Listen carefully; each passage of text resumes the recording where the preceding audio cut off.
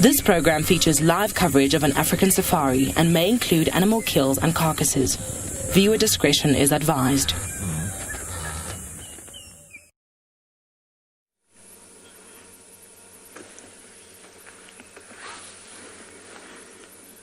Welcome to the western fringes of the Kruger. We're watching these wonderful zebra having a bit of a meal. Isn't this awesome? Well, I hope you're ready. I'm very happy to take you on this virtual safari, so jump on board for CGTN's Digital Safari.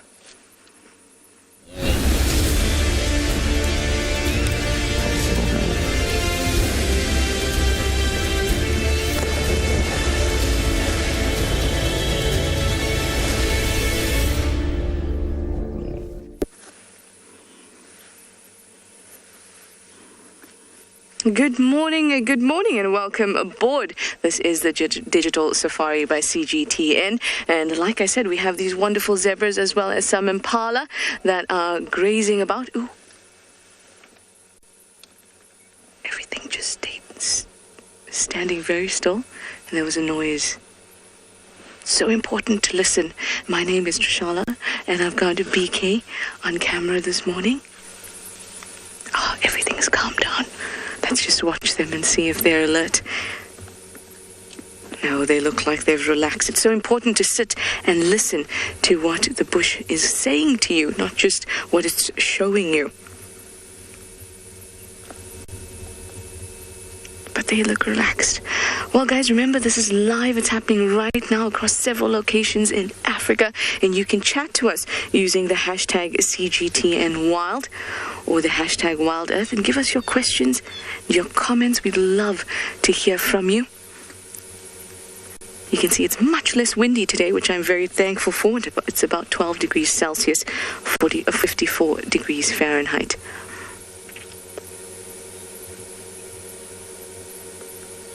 It's quieting down again.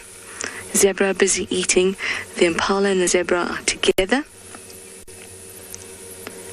They're just a little bit further ahead. And the zebra would be grazing, looking for nice, juicy shoots, which there are very few left of at the moment, this being our driest point in the year. And this is when you see lots of herbivores feeding together. It's because resources become so scarce. Nice green vegetation is so scarce that they concentrate around waterholes, dams, riverine areas where it's nice and green. And you'll see lots of them feeding together at this time of year. Well, speaking of dams, I'm going to head down to Treehouse Dam, which is not too far, and see if there's anything happening there.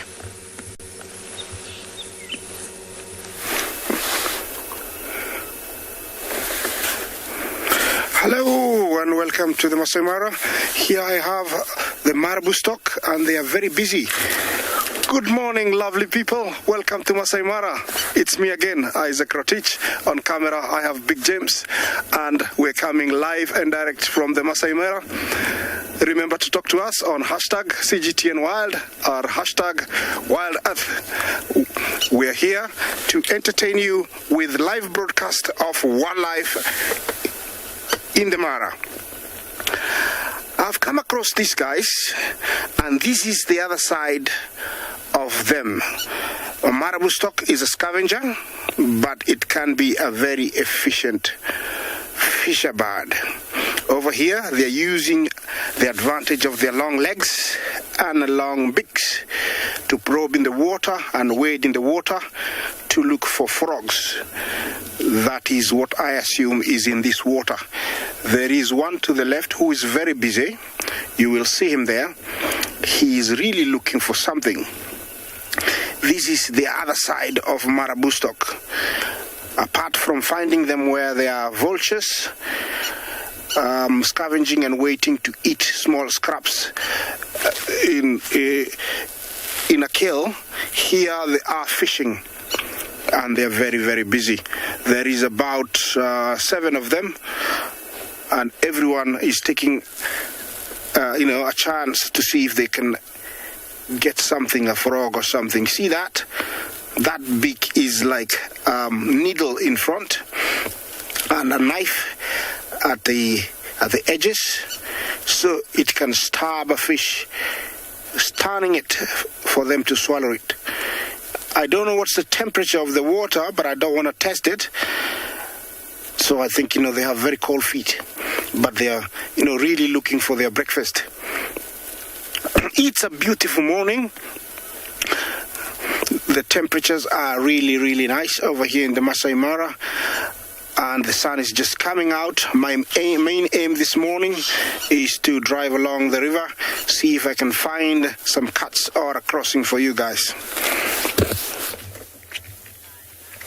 Good morning, everybody, and welcome back to South Africa, where it is a nice and overcast day. And hello, my name is Steve. I'm joined by Theo and Cameron. We're very excited to have you with us on a wonderful, nice, overcast and a relatively warm morning. We have found a wonderful elephant bull who we have found over here. He was busy feeding nicely in the open there for a moment. Now he's gotten a little bit shy as they heard you were going to come to us.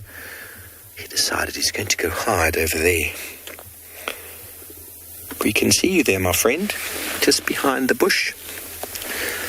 He's a sort of 20 to 28, probably 24 to 26-year-old male, maybe 28.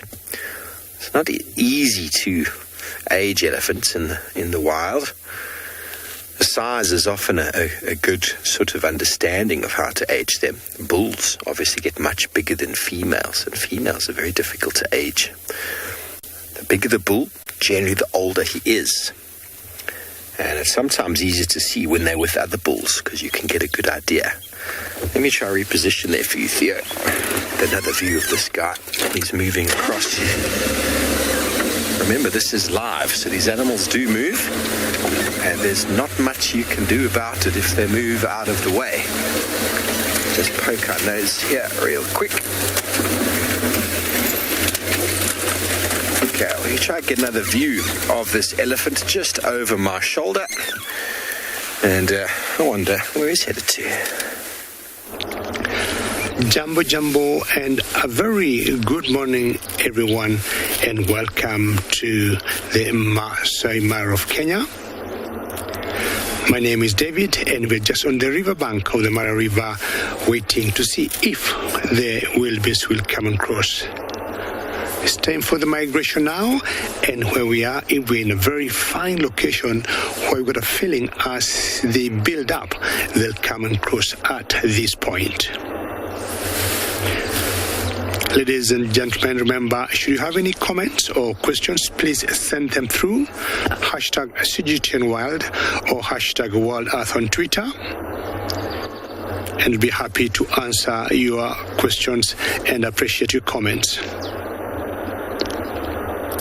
For the youngsters, don't forget, you can also do the same by sending us emails. And we'll be happy to do that using kids' questions at worldearth.tv. Now, that's the Mara River. It's one of the longest rivers that we have in the Mara. And you can see it flowing. There's a crocodile there if you look carefully.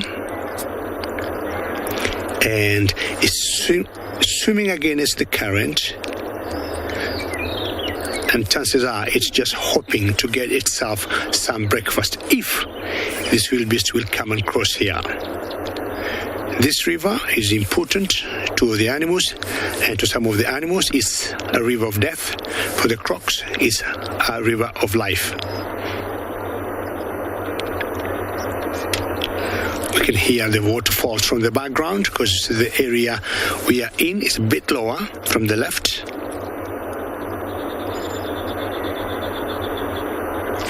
So we're just hoping against hope that this wildebeest will come and cross from this point. Patience is very key. So we always spend as much time as we can, but we'll always see some small little birds on the riverbank.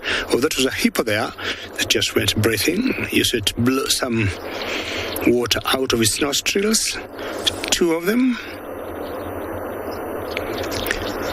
And having eaten the whole night, they'll come back in the water and spend the day.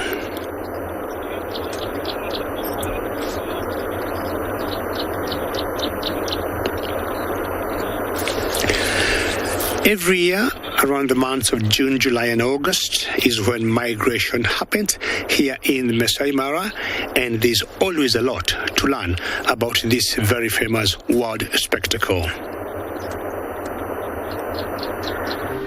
From the southern plains of the Serengeti, over 1 million grazers move northwest through the western corridor, gathering along the banks of the Grumeti River. Once the chaos of the rut comes to an end, the herds gallop north once again. In time, more than 2 million animals amount to feast on the abundance the Mara has to offer. But the reward of the red oat grass does not come easy. The zebra vanguard is the first on the banks, taking the plunge into the treacherous Mara River in order to reach the untouched long grass plains on the other side. Not only must they face the turbulent waters, but also the crocodiles, gliding through the rapids in anticipation. Then comes the body of the migration, the thundering herds of the white-bearded wildebeest, with their bleats echoing through the landscape while in search for greener pastures. So too are the lions of the Mara, who patrol the banks of the river. The risks are known, but the herds are determined. All must make the leap. Some will fall, but for the survivors, the lush greenery that awaits is bountiful. And then, as is nature's way, it comes the time to cross the river again as they continue to follow the life-giving storms and nourishing plains.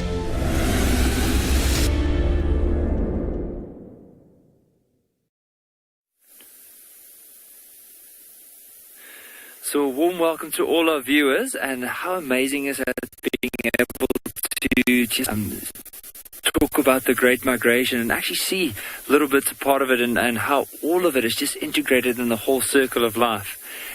So I'm Nikki here at Ambion and Gala. I'm going to be here for this morning, and with me on the camera is Gert. Now, before we carry on, talking about how some predators and prey need to eat, there's actually something very interesting in the ground right there. So I just looked at it now, so I just want to quickly go and investigate and hopefully show some of our viewers what it is. Now, if you look right over here, it looks like something has gnawed away, or actually digged a bit here and gnawed at this tree right side. Now, if it was an elephant, it would have probably pulled or broke this tree to try and get to the roots, and also it might have stripped a little bit more of the bark. But here closer, if you have a look, it almost looked like little teeth marks all across this. So this most likely was from a porcupine. And I can just imagine with this porcupine early in the evening, I don't think it's too fresh. This, like just touching this and looking at the soil, this could have been from quite a while ago. But I can imagine a porcupine coming through here. And so with a tree, if you look here, notice the two difference in color. So you'll see this one is more of a lighter yellow color in comparison to this one here. Now this is where a tree will store most of its nutrients. And that's why the porcupine has been feeding around here, or if it can get to the roots, it will try and get to the roots. It's very interesting to watch. Hopefully, normally this time of the day is when porcupines will go and settle in for the day, but there were some tracks of lions in this area coming down in this direction. Hopefully, we'll be able to find these lions. So, let's give it a go. Don't know. Maybe we're very lucky, so all of you just let's keep our fingers crossed and see if we can get them.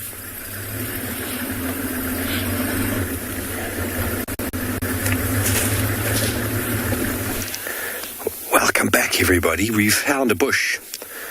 The bush is moving, and the very important part of being out here is your ability to listen.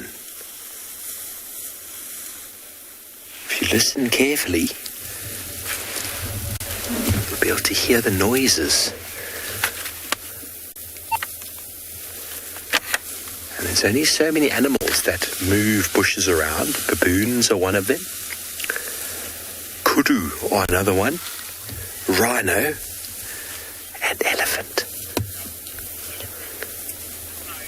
Hello, safari lover. You want to know if there's an animal that gets along with an elephant?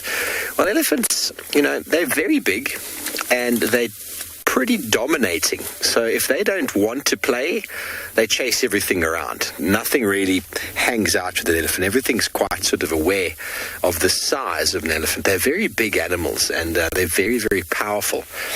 And if the elephant's in a bad mood, no one goes anywhere near them.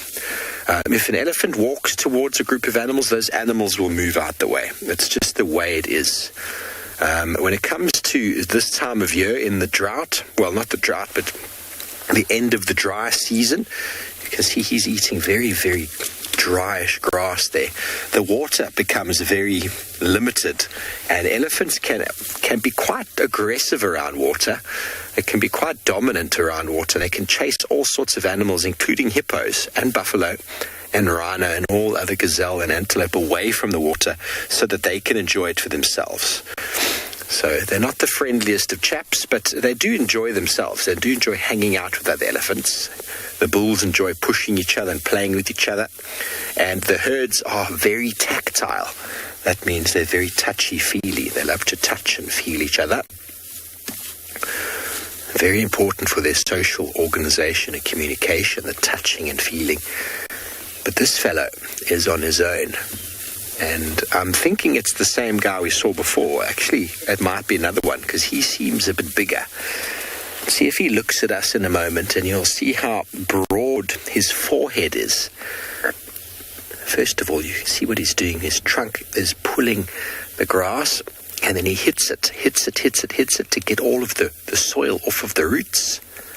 He's listening to me now. He's trying to see if I'm talking nonsense or not. It's like if I stand very still, they won't see me. He's going to come say hello to us now. Here we go. Look how broad. You see where the tusks pop out of the head? And you see the eyes. If you draw a figure of 8 around the eyes and around those tusks, the wider it is at the bottom, the older the individual is. So we're going to spend a few moments here, see if we can try and work out how big and old he is, in fact.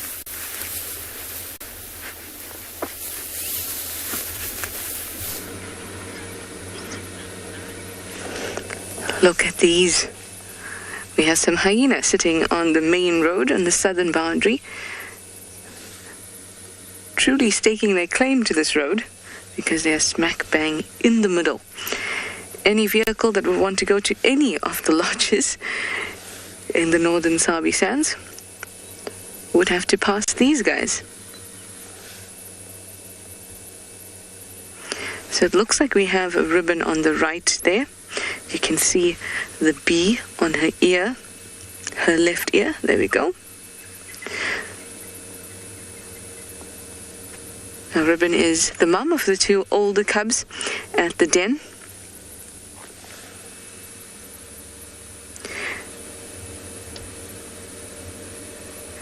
And I think this animal on the left might be Comet, but he's got to get up for me to be certain.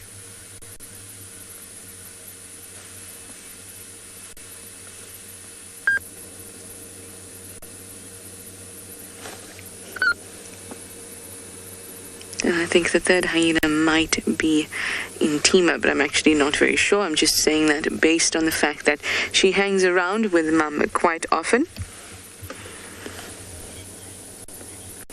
Alan, you'd like to know what a hyena's predator is? Nothing really wants to stalk and actually eat a hyena. It is, so what we have in the bush is what's called a predator hierarchy, where we have lions, leopards, cheetahs, and hyenas and wild dogs, and where they fit. And generally speaking, it's lions on top, then hyenas and leopards, wild dogs, leopards, and cheetah. But wild dogs and hyenas often change, and hyenas can sometimes be on the top, especially if they outnumber lions.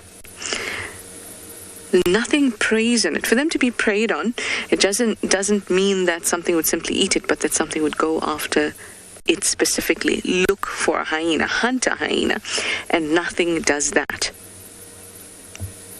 But that doesn't mean that if a lion comes across a sick or dead hyena, it wouldn't kill it and eat it. Predators eating predators is not common because there's lots of toxins in the bodies of predators and less energy that you would get from eating a herbivore. So predators tend not to eat other predators. That's why the main food source for predators are herbivores. And remember that hyenas eat all sorts of things, not just meat, but also bones, skin, hair, and often excrement of other predators.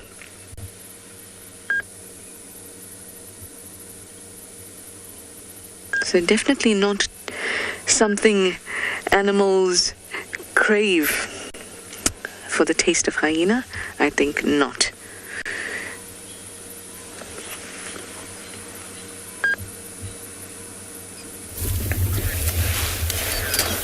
Thanks, Trish. Indeed, hyenas have got a very foul smell to them. This elephant, not too bothered at the moment by anything. He came and walked right up to us a moment ago. Just said hi. Linda, you want to know if elephants grow their whole lives? And yes, they do. There's actually the second one over there. That's the smaller one. I think this one was following the other one. The other one was following this one. So, unlike humans who we get to sort of a physical peak and a sexual peak, and then we go over that peak and then we go downhill, elephants become more and more prime as they get older, especially the bulls. They get bigger and bigger and bigger. Obviously, there's only so much height they can get, but they definitely do start stocking out a bit more. Females don't, they seem to get to a certain size and then they don't seem to grow anymore, but bulls seem to just keep growing and growing. And it is the reason why elephant bulls, the biggest and the strongest, are the ones that do most of the breeding, and their genetics are passed on and passed forward. But these two individuals are nowhere near any breeding at the moment. It's all about feeding right now, away from the dramas that come with hanging out with the breeding herds, all the youngsters. These guys can move at their leisure and feed at their leisure. You see he's using his trunk on the bottom there. There you see the bottom. He's pushing the little thorn thicket out the way.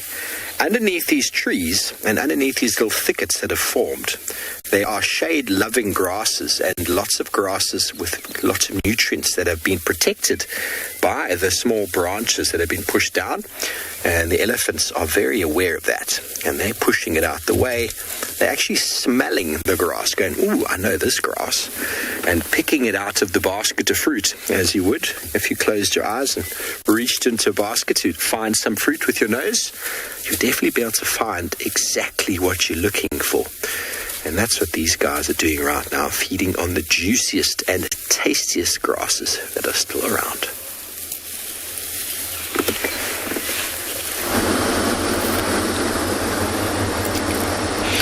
Well, bon appetit to the elephant, and hopefully it's going to enjoy its meal. Now, I was talking of this river being a river of life or death. We got what we have been waiting for, ladies and gentlemen, the crossing of the wildebeests.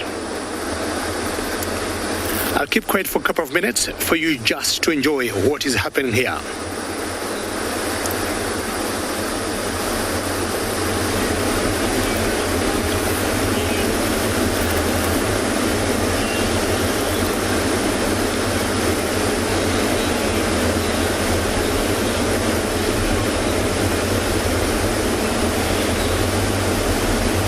This is the biggest spectacle of the migration, or the highlight of the wildebeest migration in East Africa. I'm talking of two countries, Kenya and Tanzania, the Masai Mara Game Reserve and the Serengeti National Park in Tanzania.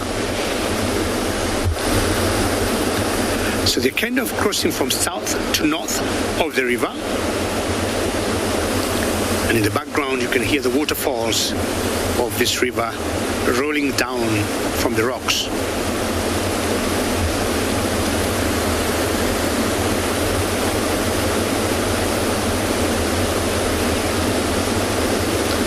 You can see other vehicles in the background, because this happening brings so many people to this country.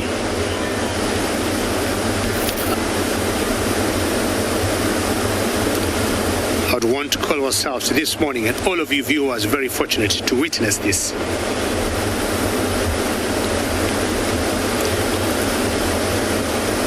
It's not easy for them to take that decision to plunge themselves in the water, because they know the dangers.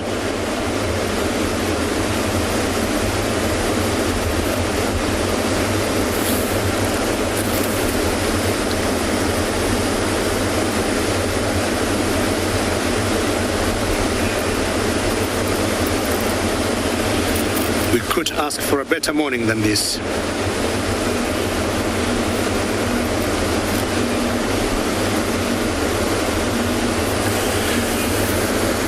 Hosanna, what should happen when these animals are crossing?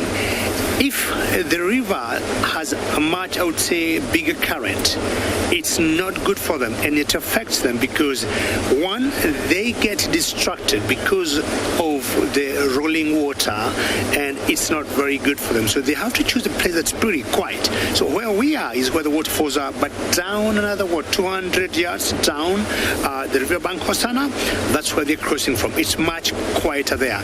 But I'll tell you, yes, the current of the river affects their crossing. Very interesting, the places they choose to cross, because I do not think they calculate very well. Look at it carefully. It's very rocky, it's very rough. Some places are deeper than others, and you can see they have to keep jumping, because in their mind they know the dangers in that water.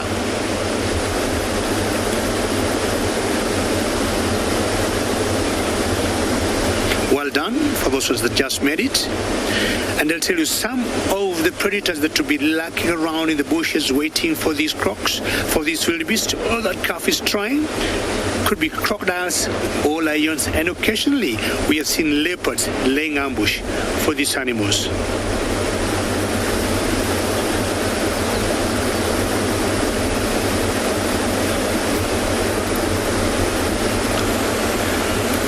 A decision has to be made. Do we cross from that same point? Does it look very tricky?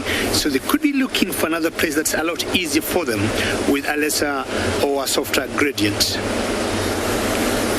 So they keep coming towards us. We have seen them once in a while before they cross having a drink.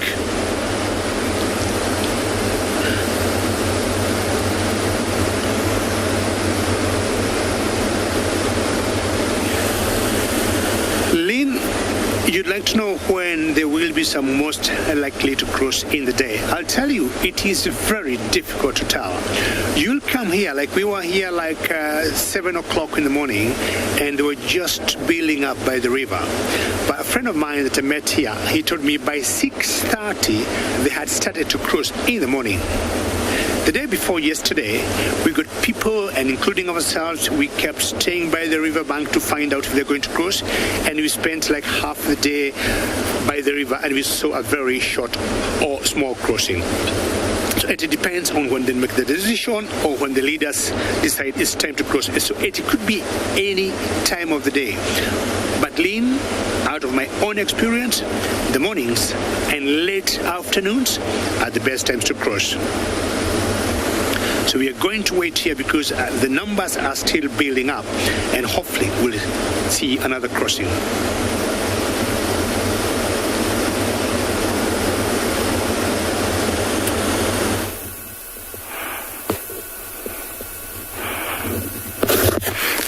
Hello everyone and welcome back. That looks like it's going to be exciting in the next coming maybe minutes or hours. I am at the Mugoro area, and I have found one of the females, and she's very, very sleepy. Yeah, there are two of them actually. You can see another one there. They are flat out. Looks like they had a very busy night. Remember, these females have been very lucky in the last week. I saw them kill a zebra at one of the drinking points. They've been eating very well. I can't blame them. And maybe last night they were, harassing wildebeest and eating. So it's time to catch up with that needed sleep to regather their energy. We always talk about how much they sleep, but I tell you, lions can be very, very active. Once, they've targeted whatever they're going for. Let's say, for example, it's a buffalo, and there are about 6 lionesses. It's not a walk in the park for them, because buffalo is also a very dangerous animal. They need to come from all directions, tire it down before bringing it down. That might take about 1 to 1.5 hours of pure determination, power, and teamwork. So, for them to bring it down, they would have worked out for 1.5 hours or even 2.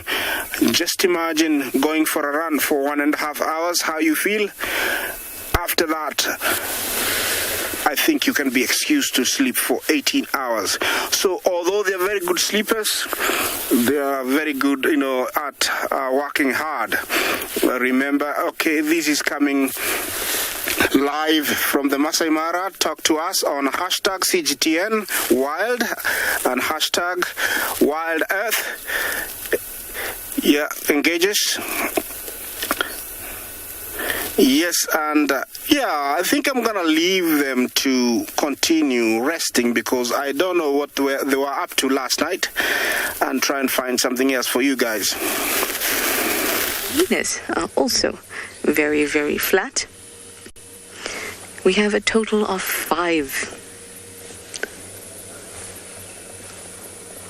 I think they look so cozy when they tuck their feet underneath them, or their legs underneath them.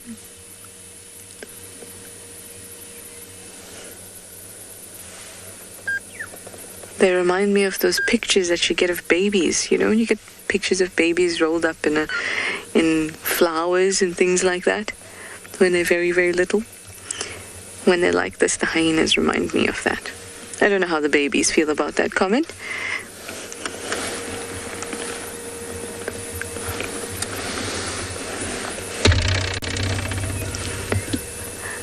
Now, they've all still been absolutely flat like this, so I haven't been able to ID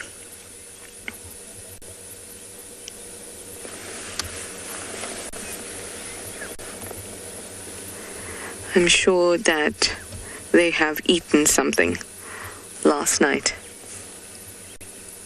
or even early this morning, because they look pretty full and quite satisfied.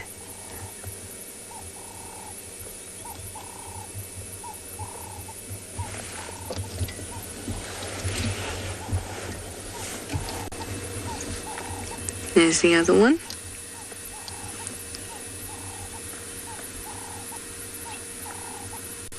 So peaceful. And then we have number 5 over on the extreme left.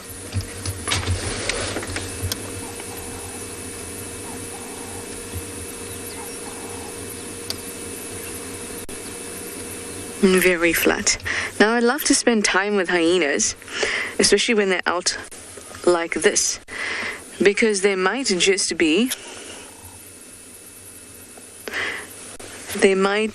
lead you to a predator. They often hang around with wild dogs or follow wild dogs if they know they're hunting. Even if they don't know they're hunting, they just kind of follow them because they're always looking for a meal. But do remember that they do hunt most of the time themselves, up to 80% actually on their own, so they're not just scavengers. Now, we're going to have a look here at Ribbon. There she is, and as I mentioned to you before, she is the mum of the 2 older cubs at the den, and she is a very interesting character. Ribbon was a low-ranking member of the Juma clan, easily distinguished by the large chunk missing from her left ear. Hyena clans are led by a matriarch, with all subordinate members falling below in the chain of command.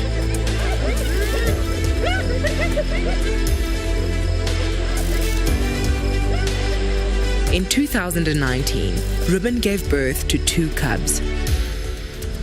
Taking their cue from their mother, the cubs were destined for a life at the lower end of the ranking, giving up their meals and accepting bullying. Then the tables turned. Ribbon assembled a gang of fellow low-rankers and executed a coup.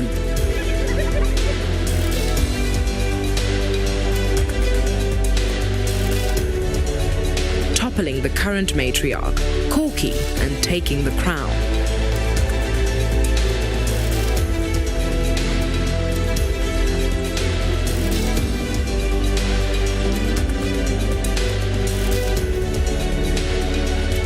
Ribbon took full advantage of her new position, birthing another litter of cubs. These 2 will enjoy the advantages of the upper echelons of the clan. So too will Ribbon's older cub, Ntima. Having taken her family to the top, Ribbon is sitting pretty as the new matriarch of the Juma clan.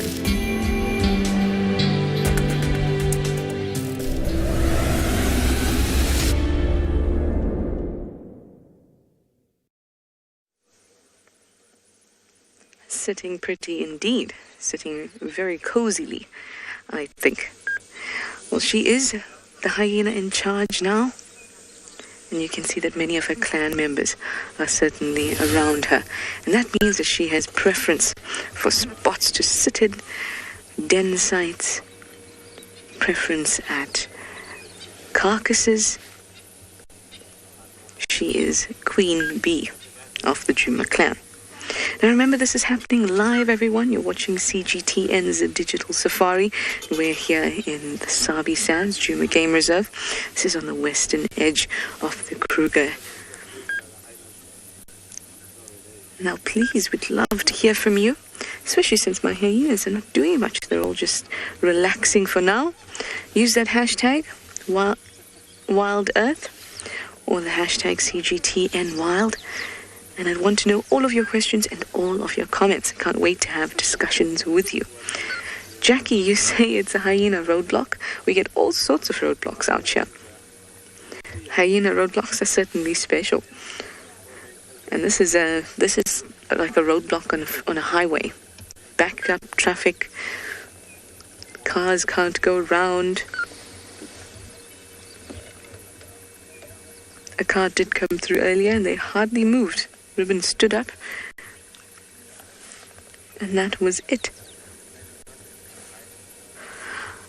Well, one has gotten up and moved just a little bit.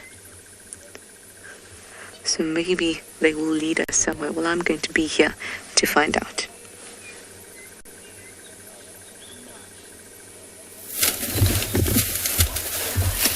Thanks, Trish. Well, we're in a bit of an elephant roadblock of sorts as well. Because we don't really want to go anywhere right now. We're having some wonderful scenes with our 2 elephants.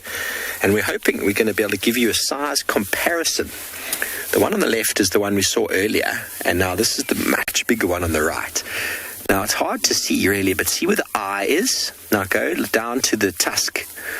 And now if you get a square of the body in the front and you draw a figure of 8 around the eyes, the top of the 8 goes around the eyes and the bottom goes around the tusks. This individual have a very broad bottom of the figure of 8, if that makes sense. Which goes to show me that he's probably in his mid-30s at least. He might even be a bit more than that. Whereas the other fellow, when we see him, his tusks are actually a little bit more inside, not actually a square with the eyes at the top. And if you ever find a female elephant at the size of any of these individuals, that would be an enormous female, but her tusks never push out as much. So the top of the figure of 8 is much more narrow than the bottom. Sorry, the bottom is much more narrow than the top. Always in females is always very, very narrow. Dev, you want to know how long elephants live for? Well, in places like the Masai Mara, they can probably live a little bit longer because they feed almost exclusively on grass there. And grass wears down the teeth. But up here or down here in South Africa, they probably live a little bit shorter because what determines their age is their ability to break down and chew the food. They get 6 sets of molars in their life, and when they reach about 40 odd, their last set of molars gets pushed through, and once that set of molars is worn down and ground down, they essentially starve to death. They can't break their food down at all. So here in South Africa, 55, 60, but records of elephants can go up to 65 years of age. It's a very long-lived animal.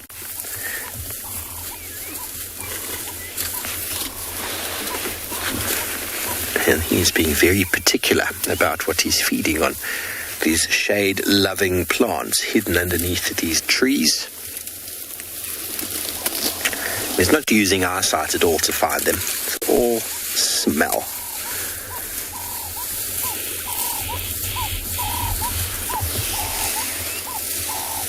Yeah, he loops it with his trunk, pulls it straight out, whips it a few times to get the soil off. Nobody likes sand in their sandwich. And in the mouth.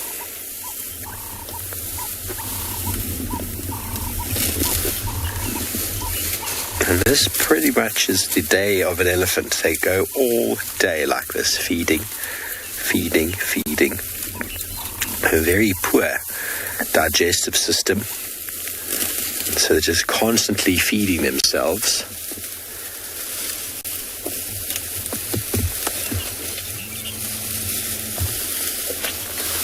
There we go. Now look at the front of his face now. If he looks at us, oh, come on, look at us. You'll see that figure of 8. They're being very shy today. But you can almost tell he's nowhere near as big as the other fellow, can't you? And they're being very specific about feeding on the edges of these bushes.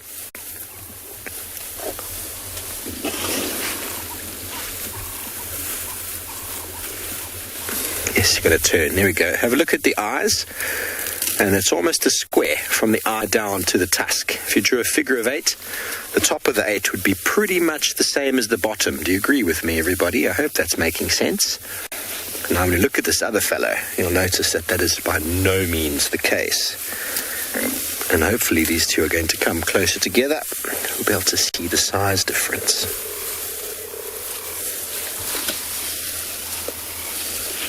You never get a female the size of this guy. Female will be a little bit smaller than this individual. And if you look at her from the front, you'll notice that the tusks are much more narrow on the side of the face. You never get them square. They'd always be down. It's sort of like a triangle almost with the eyes. Now, let's see the size difference. He's going to, ooh, come on, walk next to him. Doesn't look like much, everybody, but there is a noticeable size difference there when you think about the amount of weight that goes into the difference in size. Enormous amount of weight.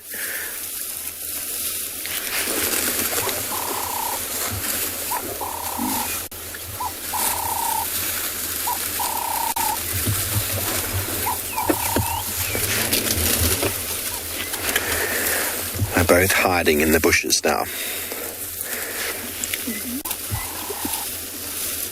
Okay, well, we're going to spend a bit more time here and see what our wonderful elephants get up to.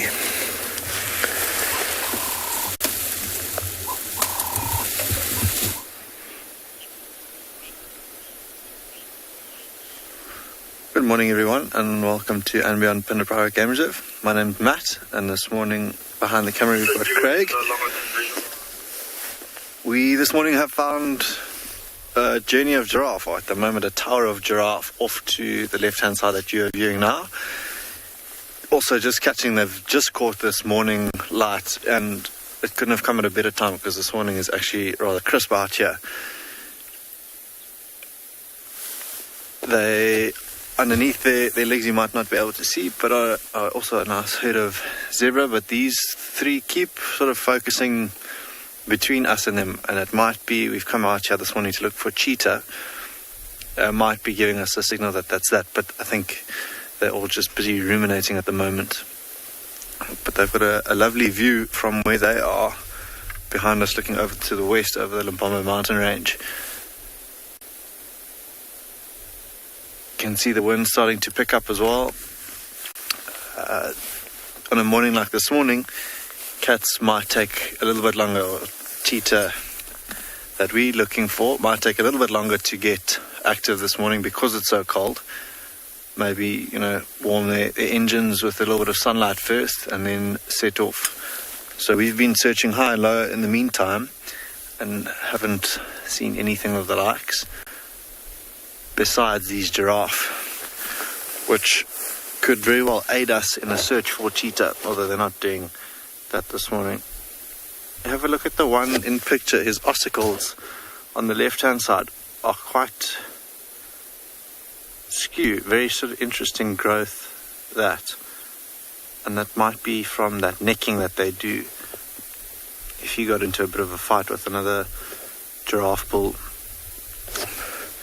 at sort of the base of his neck you can see a fork-tailed drongo waiting in anticipation for any tasty morsels that they might kick up as they walk along.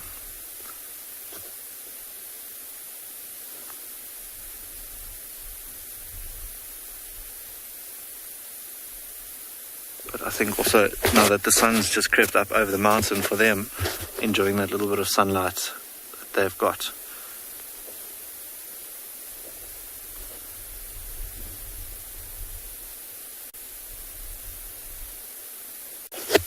Just looking at that one on the left hand side again, can barely see his ears. Ah, there we go. Patrick, you're asking if these two giraffe are siblings. They look of similar age. They might perhaps have the same father, but both males, and I'd be lying if I said yes or no to your question if they were siblings. You never know, I guess. They might just be, but they are two bulls which look about the same age. Maybe different mums, but maybe the same dad. Very interesting question, actually. From Patrick.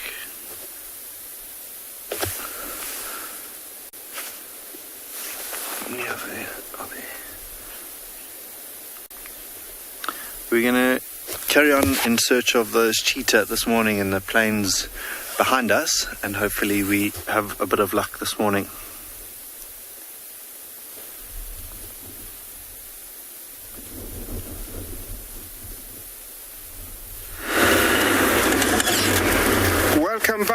guys, sorry I was repositioning the vehicle, and just to show you that the zebras are also part of this morning's live broadcast, and they are in big numbers also. In this particular area, I think they are more than any animal this morning. Look at them, they also have a mission. Remember, this is the Bachel's zebra, our only zebra that we find in the Masai Mara. Yeah, there are quite a good number of them. They stretch to my right. We will be sharing that with you when the vehicle is positioned in the right position when I do that. Also over here today we have Impala, and they're also happy grazing there. You can tell that looks like a very young male, 2 females and a yearling. Yeah, females don't have horns. Yeah, and they are very happy, comfortable. Those big ears act like a radar. They, fan around looking for, listening for any slightest noise in the long grass. More zebra approaching. And there's a topi in front of the zebra. Yeah, all these are the common game that we always have year round here in the Masai Mara. Yeah, that is the beautiful scenery of this beautiful place that, I'm very happy to share with you. There comes the main character, and he's heading away. You see him there, the wildebeest. Yeah, I don't know why he's so shocked, and he's staring at something. I don't know. Yeah, he's all by himself. Yeah, although there are so many, sometimes you would come across lone ones like this that either they crossed last, or maybe they got spooked and he ran in the wrong direction. He ends up spending a few hours and then eventually finding the main herd to join. Here looks like it's a dazzle. A collective noun for zebra is dazzle, and that one there, thick neck, is a male. The rest are all females. So you look at him, you look at the mane, and look at the neck. Definitely it's a male. It's a beautiful animal. Look at it. It's very rare to come across a thin zebra, because unlike most grazers that have only top incisors and no lower incisors, for them they have both top and lower like horses, and so they are able to pluck even the shortest grass. And with a very efficient digestive system, they utilize everything, so they're always very healthy. These guys are also very healthy. Look at the coat, it's almost shiny. Yeah, here in the Mara, herds of impala can range from 10 to up to 60. I'm sure you have seen that with one of my colleagues previously, but in the near future we'll be able to share with you, big herds. And looks like everybody is headed towards the water.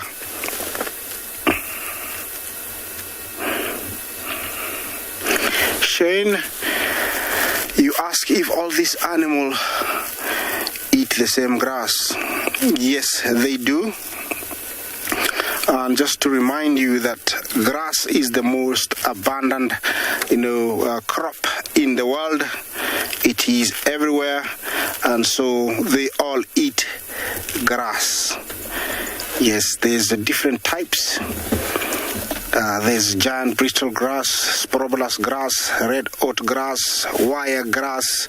You name them. They're here, and all of them share the grass. Of course, there are those ones that love, they're really dry. Others love soft. Others love top. Others love the below. So they differ, but they all eat grass. Look at the line. It's been going on and on. Oh, and look. I hadn't seen that. A nice herd of wildebeest. Look looks like it's another movement being discussed. It is very typical when you see them grouped up like that. It means a movement is about to be triggered. Typical of, this wildebeest. Yeah, today I'm hanging around an area close to Mugoro. The river is not very far. I'm hoping to catch a crossing around this area, but who am I to say anything? It's a lack of draw. So I will be following these guys. Looks like right now they're just milling around and eating. I will be following them and see if they're going to head to the river.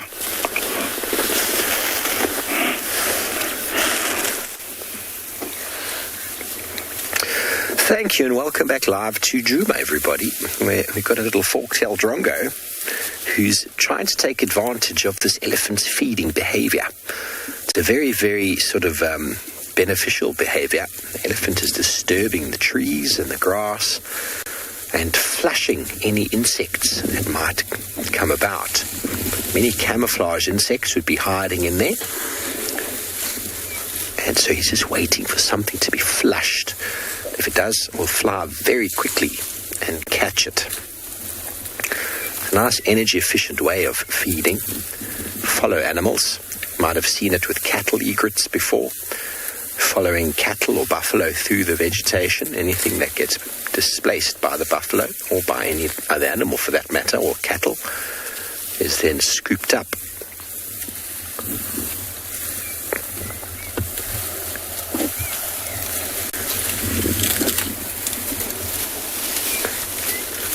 Quiet for a moment to let you hear the noises.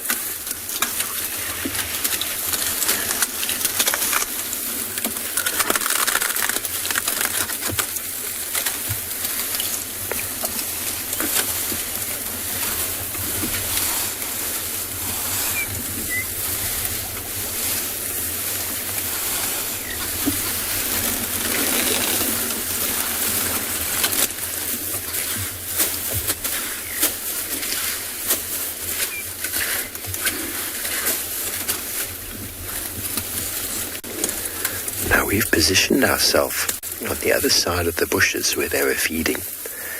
And this elephant's come to within 2.5 meters of our car. So he's chosen to come here, and that's okay.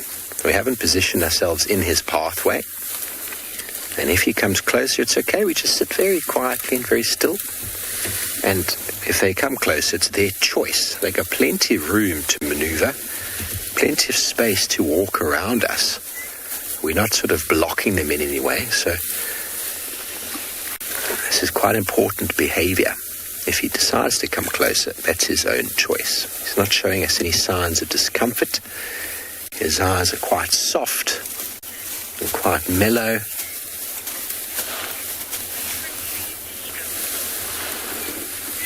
Hello, Ian. That's a very good question. Elephants love most of the acacia species, now known as Vitellias or Senegalias. When you do find them, they do get very, very well utilized.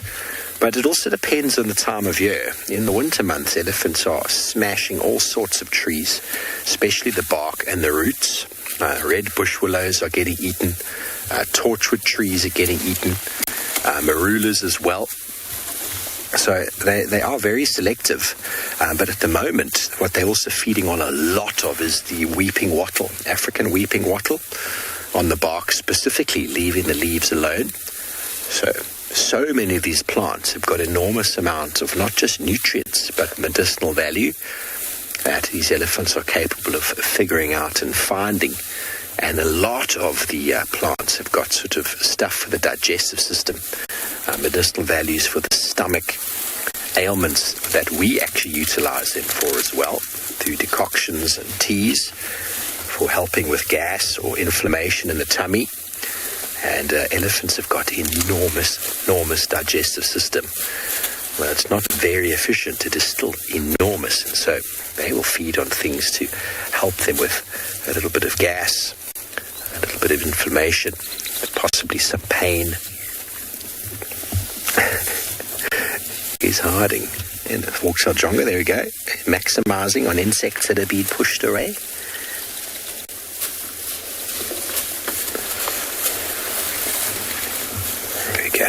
forks in front of us. And the forks are Dronga underneath him. What a marvelous fellow. See, now that small little bush, even that very, very small little bush that we have there, has got longer grass growing underneath it. And we'll see if he's going to break that little stem. No, he decided none of it was to his liking. So he's going to walk over to the next shady patch. And he's going to go feed on some grass over there.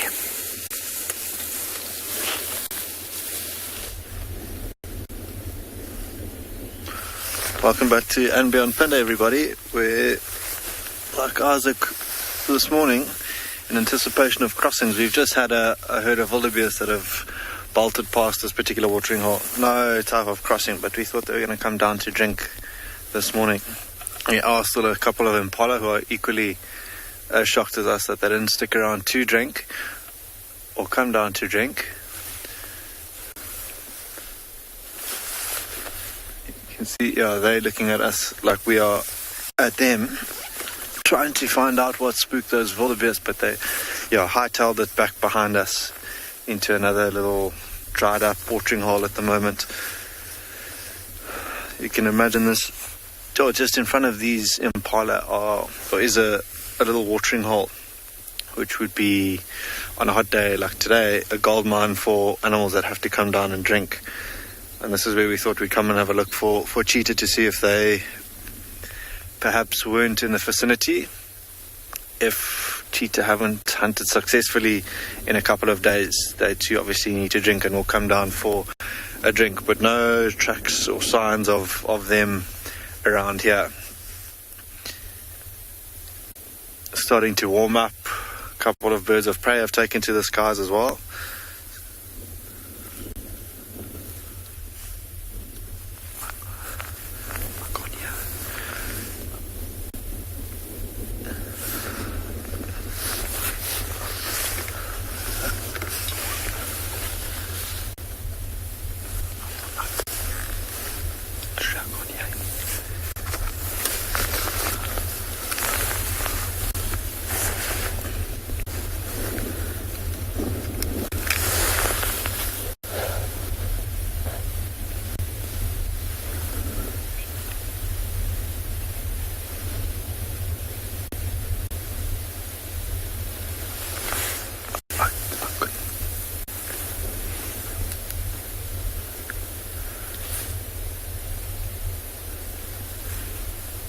So we found something very amazing this morning. So I'm just going to turn the vehicle so we can have a look. But just notice down here from where we are now, there's some very interesting animals down the road.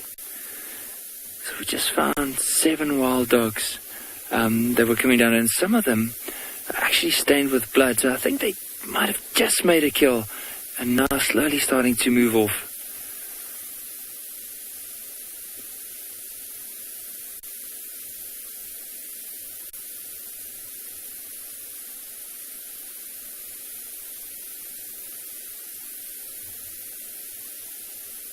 So I'm going to try and get us a little bit closer, because if they do start moving, I mean, wild dogs can move pretty quickly. So you can see they're already starting to go.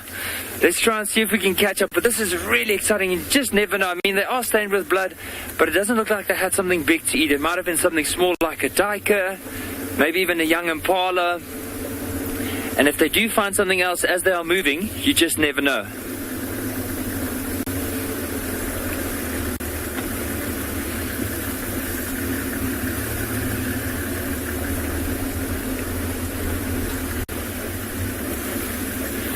So what we'll do is, as soon as we get onto the ridge, we'll see if we can get another glimpse of them.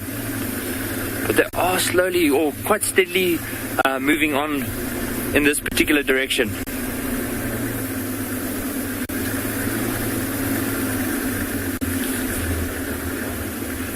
Okay, let me move forward.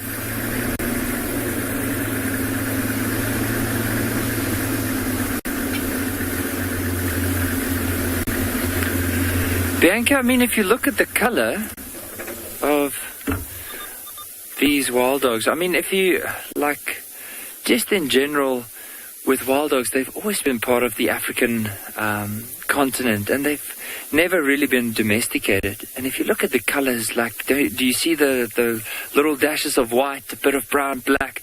And that gives them the painted look that we were talking about, or that we mentioned a bit earlier. But let's see if we can try and keep up.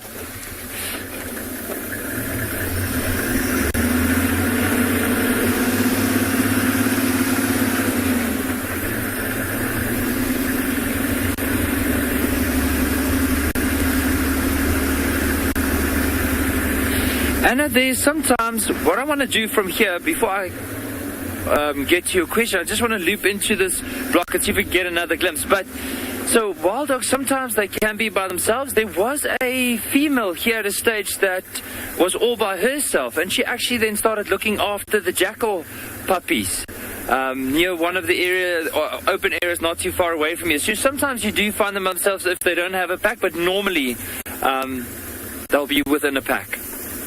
You can actually see them moving through the tall grass here.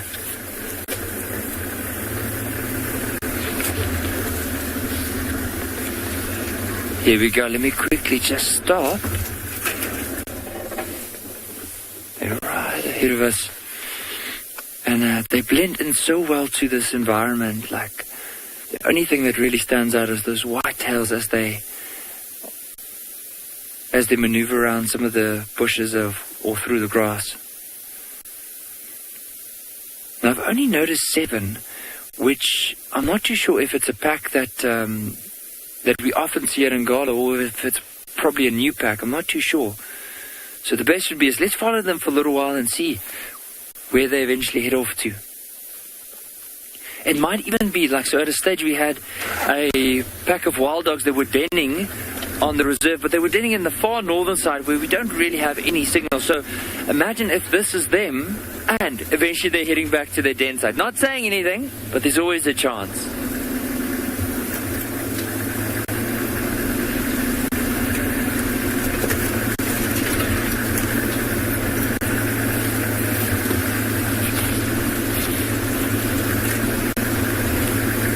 But it's just incredible to be able to follow wild dogs like this.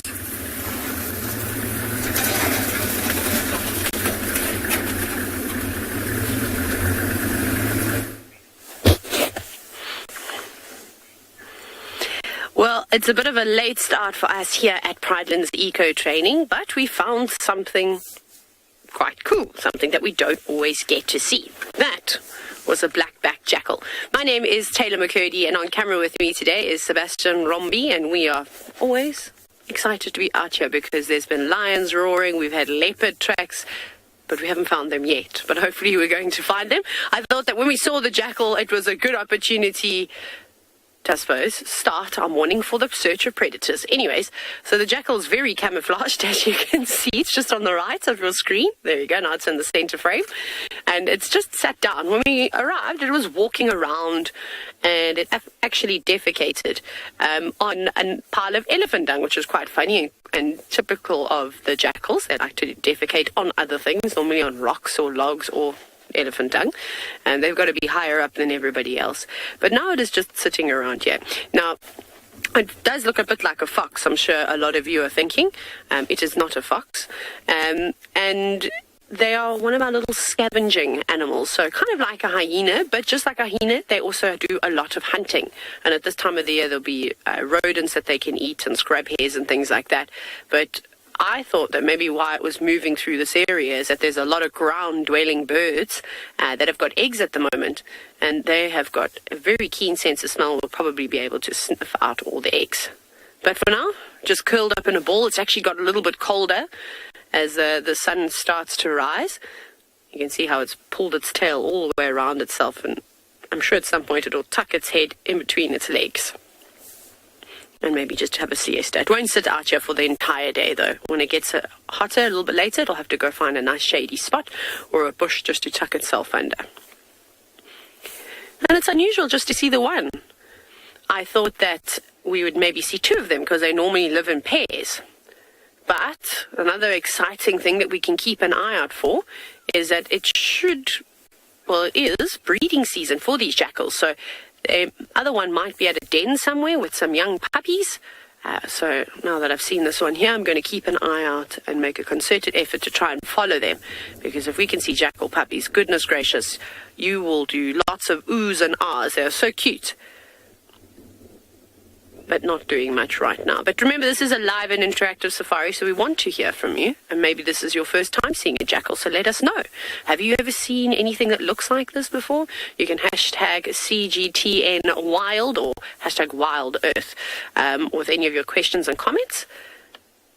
But look at that camouflage, though. Isn't that wonderful?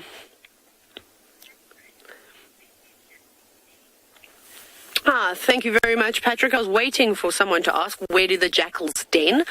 So normally they'll use little burrows under the ground. If there's an abandoned termite mound, maybe something like a warthog or an aardvark or a porcupine, maybe they've been using it before, they'll use something like that. Otherwise, just like dogs, they're very good at digging. They've got not very sharp claws, but they've got quite strong claws, and they can pretty much use any tiny little burrow. Here, I haven't seen a jackal den before, so I don't know what their preferred den site would be. There's lots of fallen trees around here, so they could use something like that with a burrow going underneath it. There's many, many opportunities. Can you hear the birds calling? Go away, birds. See how that jackal immediately pricked its ears up? Another useful tool is knowing what jackals sound like and their calls, and also knowing that they like to follow big predators around. So if you ever see a jackal running down the road, it might be worth following them for a bit. Or if you hear one making a strange howling, screeching noise in the night, go and have a look. It might have pointed out or found a leopard, and then we'll let everyone else know. But I don't think that the birds are saying anything important because there wasn't much reaction from this little jackal. Just going to sleep now. So it's been busy all night long. But if it's a nice cool day, they might be active during the day as well.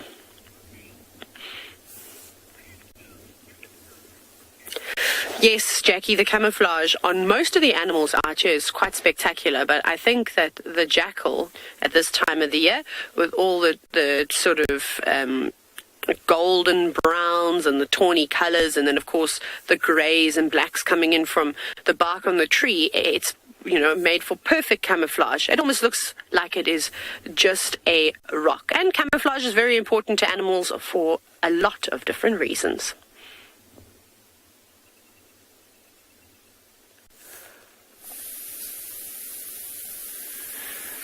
So have a look at what these wild dogs are doing at the moment. So this is an area where hyenas would normally scent mark. And these wild dogs are going and scent marking. Now, the thing about wild dogs are they not really territorial. They don't have territories, but they have home ranges. But still, within that home range, they'll mark an area. And have a look at how most of them, they've probably picked up a bit of a scent that's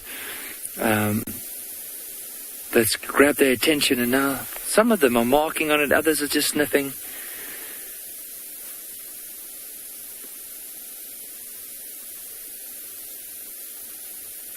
There's a little francolin that was quite close nearby, and he can be so lucky because often with wild dogs, if they do flush some of the francolins, they are capable of catching them, which we have seen before a few times.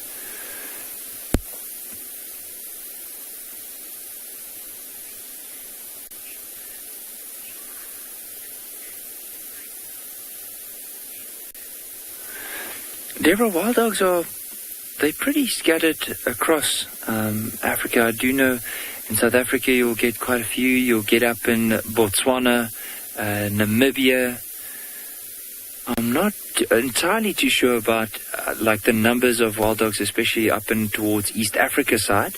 But I do know in Southern Africa, Botswana, Namibia, South Africa would definitely be some of the areas to be looking out for them. There's a hyena, so where some of these wild dogs were moving from, or were originally like in the road at the back, there's a hyena making its way. And often the hyenas would follow these wild dogs because they know if the wild dogs make a kill, they'll go and scavenge. Like those jackal that Taylor saw earlier, often they'll be the ones that get the remains, especially if the wild dogs finish up a carcass. But for now, let's try and keep with these wild dogs. They are moving into a bit of a denser area. If it's starting to get too dense, we'll have to unfortunately move out. We won't try and push into too dense of an area, but maybe there's a chance we can stick with them for a little while longer.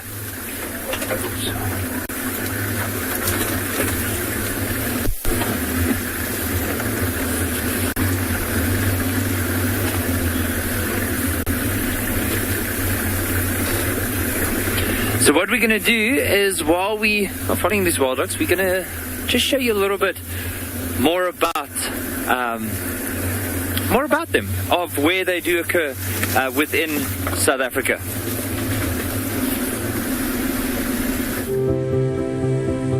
This is the African wild dog. Much like wolves, they live in packs led by an alpha pair. They are confident, fierce predators. Most predators out here avoid humans on foot. While wild dogs are wary, but they are definitely not scared of us. These single-minded adults ignored us, while the curious pups sniffed us from just 7 feet away.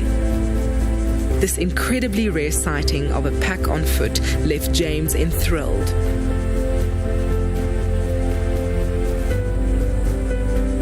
Research shows that wild dogs hunt in a haphazard fashion,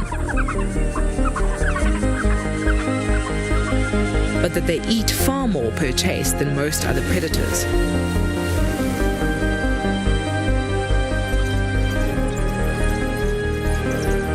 When they catch their prey, wild dogs tear their meal to pieces in a seemingly vicious manner.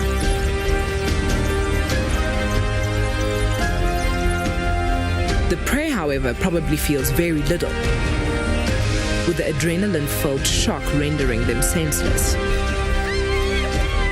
Wild dogs are very defensive. This battered hyena and her clan stole a kudu the dogs had just killed.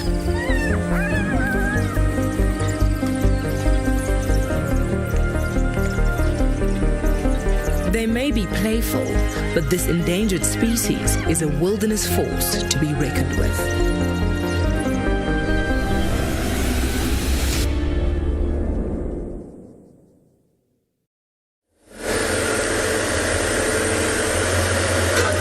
We've had such an amazing time with wild dogs. I'm sure that Nikki's had an awesome time too. Now, the wild dogs, the ones that we had with all those puppies, they're not on the property anymore, but Thandi is close by. Well, at least her tracks are. And that's why I'm checking very, very carefully in the Mowati, because they seem to have led down this way. The Mowati is our dry riverbed here on Djuma Game Reserve. And I'm hoping to find us this leopard. Now remember, you are watching CGTN's Digital Safari. Isn't that exciting? And most exciting is the fact that you get to find these animals with us. We get to spend time with them, and you get to ask us your questions and give us your comments using the hashtag CGTNWild or the hashtag WildEarth. And it's all happening right now, live across several locations in Africa. I think that is spectacular. It's like I get to meet all of you and we can have these wonderful discussions about wildlife. And I haven't even seen your faces, which I think is awesome.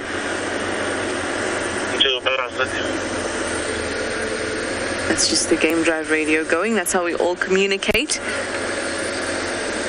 And that's how we figured out that Thandi's tracks are coming down this way. Now, Thandi is the dominant female leopard in this area. This is her territory. And she has a little cub. Now, the cub has been stashed. That's what they will do. They'll stash their cubs while they go out hunting. And she seems to have stashed it in the northeast. But she herself has gone out hunting and moving in this direction. At least her tracks say so. So hopefully we'll be able to pick up on the actual animal and get to show you a leopard.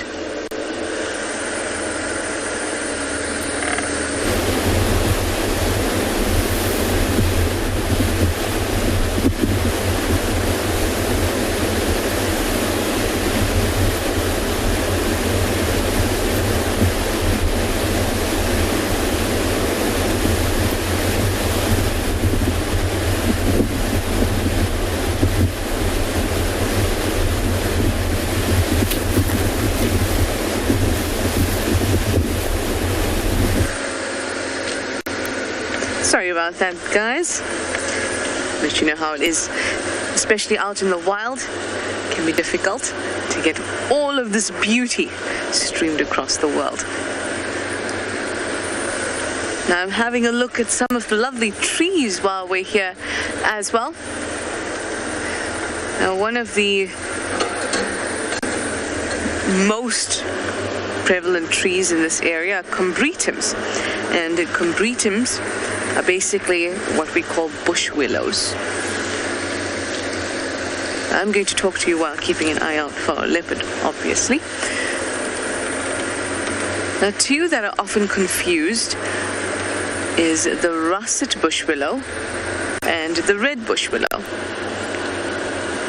So I am going to tell you a little bit about the russet bush willow, since there is one here, and then when we find a red bush willow we can do a comparison so we can learn a little bit more about the environment here on Djuma. Now I'm being picky and I'm trying to find a nice one. Okay.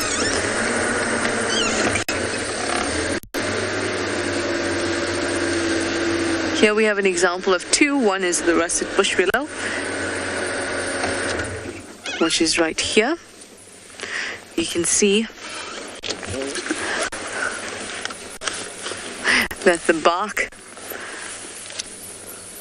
they all kind of look the same, but I'm 100% to say to you that when you get used to the trees, you'll be able to identify them. They won't all look the same.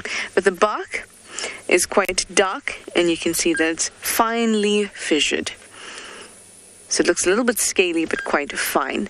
And if you go up to the leaves,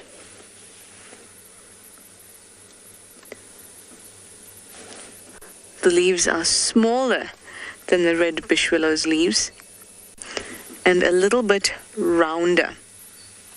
They still have an apex, or an area that points the tip of the leaf, but it's a lot rounder.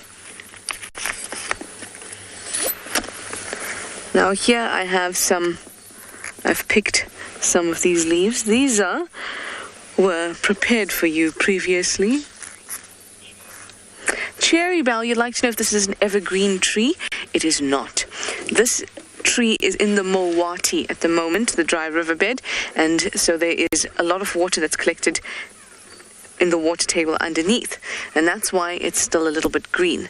But if we have a look at the leaves I've collected for you, you'll see that we have a very dry brown leaf here.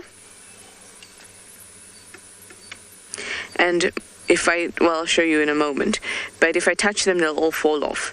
Here you can see this one is already starting to turn. The chlorophyll that's giving it the green pigment has degraded. Here there's still chlorophyll in this leaf. Here also degraded. But the most important bit that I wanted to show you, and in fact we could probably, let me just break one of these off, is that the leaf is round, quite rounded. And it's got a little apex. You can see that if there was no apex, the curve of the round would just end there, but it's got a tiny little apex at the end there. The red bush willow has a slightly more elongated leaf, and the apex is longer, but we will do a comparison. Like I said, this tree now has leaves on it because it hasn't experienced the same type of dryness that the leaves or the trees that are on a rise or on a slope have experienced, because it's right here in the Mulwati. And if you touch them, the leaves fall quite easily. And that's because of something called leaf senescence.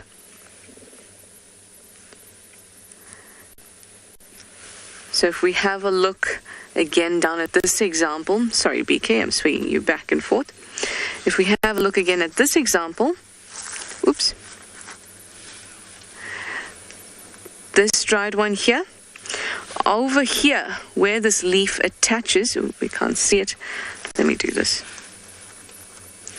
Where the leaf attaches to the stem, there's something called an abscission layer. Now that is where the tree that is vascularized in these areas, in the stem and the trunk of the tree, here is where it stops giving nutrients to this leaf. and there's a layer of cells there called the abscission layer. That's why leaves fall off at this point. So it's very easy for me to kind of do that. Very, very easy compared to if I had to take the green one off, which still has that snappy sound, if you can hear. But the Sinest ones, very easy.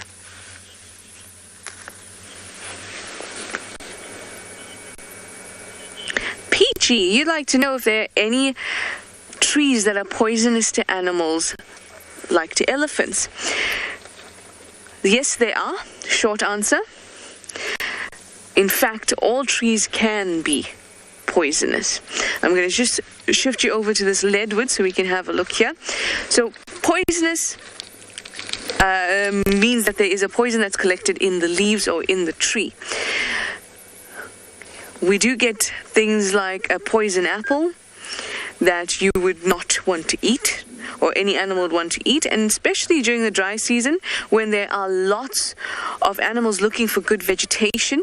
If you see a fruit or leaves that are not touched, you can be quite sure that animals are avoiding it for a reason. But buildup of toxins can cause a similar effect to poison in a tree. So sometimes herbivores will eat too much of a tree with lots of tannins and terpenes in it. These are compounds that are not good for it, and that can actually kill them too. Now what you're looking at there is a beautiful big leadwood, which is also a combretum, and we'll chat about it a little bit later.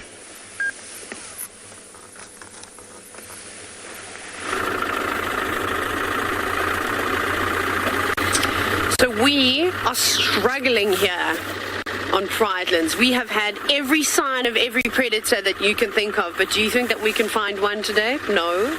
But that just is how it goes in the bush. Sometimes a game viewing can be exceptionally tough. So when we do get to see lots of action all the time, you really got to count yourself quite lucky. So there's some older male leopard tracks coming down this road, but they look like they're maybe from yesterday afternoon, a little bit windswept. They're not as clean and sort of sharp as the other tracks we've had this morning. So we're going to head back to where we had the last fresh tracks, I suppose, and then have a little scratch around there. I'm pretty sure that especially the lions, there's a male lion and then a young lioness, and I don't think that they've gone too far, but I just cannot figure out where they've crossed because the terrain gets quite rocky, and then when it's not sandy like these roads that we're driving on now, it makes it very difficult to see where a footprint is or where a footprint's gone. See, here's some old things, but hopefully the weather's just going to keep improving, and then that game viewing will also keep improving, because the elephants have been hiding away since it's been so cold and so windy. I don't really blame them though. We'll see what we can find. Maybe we can do some birding around here as well. Now, speaking of bad weather, Michelle, the rainy season, it's a tough one. It's normally all starts at the end of October, beginning of November. Sometimes we get a shower in the middle of September or so, or even August, but that hasn't happened now for a couple of years. We did have a massive drought a few years ago, and then we had late rains last year. We only got them in December, and no one really knows what's going to happen, if we're going to get rains on time this year or if they're going to come late again in December. We're lucky though, because we had good rain quite late into the year, so the dams seem to be nice and topped up and should push through. Whereas I remember in 2015, at this time of the year, there was no water. Absolutely nothing. It was bone dry. The bush looked like the desert. It was so terrible. So it is nice to see that there is still quite a bit of vegetation, lots of grasses, even though it's not nice and green. There's still some nutrition in them, and then that there's water around. Right, I think that I can see a buffalo in the distance down over there, so that's a good sign. So when you come back to us, that's where we'll be.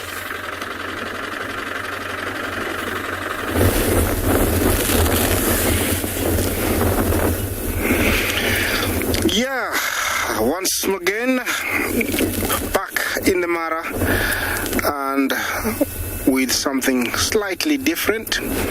Our biggest land mammal. I have a beautiful big herd of elephant.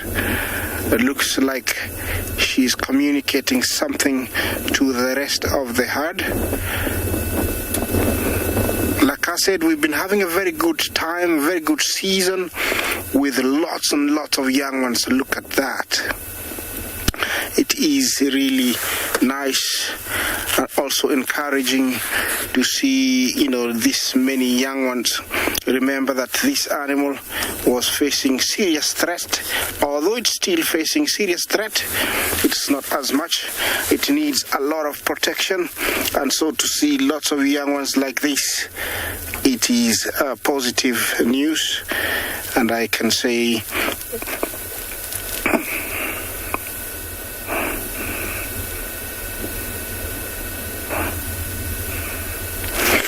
Butterfly, thank you for your question. You asked me, what time of day are elephants most active? I would say very early in the morning when it's cool, and late afternoon is when you see them really, really active. What happens is that the heat of the day really affects them, so they try and stay in cover during midday sun. So they're very active in the morning and evening over here, and I can tell these guys are heading towards the river, maybe for a very much wanted drink that they haven't had maybe in a day. Remember, they are water dependent elephants. They have to drink every day. But in some areas of Africa, like in Kalahari, some parts of Botswana, I think some parts of Chad, and those parts where the scarcity of water, they can go up to a day or two without drinking. And also they travel long distances. It has been documented where they have traveled up to around 200 kilometers in search of water. So they need to drink as much as possible. Over here, they are quite actually not stressed out because there is enough watering holes.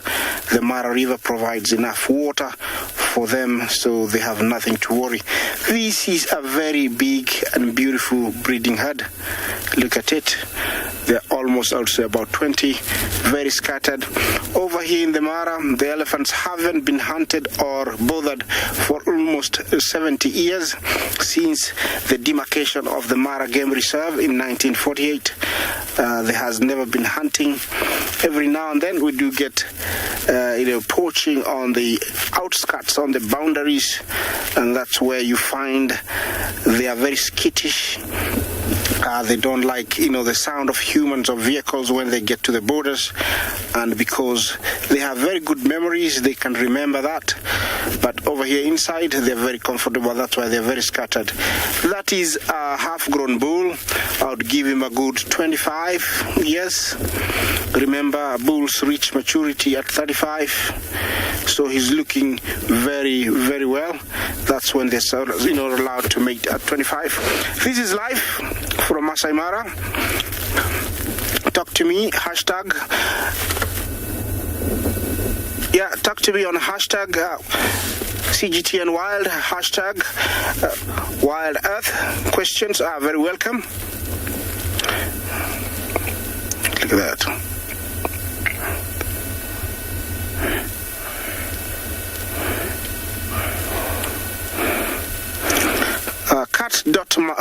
Cut my tongue. You ask if they do migrate. Well, they don't migrate, but what happens is, unlike cats that have got territories, they have very big home ranges where they roam long distances up to 200 square kilometers. Some of these elephants you see here, sometimes they go all the way to the southern Serengeti and all the way northern Mara. That is a distance of about 250 kilometers.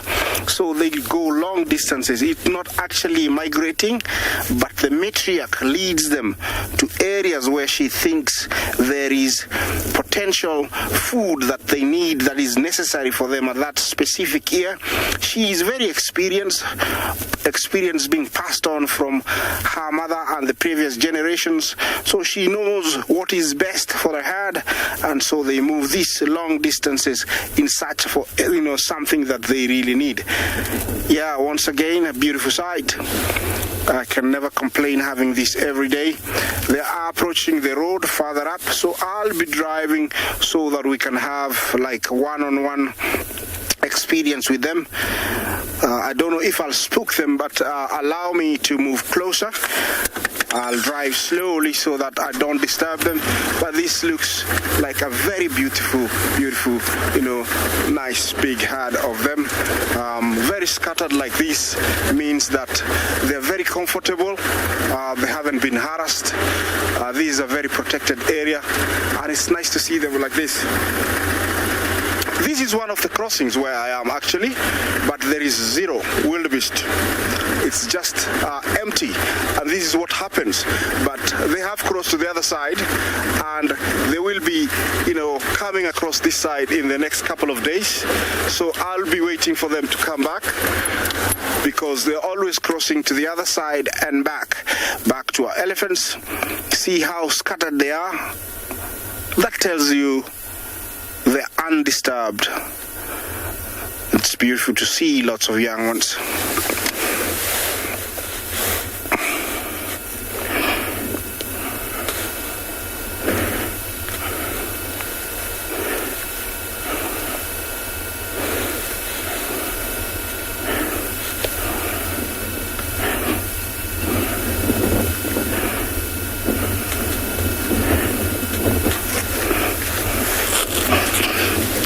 Bittersweet, you ask if they recognize their mothers.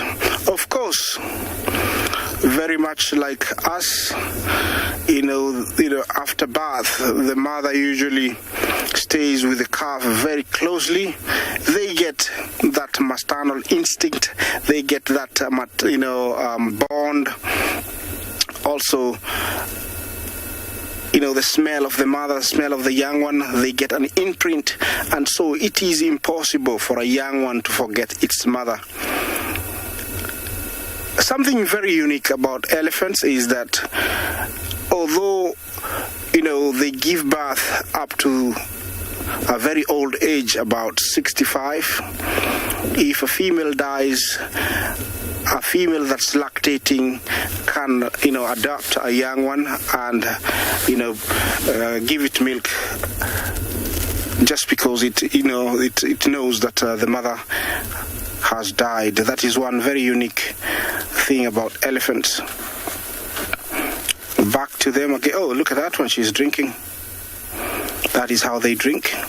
The mother has to put the leg forward and give it, enough space. Yeah, once again, let's see. Did you see there was communication there? She touched the young one with the trunk. There comes another big female. Okay, she doesn't want to drink this time. It's nice 3 sizes over there. That is a very old female back there. You can tell her forehead, very angular. Yeah, those could be cousins. Definitely, I would say cousins, 2 different females. Yeah, that female, the big one, she looks very bony, very skinny. So she's these are also, an old herd with old females. They are heading towards the river. I don't know if they're going to cross, but I'm going to wait and see. Over here, I have one that's got very funny, tusks. We're going to share with you. She's right here. Look at that. You rarely get to see this, but these are deformities sometimes that come at a very early age. I don't know what causes them, but I think this is the second one I've seen in a few days. There was one with very crooked or crisscrossed tusks. This one, completely the opposite. I don't know how she gets, she manages to use them. It would be interesting if she was to use them so that we could see. Sometimes it is a disadvantage when tusks are like this, because she's not capable of using them to dig or D-bark trees. Some other half-grown ones. That looks like the one in front looks like about 2.5. The little guy is almost a year. Yeah, nice ages, mixed ages. Okay, allow me to move closer again once more. This is a really nice experience. I hope you're enjoying this. Yeah, you don't always get to see a nice big breeding herd of elephants this close to the road and out in the open enjoying their grass. Yeah, now I'm gonna be very, very close. And you're gonna see, their behavior over here. It's slightly very different because they haven't been disturbed, like I said, for many years. Yeah, here we go.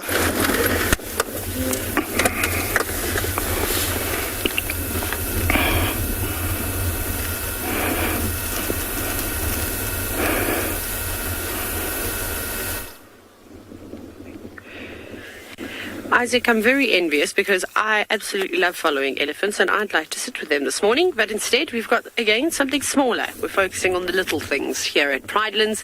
We have got a family of squirrels in a hole in a tree. Look how unimpressed they look today, all fluffed up, not enjoying this miserable weather. They also checked all the weather apps and they said it was going to be nice and sunny. But alas, the weatherman was wrong again. Very unusual. But there they are, seeking shelter as the wind starts to pick up. And I think that they'll spend most of their time just going up and down this beautiful knobthorn tree. This one doesn't have any flowers on just yet. Some of them have started getting some flowers. Are you just now enjoying the sun?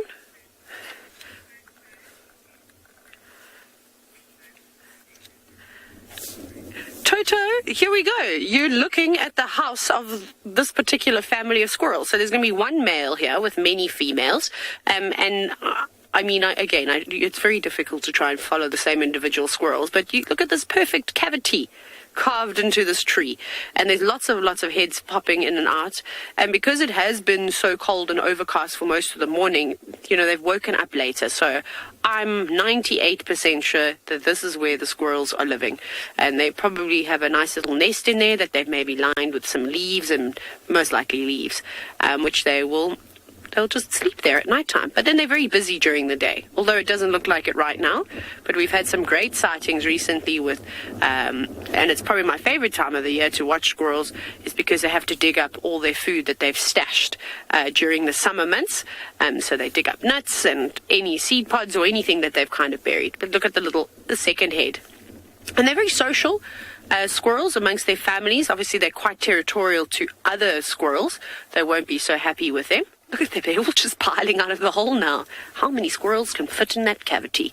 That looks like a little one, hey? What do you think, Seb? Or was it just my imagination? No, it looks smaller. Looks smaller, hey? Mm-hmm. Yeah. So probably maybe a mother and some youngsters, or maybe one or two mothers with some youngsters. It's a little bit difficult to tell, but it does look significantly smaller.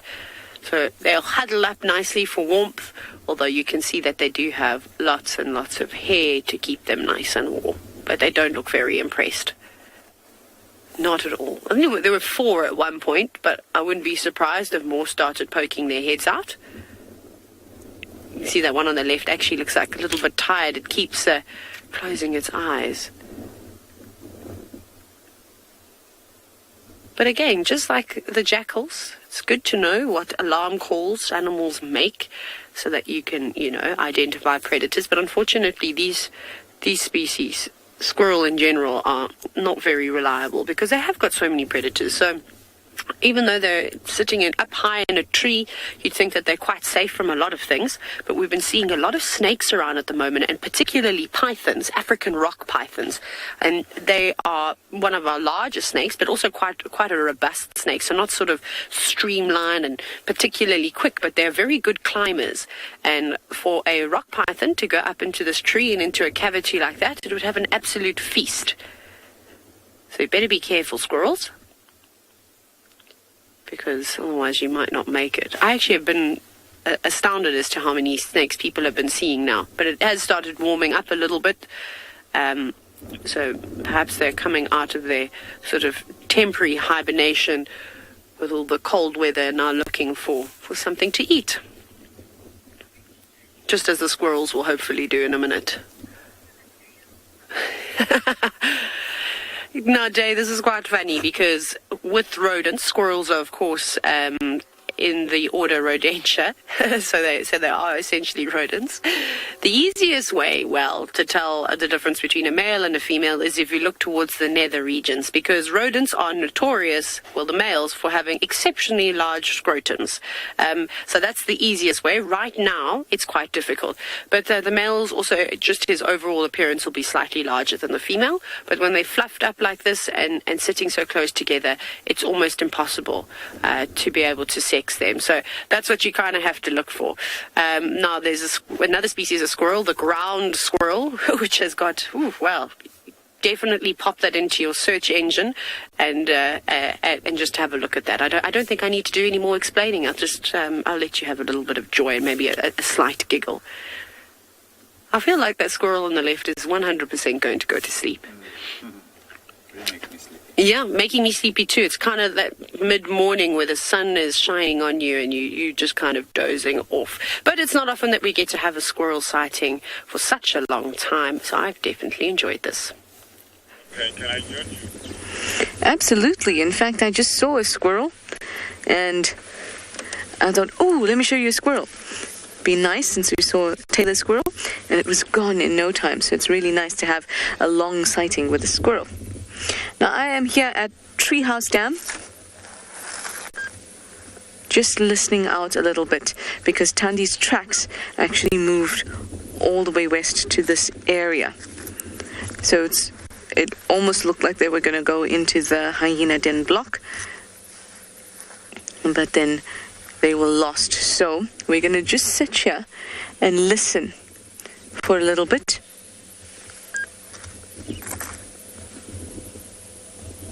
You can hear that it's fairly quiet.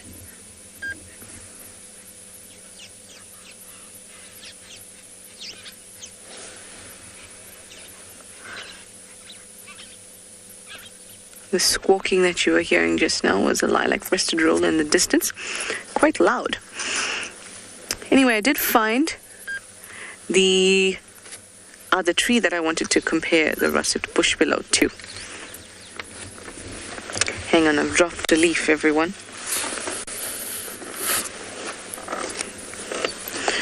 All right, so this was our russet bush willow's leaf. Some of them were quite rounded at the apex. Let me just do this. Some of them are quite rounded at the apex, as you can... Oops, sorry, BK. There, you can see that top bit there. Very rounded. And then some leaves had a bit of an apex, like this here, but quite a short one. So that was our russet bush willow. Then here is the one that's very similar, another combretum, the red bush willow. You can see the color is very similar, but the size of the leaf, bigger. The wind is not helping me. And, oops, excuse me, the apex, stop.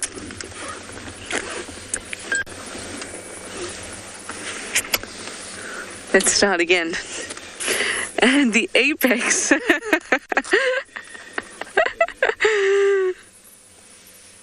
there you go, is very pointed. It's kind of twisted and pointed downward, and the leaves are much bigger. So this is the red bush willow, and the trunk, the bark on the trunk is a little bit smoother than that of the russet bush willow.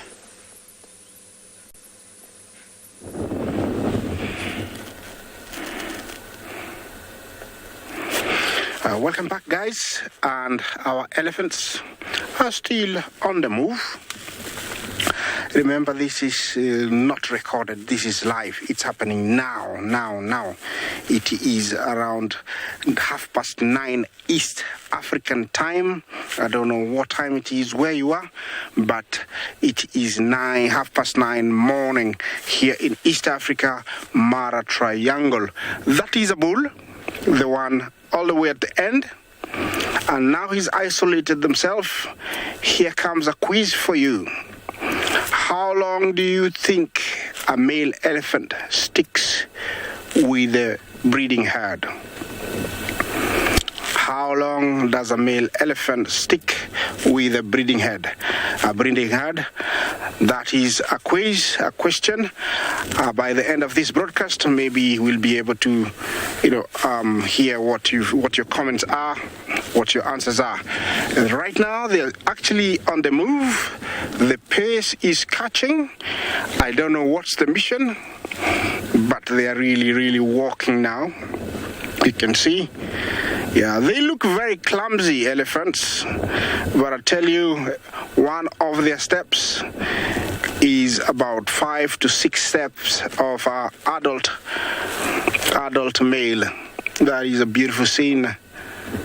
Yeah, I will stick around with these guys just to update you till you come back.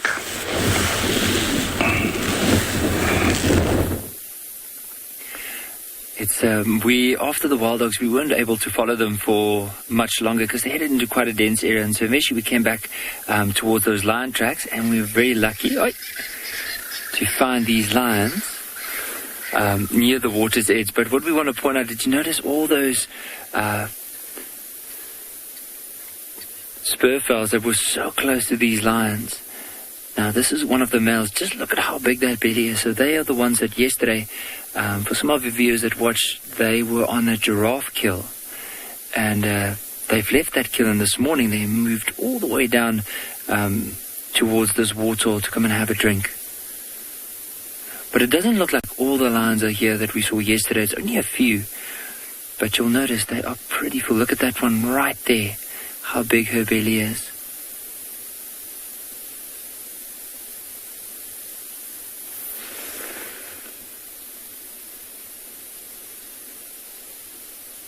And they're also very well camouflaged. The way that we're looking at them now, there's quite a few antelope. Just so from where those ones are, if we go left and just a little bit above that, behind this big tree, there's some impala just behind them. And these impala don't even know that these lions are lying down on this side.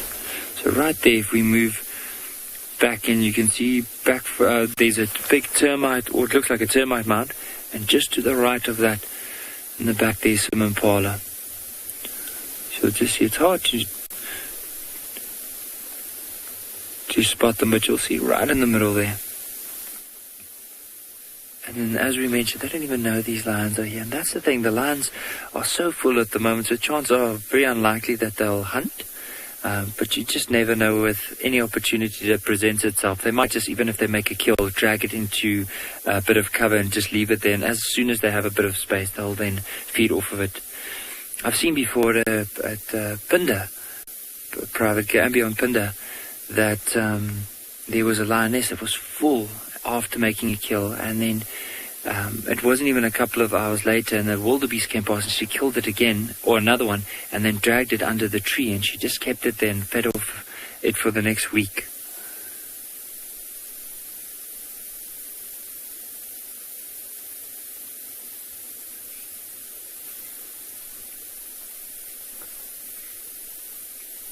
Helen, they really do look like the sand. It's that very tawny, sandy color.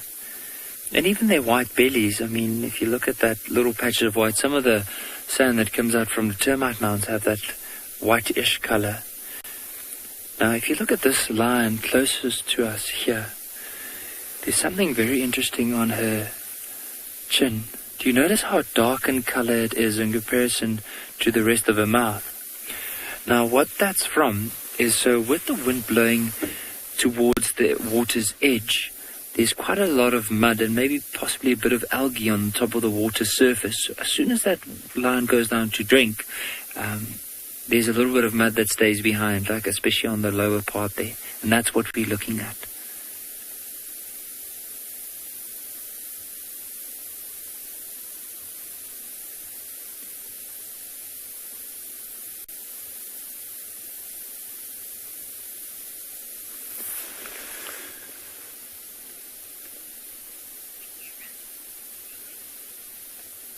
It's just such an incredible sighting to be able to sit at a waterhole like this. And imagine with these lions now. I wonder if the rest of the pride eventually is going to come and join up, because I can only see, from what I can see in this view, there's only 6 of the members of this pride. And there should be at least close to 16, if we're excluding the 2 younger ones.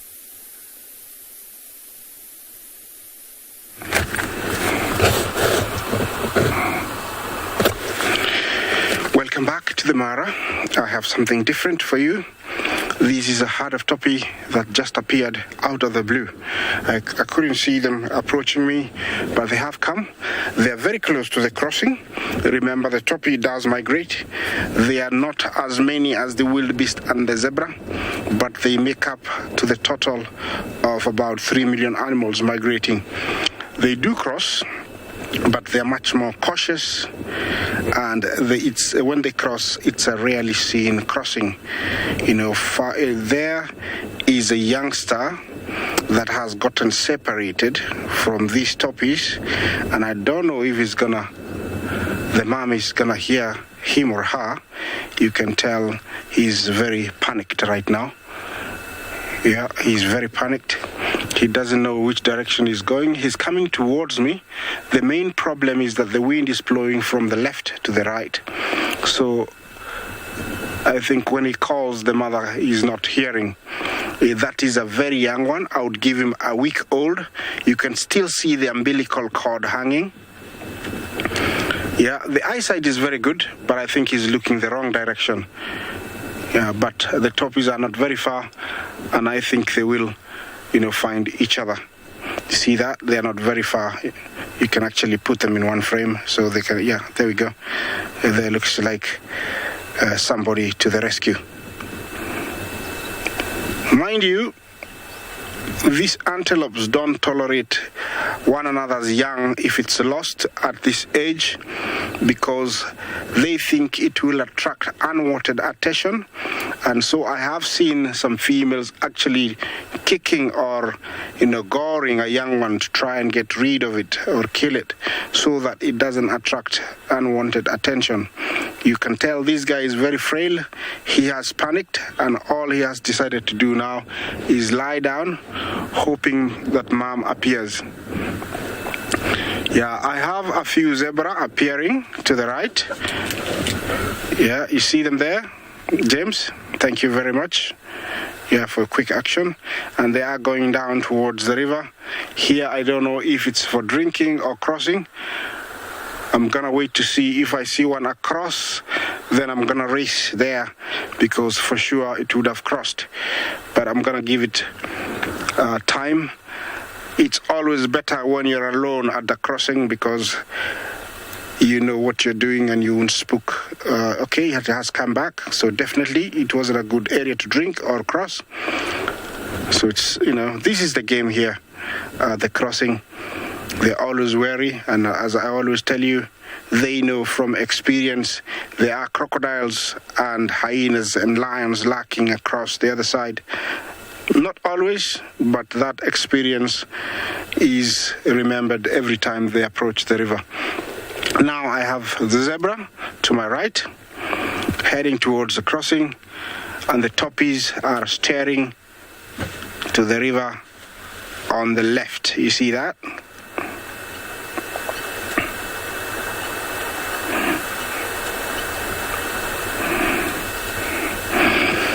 Yeah, there is another youngster.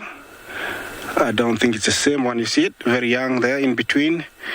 Yeah, while we wait here and see what is happening, maybe let's, learn more about zebras and how they cross the rivers. Massive aggregations of zebra form the vanguard of the Great Migration.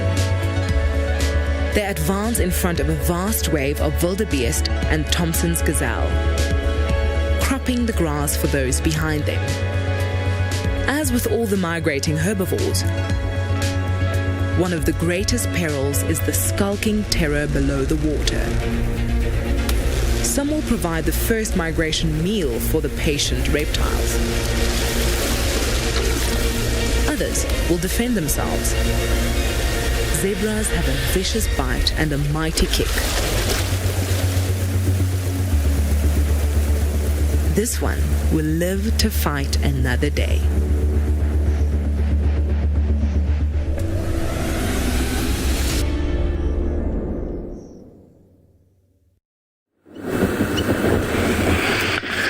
Interesting facts about, rivers and zebras crossing. And talking about that, I hope it happens here. And here we are waiting. Remember, this is live. Talk to us, ask us question. Hashtag CGTN Wild, hashtag Wild Earth. Comments. Yeah, and questions are very, very welcome. Remember, I'm still waiting for my answers for the quiz. How long does an elephant stay with the herd? Yeah, I'm gonna move closer because even if they don't cross, it will be nice to show you how they drink.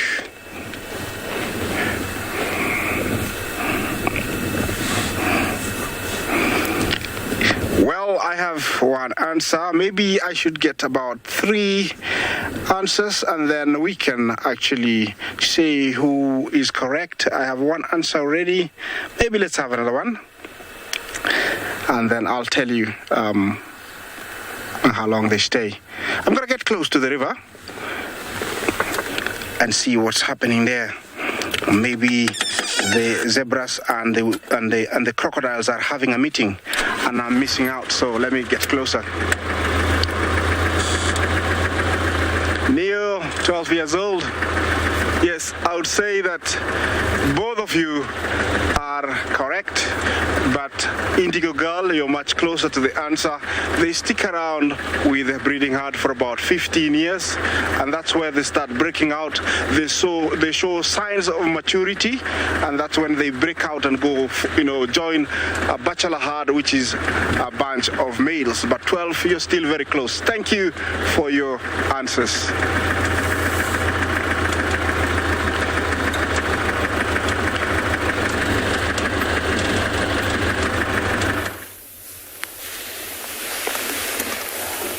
Welcome back, everybody, and you are live with us here on Simbambili Private Game Reserve in the Sabi Sands, just on the other side of the road from Njuma, and we've managed to catch up with the Nkuhuma Pride.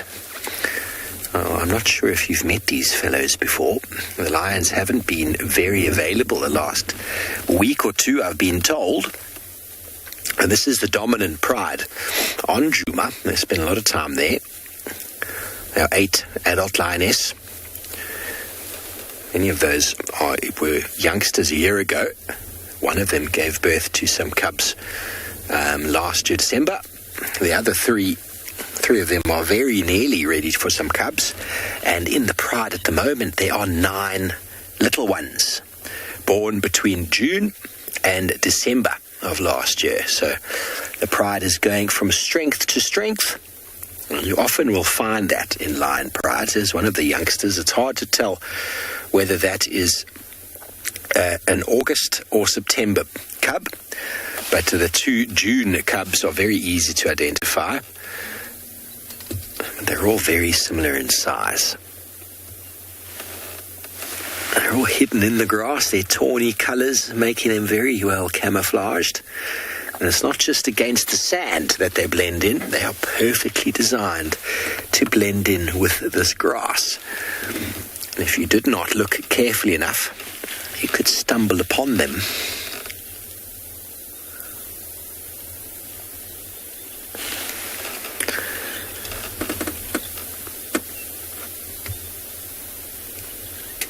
A couple of them are a little bit more active than the rest, but for the most part, they're all lying down. But we were here for about 5 minutes and we heard some alarm calls of impala just on the other side of the river. We went charging off there and I'm pretty sure there was probably a leopard, but we weren't able to find it. So we decided to come back and show you the Nkuhuma Pride. There we go. There's one of the lionesses.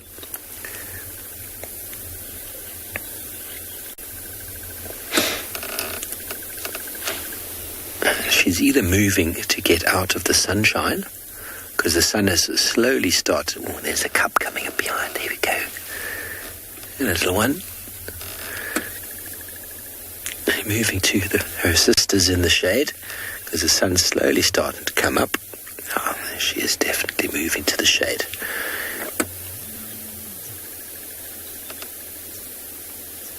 So you can surprise yourself when you come across a pride like this. Often when you find a pride lion, they're all together. Sometimes they can split up due to the fact there's so many of them now. But you'd be surprised when you find the pride. If you look around, you'll find so many more hidden around in the grass area. A very cohesive unit, hanging out together, hunting together.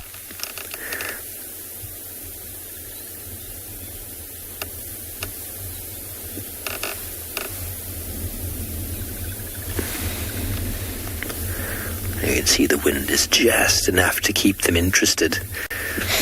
We had a herd of zebra on the other side there when we were following up with those alarm calls that were sort of heading in this general direction. And no doubt the wind is bringing them smells of a potential breakfast. And that definitely keeps their ears a little bit perked up. Not all of them though, some of them are willing to just sleep. Sleep the day away.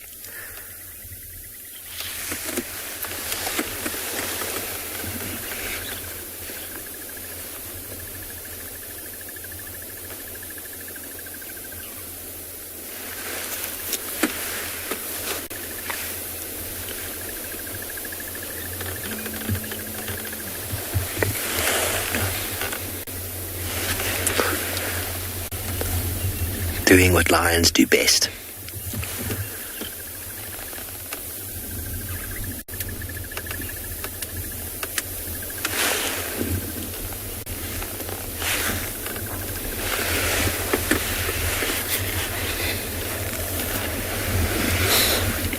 Hello, Caitlin. You want to know the purpose of a lion's mane? Now, there's a couple of reasons why male lions have manes. Two major reasons.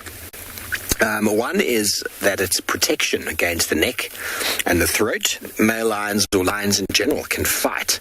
And they fight over females, they fight over prides. And having all of that fur around the neck actually protects the throat, the jugular specifically, because if the jugular gets injured and bleeds, well, it can lead to very swift death. So that is one of the things. It's a shock absorber in fighting, almost like a massive big pad around the head, around the neck, and protecting the vital organs. And then the second mechanism behind it is that male lions develop manes.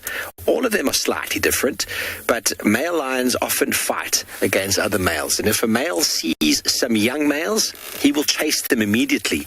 And the young male's manes, generally very poorly developed, don't show a huge amount of testosterone, don't show a huge amount of strength. But a big male that moves in with a massive, big, dark mane, and many of these lions you'll see in the Masai Mara look like that huge, thick, dark mane. And what it does is it adds a huge amount of intimidation to that lion. When a young male lion sees that male walking in, before they've even come to blows, before they've even come anywhere near fighting, he sees the big dark mane and he thinks to himself, oh, he looks very old, very experienced, and very powerful.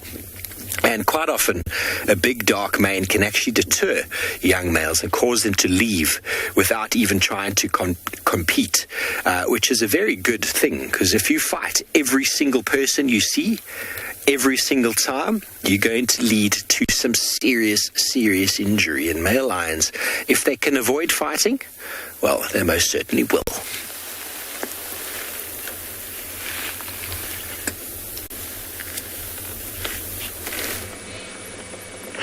Oh, I'm so glad that we have some lions. That's awesome. Now I am here where I have a blue waxbill and a green-winged petilia.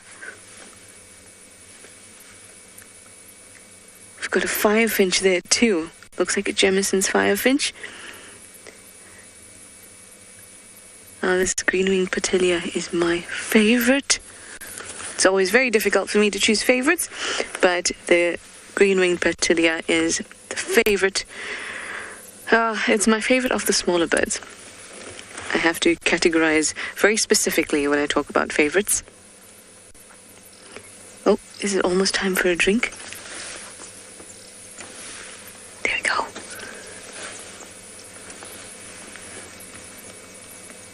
Where did you go?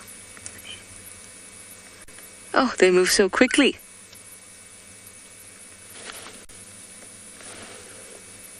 There's a female there at the top of the screen.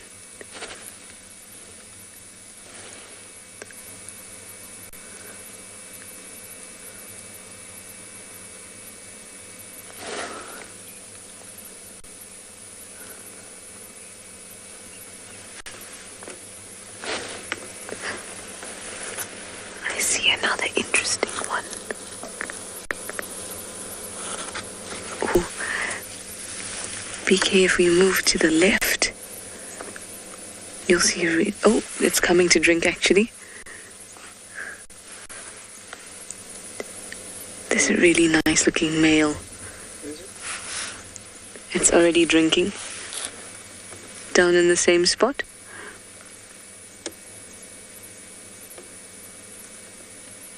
Oh, the green-winged Petilia is having a drink too.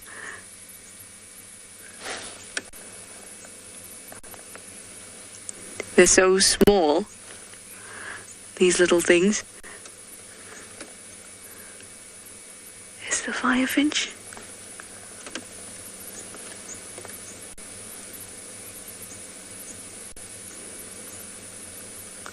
Some great birding here at Chelepan. Oh, and everyone's gone. So blue waxbills, Jamison's firefinch, and a green-winged Petilia, all having a bit of a party at Chelepan. It seems like they're residents at this pan, and I'm very happy about that because we very rarely get to see all of them together.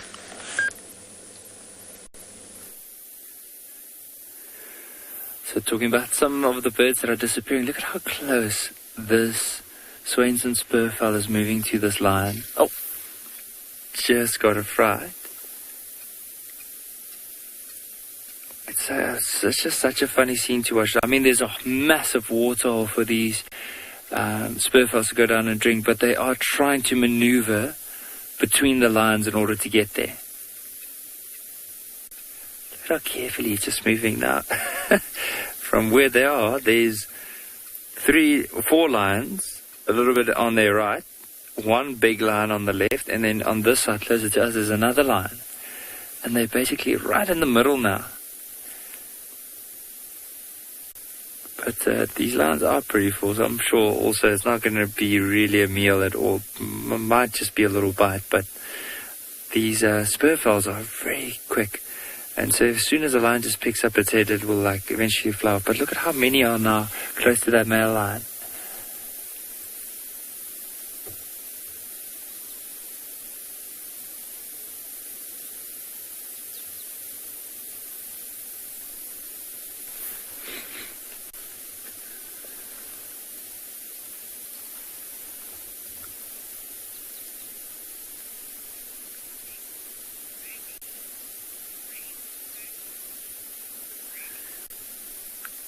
Ruby, these are very brave spurfowls, I need to agree. They are spending so much time around these lions. If I was them, I would have probably already flew off and gone to another area, just drink and then move off. But you never know. I mean, there's quite a lot of elephant dung around the water, maybe with some of the insects, maybe some of the seeds, that's what they're after. And if you look at where the lions are, look at all the elephant dung. You'll see these, it looks almost like barrel-shaped dung balls everywhere. And so that's what they're probably after. They just wanted to go and scrape around and get some of the seeds and that. But I mean, it's all over this whole water. It's very concentrated here because maybe as the elephants are coming in to drink, this is an area that they do prefer to drink from. But luckily those spurfowls have moved off. But you'll just notice these lions are so relaxed at the moment. Now, there is a slight breeze blowing. And also it's a little bit overcast, so the chances are they might just lie down here for the next little while because it's not really that warm, so they don't need to move into the shade and the rest of the day. They might even be spending most of the day. I wouldn't even be surprised if they do spend the whole day here because their bellies are full. There's water right here. And of course, knowing their behavior, they could sleep up to at least 20 hours a day. So who knows? Maybe this is where they'll just rest up for the rest of the day.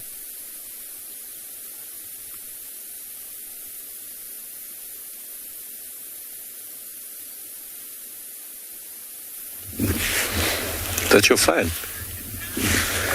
Okay, so everybody, back with us. We're trying to reposition to get you a better view. Unfortunately, this is as good as we can get at the moment. A little bit of a depression here.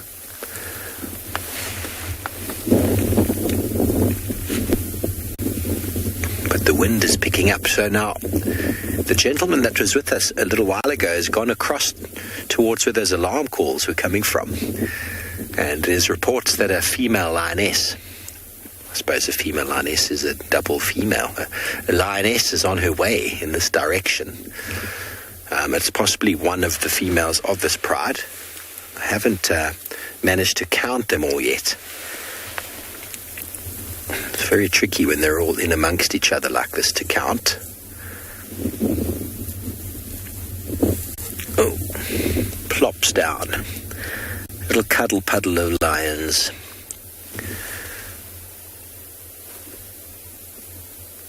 They do get separated at night when they're hunting, and it can often be a couple of days before they meet up again, but they will do what they can to meet up. They are a family after all.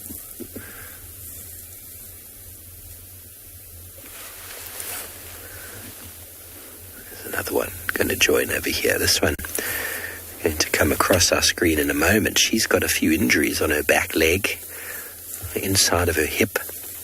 She's one of the younger ones who has rejoined the pride, and she's was away for a while, and I think she got an absolute hammering on her own. She looks to be okay, all just superficial wounds on the skin. And there's lots of competition in the lion world, and prides come together as a unit, and the females will defend their territory with each other against other females. And a pride of females that encounters a lone female can be quite bad for that individual if they get caught. They don't tolerate intruders on their territory.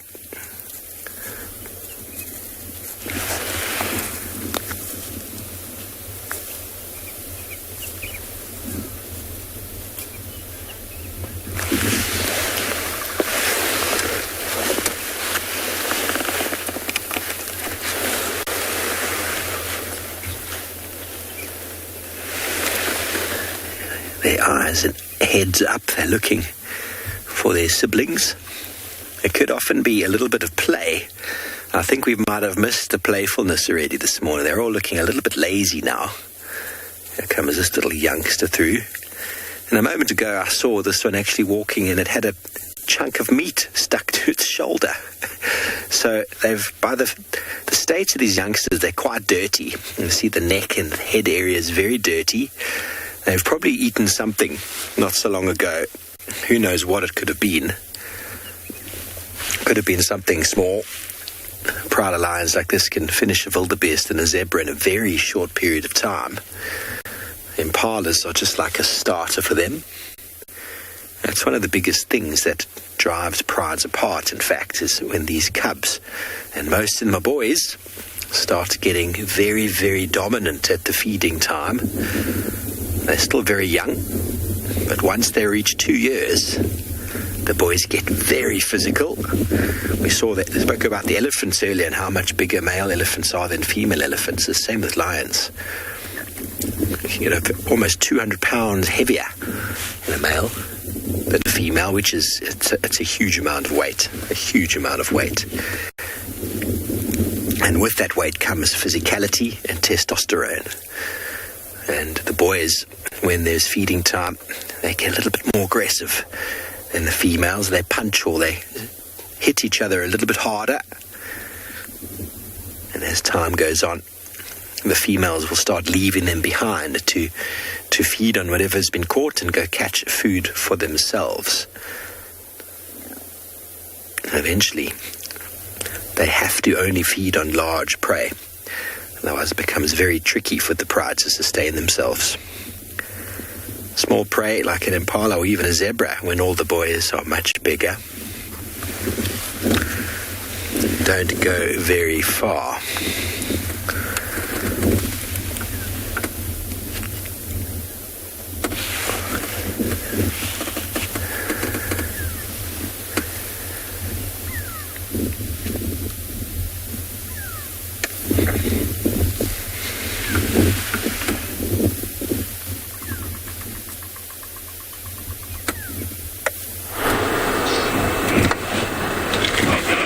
Welcome back, guys. I hope you're having fun.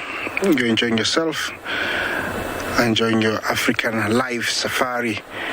This is the Masai Mara. This is where I am, and I am at one of what we call the main crossings. This is a very old traditional crossing that the wildebeest, the zebra, the topi always cross. I'm at a fair distance, so I don't feel like I'm cornering these animals from crossing. There is a potential crossing. I don't know where it's going to happen, but I have a few zebra, a handful. I haven't shared any, zebra crossing with you. It is always interesting to see them crossing, so I'm hoping they're going to cross. They keep discussing on where to cross. They are moving, following the topi. They come and stand like where they're standing right now. I don't know what they're discussing, and then all of a sudden one moves and everybody follows. This is what you expect in a crossing, standing, moving, kicking, biting, tension.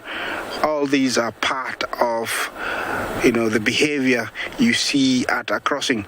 You see now there's a newcomers, and they look like, we know how to cross this river, we're going to show you. And then all of a sudden, it's like, when last did anybody cross it? They sniff and just stop, look across and say, do we have lions across there waiting for us? Do you think there's a crocodile?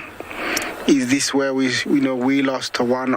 We lost one of ourselves, last year. Do you think it's safe to go now? Lots of things going on their heads. Remember, it's not a walk in the park. The river is full of, river monsters or the Nile crocodiles. Very, very many of them. I don't know if we'll be able to show you any. Those are rocks there. Yeah, I think we had one earlier. Is that one there? Yeah, there he is. So, they are already waiting, and these are the hindrances. This is what stops them from, crossing, because they have had experiences. But, the urge to cross, the will to cross is usually so high, they end up crossing. I'm gonna stick around here, and when it happens, I will sure to share it with you.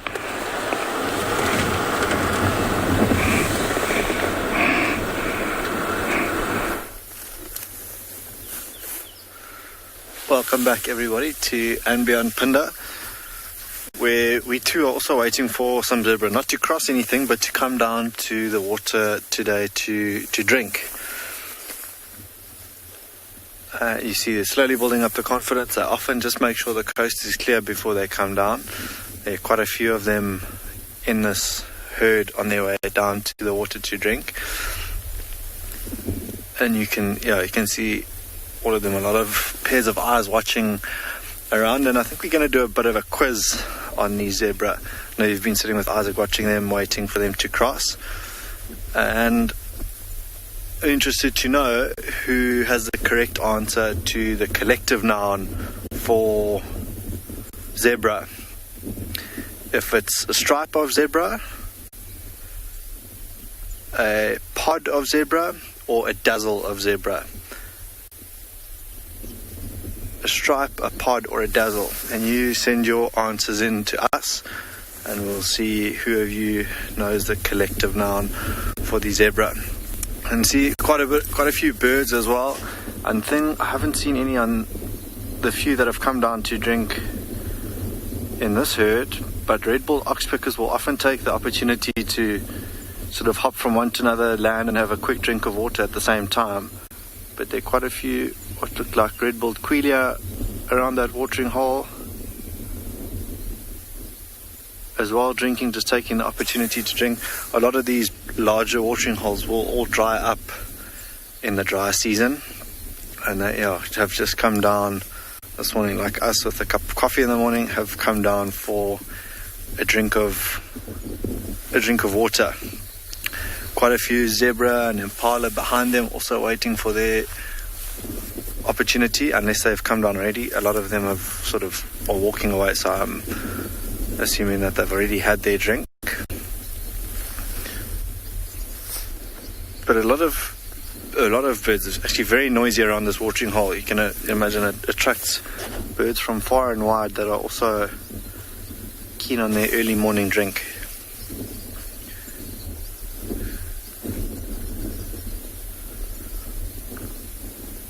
And yeah, a good place for us. We haven't sort of come right with any of the predators this morning, but for things like pride of lions to perhaps sit and wait at. But if a lion were to come here, you can imagine the chaos that it would erupt out of here. Like zebra left, right, kicking up a bit of dust, and their stripes mixing and matching. A little bit of a clue for the quiz we've just had, which for a lion would be very confusing, just a lot of black and white going all over the show. But there's a lot of tail flicking, and I think some happy zebra in the mix there that they've come down for a bit of a drink, a bit of a break, help with that fermentation that they do, that hindgut fermentation. A little bit of kicking in here. There would be one or two stallions that will obviously have to fight it out for dominance in a herd as big as this one.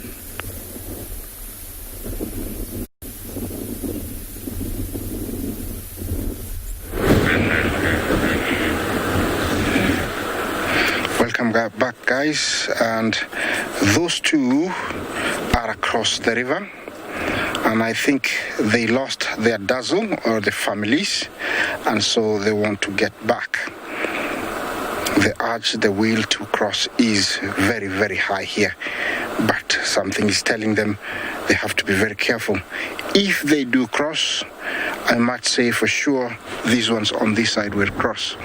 They have been, moving up and down, trying to find a comfortable spot for them to cross. One of them actually touched the water and then left, which got my senses all heightened up, because I thought it was going to happen. Now they are moving up, and I don't know what is the plan now. Remember, this is all parts of the crossing behavior. You can never say when it's gonna happen. I've seen them come and cross immediately. I've seen them come and stand there for about 4 hours. I've seen them come and stay for a few minutes, then cross. And, they have come and turned around and gone. So these are all the behaviors that, we see here at the crossing. Yeah. Although, we have seen this many times, crossing are some of the, hard to predict, hardest to predict. Here comes one of our crocodiles. He's swimming across. I think he wants to find a perfect spot where he can hide and ambush either the topi or the zebra when they cross. This is what stops them from crossing from past experiences. This is a crocodile big enough to grab one and just pull it under without showing any effort. And through experience, most of these zebras and topis know that. Yeah, he's gonna go out of our sight. Hopefully he doesn't stay in the path of where they're crossing. Across there we have the residents of the Mara River. Cute, two little cute ones. They're rarely seen out of water. I would say they are less than 6 months old. Yeah, definitely this is a nice place to be. I'm so lucky to be sharing this with you. Yeah, this time of the year, like I've been saying in the last few days, I've seen hippos out of water, which is quite unusual.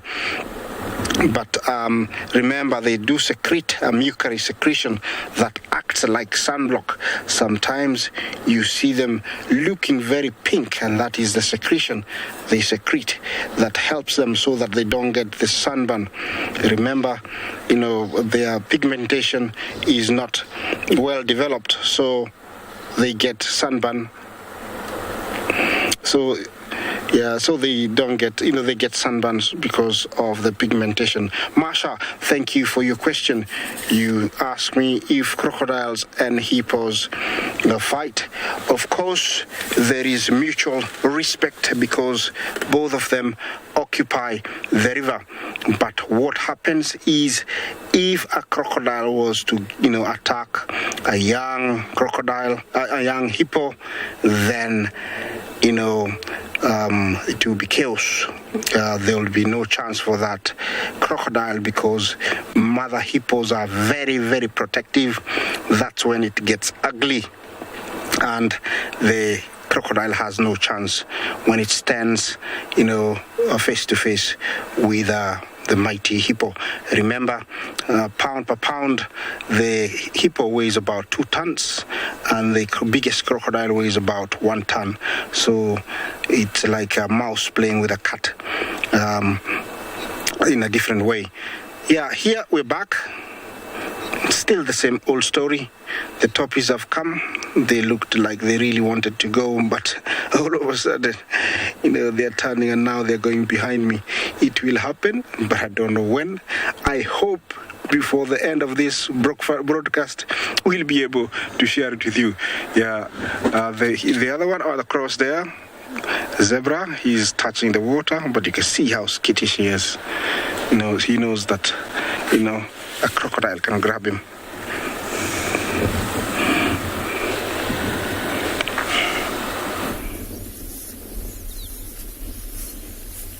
Welcome back to And Beyond Pinda, everybody, where the last of the zebra herd have just about finished drinking this morning. And for those of you who guessed this morning's quiz, I think everybody guessed correctly and said it was a dazzle, and you are indeed correct. Just, that stripe, the little bit of movement there that you might now see as they sort of spook from the water and each other. You can imagine just how confusing that might be for lions who are trying to hunt in just black and white stripes everywhere. But well done to those of you who guessed dazzle. I'm going to have to make the next quiz a little bit harder, or a little bit challenging, a little bit more challenging. Quite a hot day. You can see the ones at the back slowly starting to filter away from us.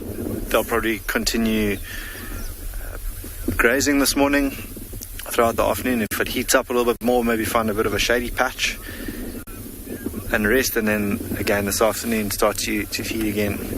But a very good spot to sit during the day to see what comes and goes.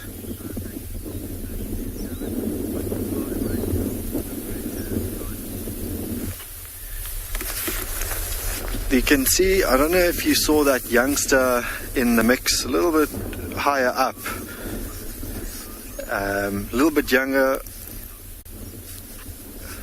than the rest of the herd. And Nancy was asking now about the gestation period of zebra. The gestation period is about 12 months of a zebra, so about a year. And there's no real season for them to give birth to their little ones. They give birth all year round, and one or two slightly smaller zebra in this herd. No real sort of standout babies, but Nancy around about a year for zebra. And you might often see, or maybe every other herd that you come across, some really, really big zebras. And they are, noticeably pregnant. We'll keep an eye out for those, Nancy, and see if we can find any.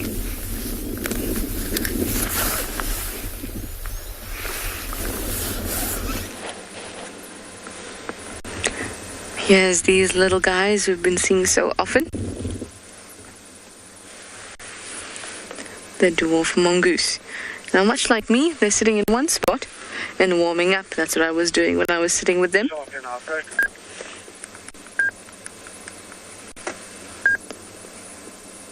Because it's a little bit chilly.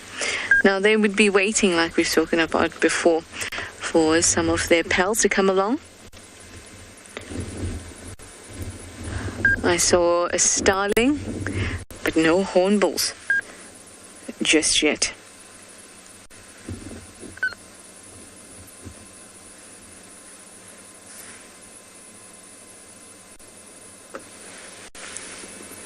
Just 2 of them. Now there'd be quite a few of them around, probably still in the mound.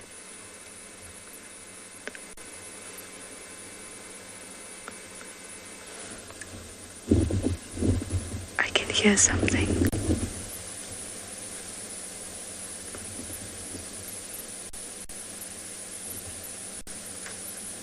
Ah, this apple leaf tree in front of me got me. I thought I could hear something scratching, but it was just the apple leaf that was scratching against another leaf.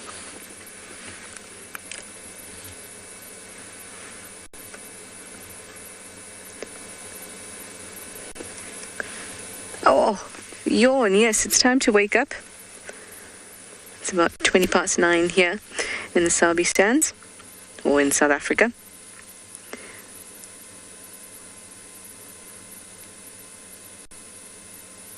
Their little bodies need to warm up. Now they've got a nice layer of fur to keep them warm. Veronica, you say they're such little cuties. They certainly are. They're very, very cute and awfully entertaining, especially when they're out foraging. But we can't expect them to be entertaining and go out without warming up, can we? No, no.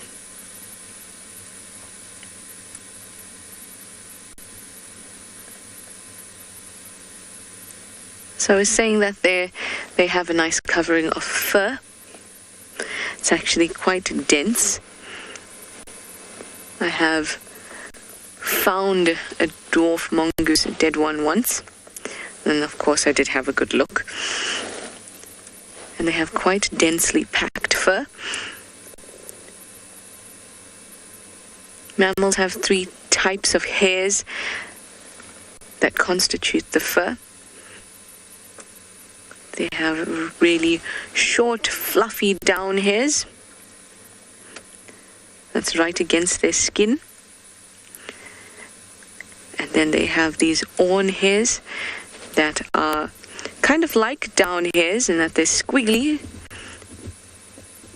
at the base where they attach to the skin. So it's almost an extra layer of warmth. And then the ends of them are straight, like their guard hairs, which is the final layer that is long and hard, not squiggly, and is actually also waterproof. And that's where the peelage or the color of the hair is most evident, and that's what we see. But not all mammals have those same layers. They may have just 2 of those layers, or maybe just 1 of those layers, or they can have all 3. And there's a starling to come and visit them. Maybe they'll be out and about in a bit.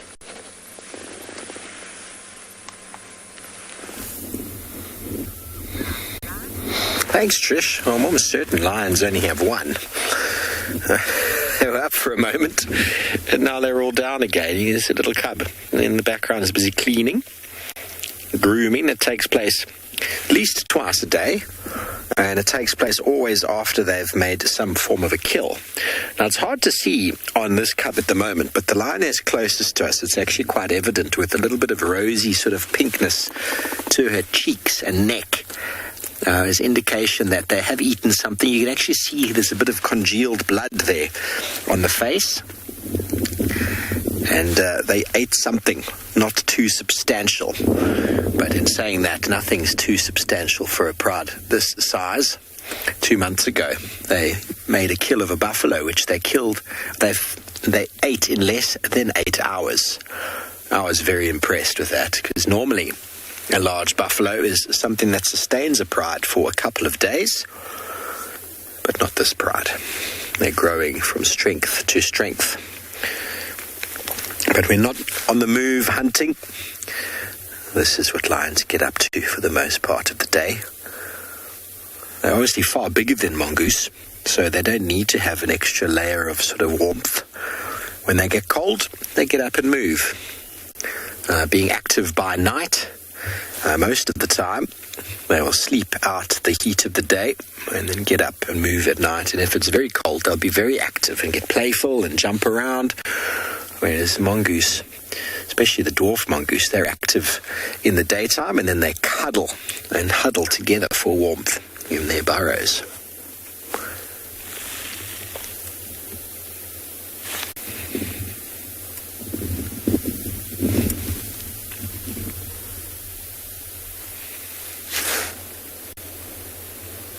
Still haven't managed to actually count the adult lionesses here. I'm going to try now. What we can see is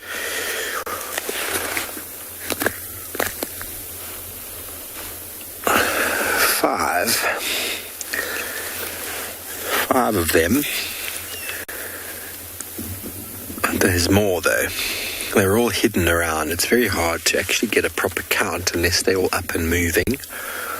We've repositioned to get you a better view. We don't know who else is hiding in the bushes. Okay, there's another one hiding there.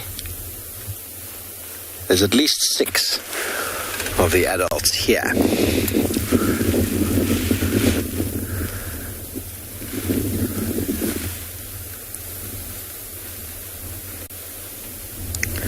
And I haven't managed to count all 9 of the cubs. Have you, Theo? Definitely not.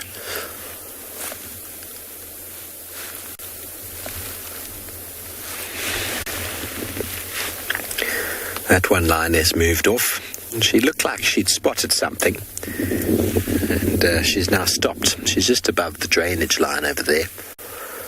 I don't know what she might have seen. Their eyesight is very, very good for movement. They can spot movement very far away. But some of the sort of defense mechanisms that their prey have are to stand very still. Or, as you see in the Mara, to accumulate in very large groups, which they think are then going to provide them with safety.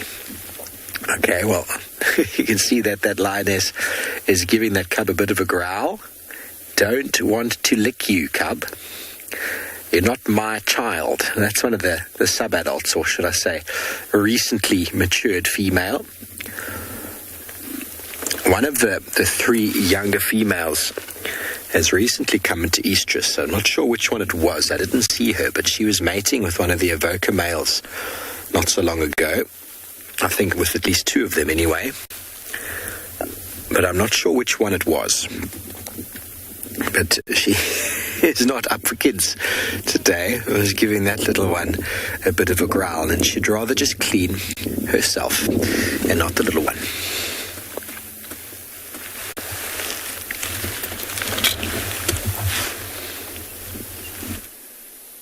We left the Pride and we went back to where they had that kill yesterday with the giraffe, and we managed to find another lioness. There's actually 2 lions here. The one male has just moved off to the back. But what's really interesting is this lioness. Now you can see she's currently trying to get the last little bit out of this carcass. But when she moved back, there was a vulture that landed on the carcass. She immediately ran back and chased it off. There's also a hyena on the outskirts just waiting for her to move. So it would be interesting if we spend some time here and see if she does move off. If the other scavengers, like the hyenas and the vultures, are going to come in and try and get a little bit of the meat or a little bit of scraps that's left.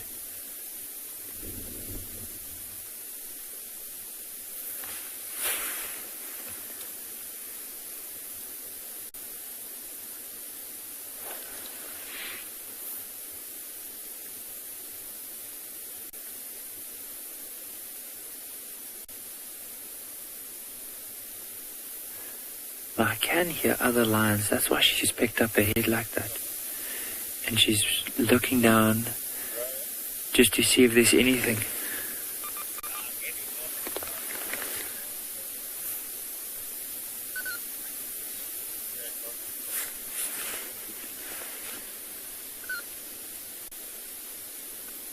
You'll also notice even that hyena that was here at the back, like, it's very wary of moving closer to this lioness, because in a way this hyena knows that if this lioness would catch that hyena, would definitely try and kill it.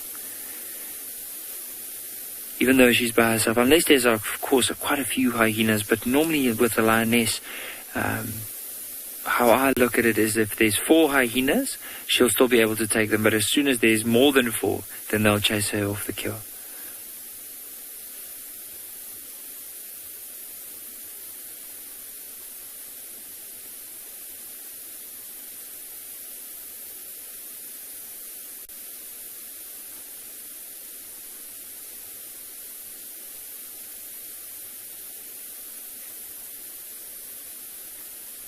Just hear how she's using those back teeth just to cut through that little bit of skin.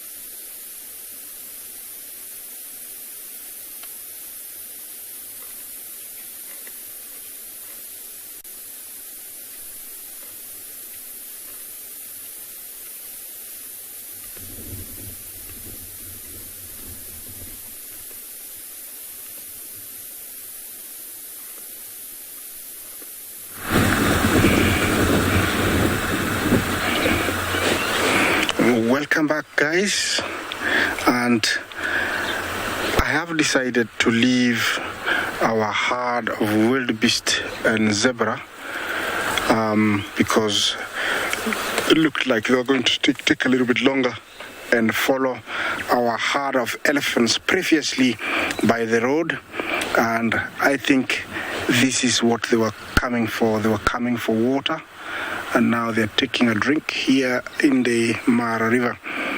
And this is one very big breeding herd. It's always beautiful to see them doing something different, not always in the plains, but having a drink. I was hoping to see them either go in the water and play a little bit, or cross, but looks they were here for a drink. Remember, they also know they are crocodiles. Even the young ones, they have to be very careful, very, very careful. You see that female there throwing some dirt on its head. That is to add another layer of dirt that acts like sunblock. Yeah, they're always adding it to cool down so that they don't sweat and lose water, and those biting insects have a difficult time biting through that dry mud when it dries to get to the skin. Yeah, looks like everybody has had a drink, and very much like us, well, after a nice drink you just want to sit and laze, and this is the case. Yeah, they're all different sizes here. Old females, calves, newborns.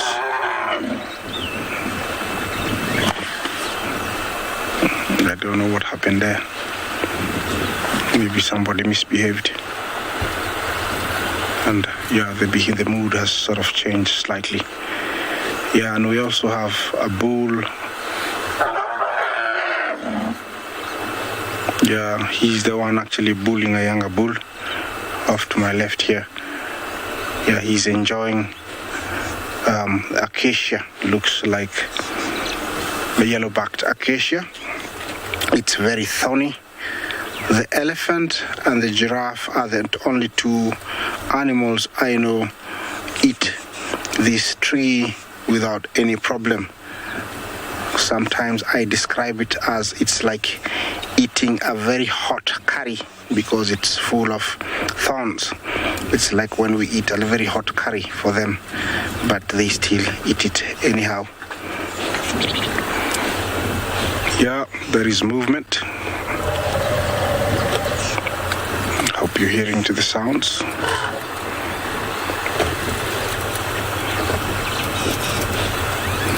Beautiful. Remember, this is live. Yeah, if you want to talk to us, hashtag CGTN Wild, hashtag Wild Earth. Those are 2 Twitter handles that you can engage us. Yeah, that's a little guy want to drink. Looks like the mom is offering, but the little guy has had too much water. He's not interested. Yeah, the elephants here in the Masai Mara are very lucky. There is enough bushes. We have about almost 200 species of different types of shrubs and trees, and I don't know how many grasses, and plenty of water, salt licks. So they have anything an elephant can ask for.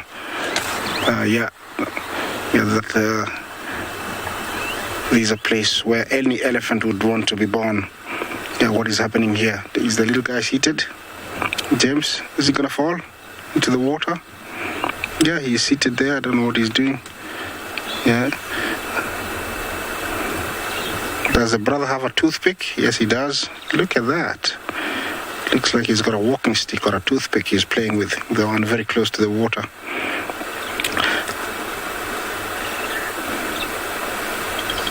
Well, I'm enjoying this. I hope you're doing the same. Yeah, sights like this are not seen every day. So you're very special if you're watching this. Yeah, beautiful females, very healthy. Looks like they have no issues with me.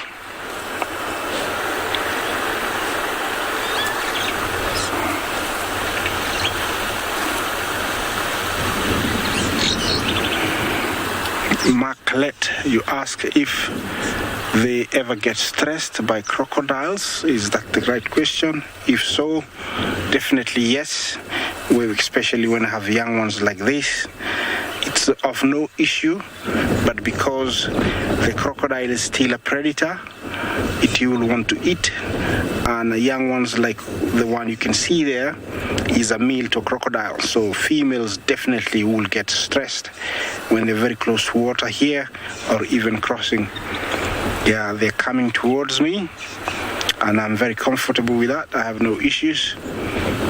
Remember, elephants are very intelligent, and it's one of those animals that most guides can read their body language really well.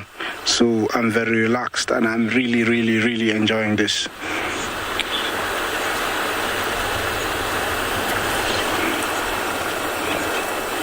There is that one. I think he's enjoying putting his trunk flat on the ground. Look at that one.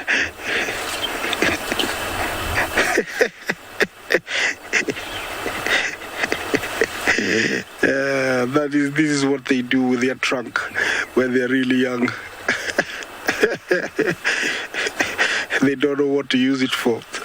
He's found a really good toy to play around with. He's like, what is this? Am I supposed to use this like this? Look at that. Is he gonna go for it? Why did you take it? Why did you throw it? Yeah. Continue swinging your trunk. Yeah, that was fun.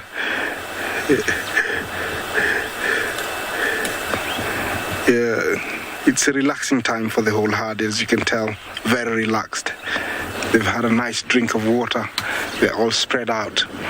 Yeah, a beautiful size herd. Okay, the little guy is gonna take a nap. Is he? Nah, mommy saying no, not now. Or maybe not there. You're gonna get hot. So let's move on. Yeah, they are leaving now. You can tell something, a word has been communicated. Remember, they have very low vocalization, much below our sense of hearing, that they can talk to each other and they can say, let's get away from these humans. Why are they following us? And I cannot hear, and definitely you can tell everybody is heading into that direction. Yeah. This is lots of fun, but there's always more to see because I have so many colleagues spread out all over Africa.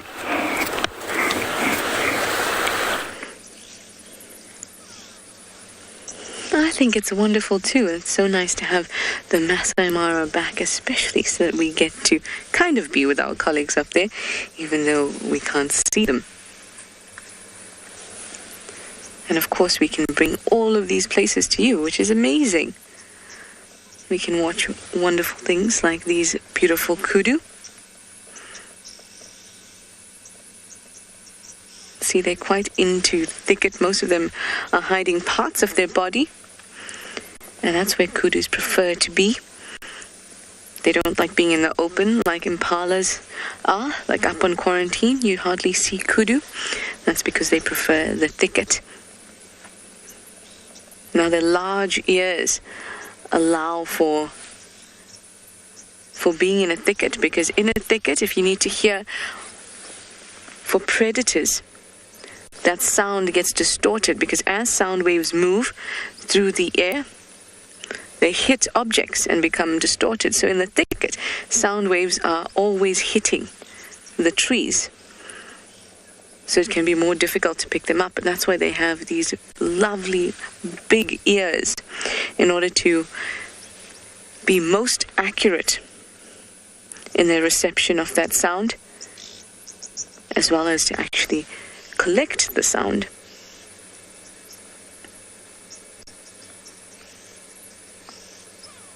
As antelope moved into the thickets, those that had the biggest ears were better at being able to protect themselves from predators, because they could hear better. Oh, there's this beautiful girl is showing off. And so, larger ears became the norm. And that's how evolution tends to work with most animals, not all animals. Those traits that are going to increase your survival work best, obviously, because they've increased your survival, and therefore you get to breed and reproduce. So those genes that you had, maybe it was a weird mutation that the animal never thought would help it. But now that weird mutation that is assisting it in this environment gets passed on to its young. And the young survive better than those animals that don't have those genes or that mutation.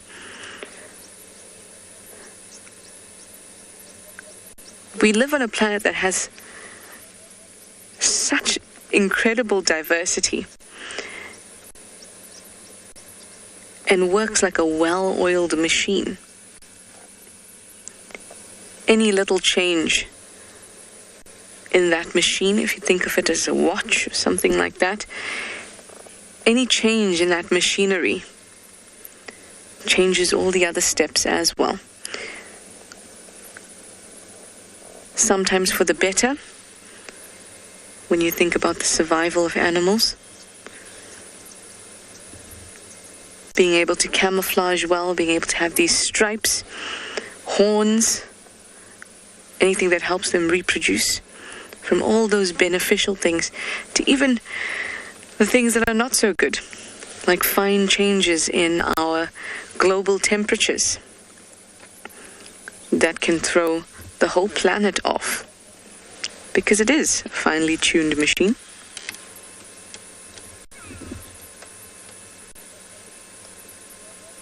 Everything from the soils, the rocks, these animals, insects, grass. Everything plays such a key role. You can see when they're out in the open, they're moving quite quickly. Helen, you'd like to know, is there much nutrition in dried grass? Not much. There will be lots of cellulose. And that's about it. You may occasionally get some sodium and phosphates, but in negligible amounts. In fact, if anything, dry grass is probably very horrible to eat.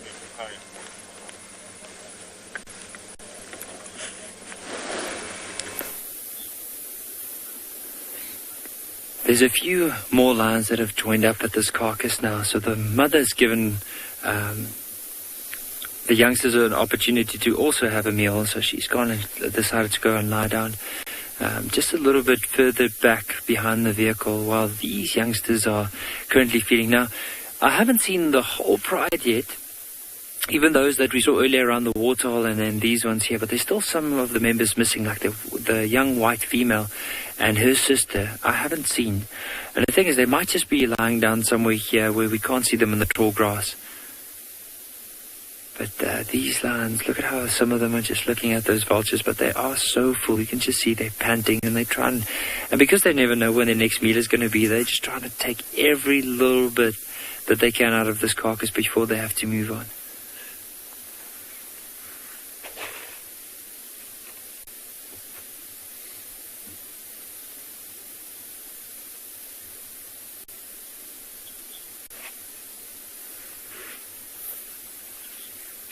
Really, they do blend in very well with the grass. Those two vultures that just flew off, just want to see if there's maybe another lion that's on its way. But they blend in so well. I can even imagine when these lions would have hunted. As soon as they started spreading in this big open area or in this particular area and just used all the cover, it would have been impossible to see them, especially at night, when they do have that advantage over some of the animals. But even now, I mean, this is the broad daylight, and look at how difficult it is to really tell their shape in the grass. Now imagine if they are lying down flat in the grass, how difficult it would be in order to spot them, and there's no movement. It would almost be impossible.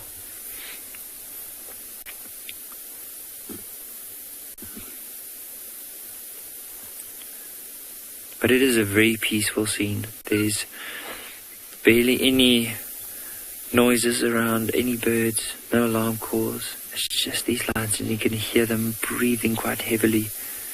And now and again, as one is like feeding in the carcass.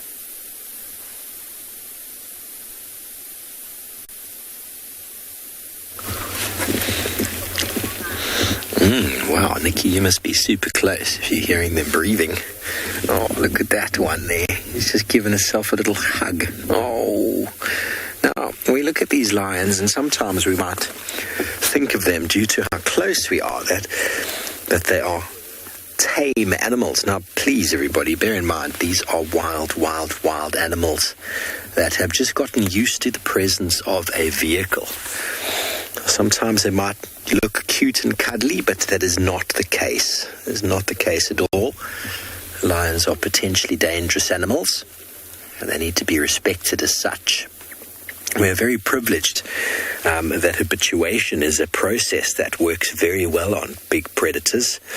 And habituation means they've gotten used to our vehicles. So the adults would have taken time initially, long time ago.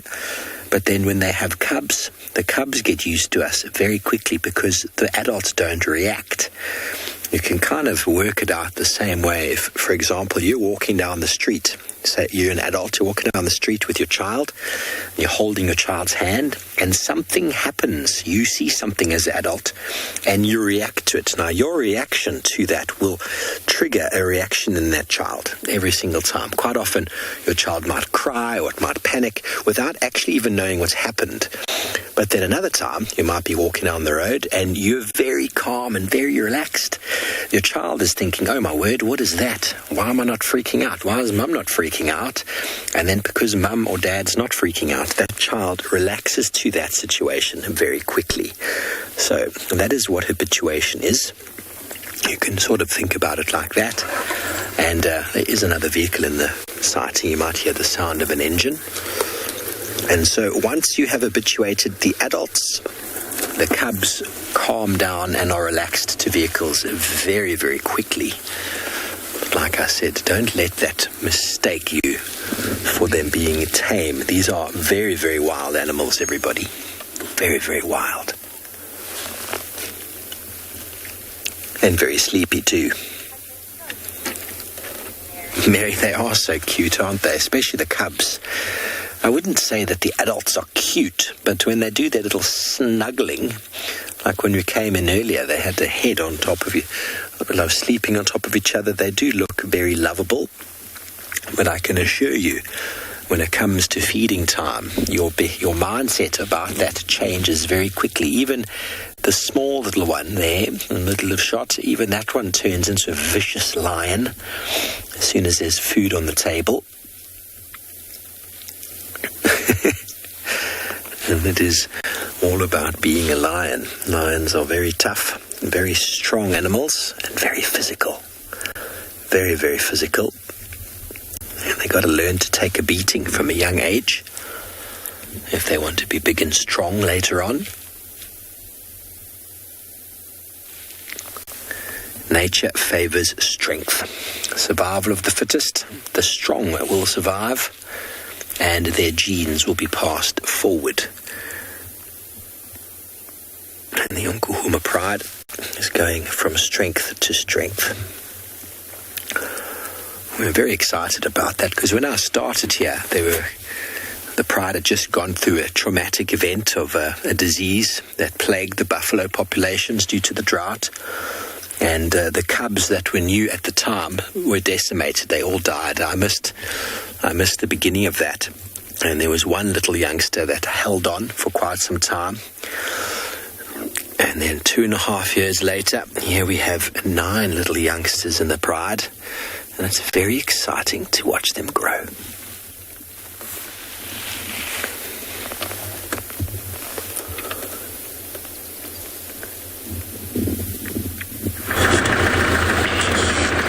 Okay, welcome back, guys. And now we have one of our mysteries solved from this morning.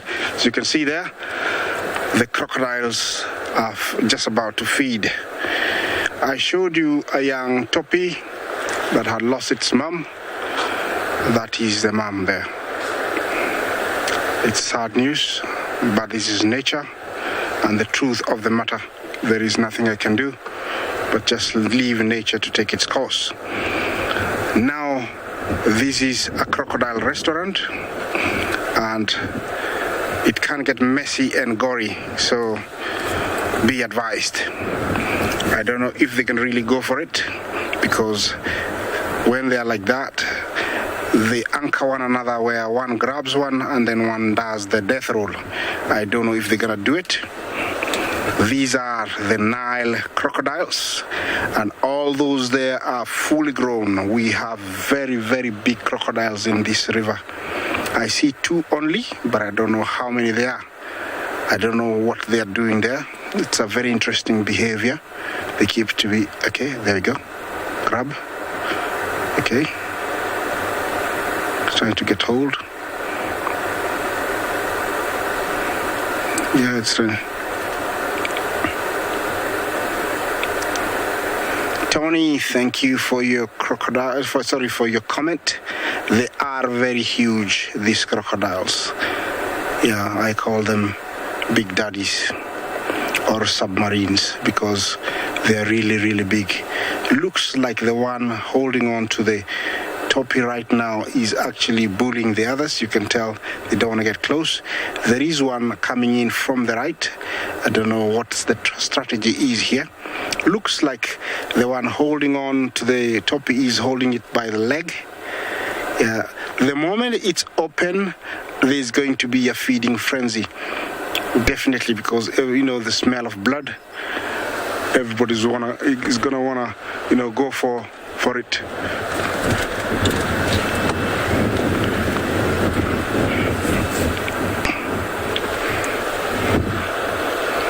They have moved quite far away now. I hope they can do it if they're doing it so that we can see. I remember this time of the year, they have eaten quite a lot. They've been gorging themselves for the last 1.5 months. And so right now they're not as hungry. Here comes another one from the right. I'm gonna see some action.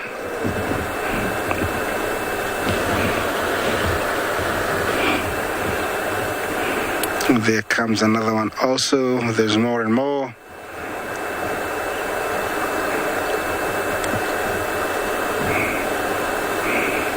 Yeah, when there is action, I'm sure we're going to share it with you, but I'm going to let you enjoy.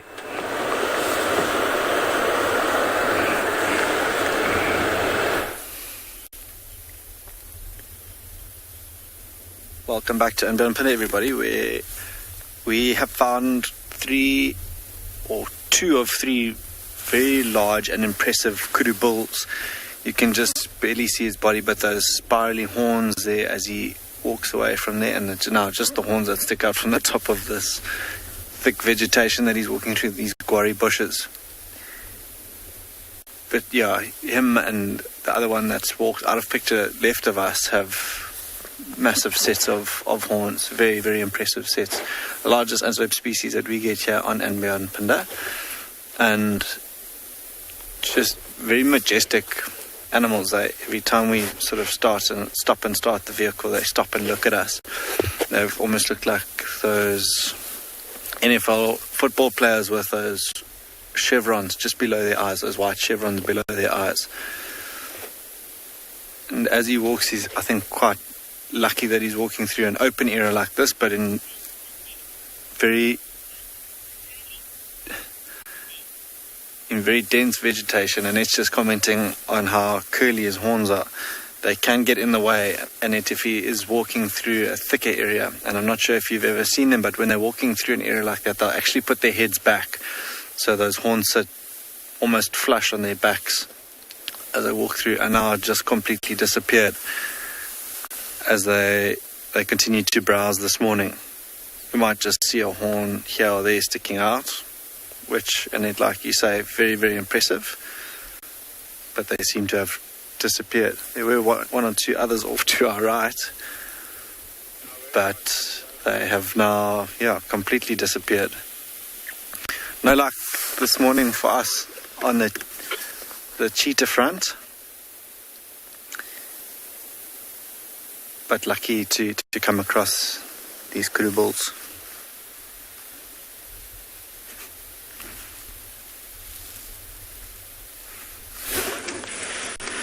Well, we were just looking at some gorgeous kudu when we came across this wasp's nest. It is a paper wasp's nest, and I had a lovely piece to show you, and the wind has taken it for itself. We just have a good look around here. Wasp's nest. What's disused, which is obviously why I could find bits of it. Oh, that would have been really nice to show you. I'm going to keep looking for it. But anyway, we'll talk about this. So it's a paper wasp's nest, and a paper wasp builds this nest only once a year, when she is ready to start her little colony, and she will lay her eggs in those little holes. Now, those holes are hexagonal. You would find the same in beehives, and that's because that maximizes the space while still having all of those shapes aligned next to each other. So the only shapes that can do that are hexagons, squares, and equilateral triangles. Any other shape leaves a gap if you try to arrange them all together. So in order to maximize efficiency, so they're using less resources, or the least amount of resources to build the nest, they have them in these hexagonal shapes. And they make them from scraping off old bits of bark, dried up bits of bark, with their mandibles, scrape, and then mix it with their saliva. So it's essentially like a old bark paper mache.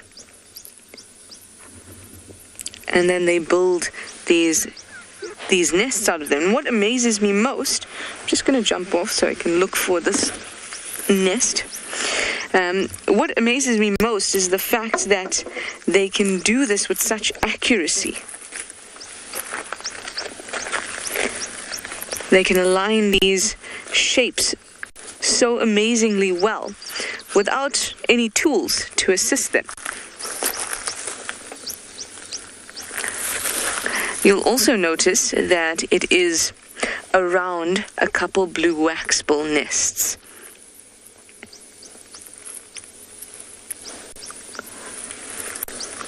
Blue waxbill does this for extra protection against anything that may come into their nests to harm their eggs. or they're young. So they'll actually, much of the time, try to construct their nests in an area where a wasp nest is. That way, if an animal does come in and around the blue waxbill nest, the wasp nest, or the wasps in the nest, especially the queen, will come out with a fury, and the female workers. So it's an extra protection for the waxbills. And that's apart from the fact that they are in a buffalo thorn, which nobody wants to put their hand in, human or otherwise. So it's a great kind of fortress. Yep, those are those thorns that I would not want to get near. Now this nest is disused, and they will not use the same nest. So I can't find the bit that I did pick up for you. But I'm going to take a small piece from here so we can have a look in more detail a little bit later.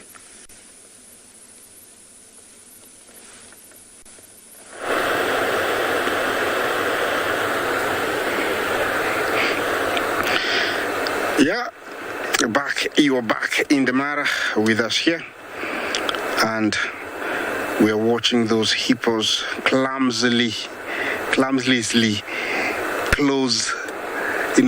that bank. It looks like it's so much effort,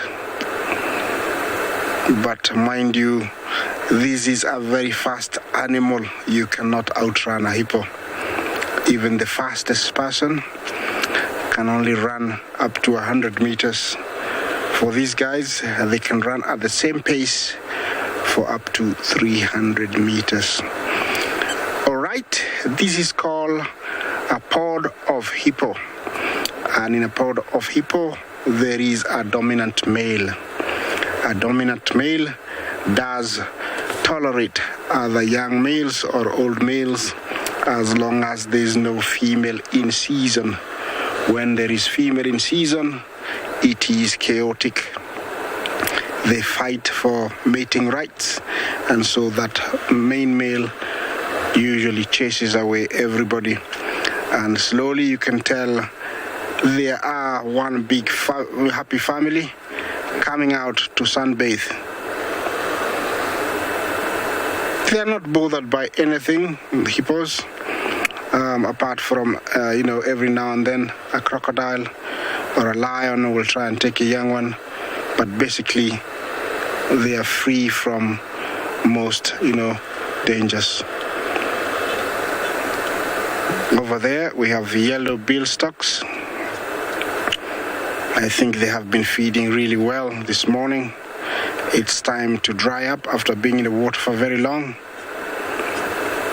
Yeah, these are the residents of the Mara, and it's a common sight everywhere there is water here in the Mara. It's one of our large stocks.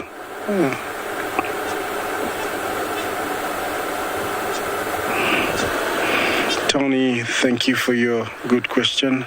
Is the water level very high right now? I'll say no. Right now it's moderately low, although it does get slightly lower, but I would say it's low. Highest is in the months of April, May and June. That is after our long rains, and it can go up to around almost 15 feet high from where it is. So it's very low right now. Yeah.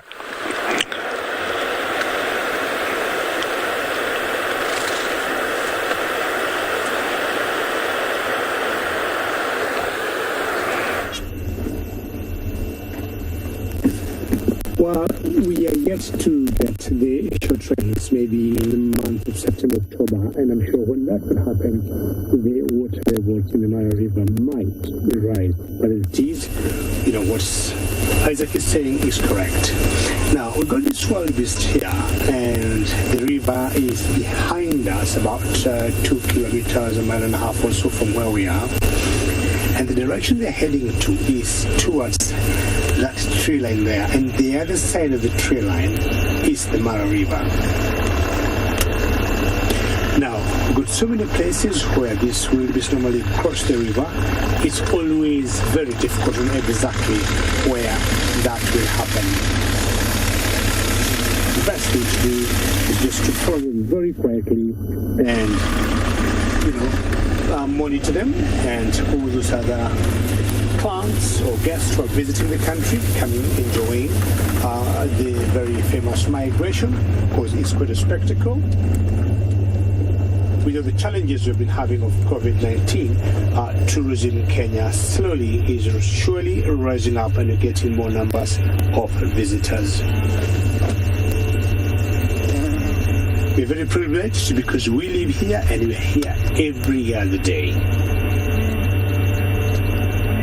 Remember, should you have any questions or comments, please send them through. You can tweet #CGTNWild or #WildEarth. We'll be happy to interact. So going to stay here, enjoy this wildebeest, try and follow their movement, and maybe find out if they might get close to the river and I'll join them.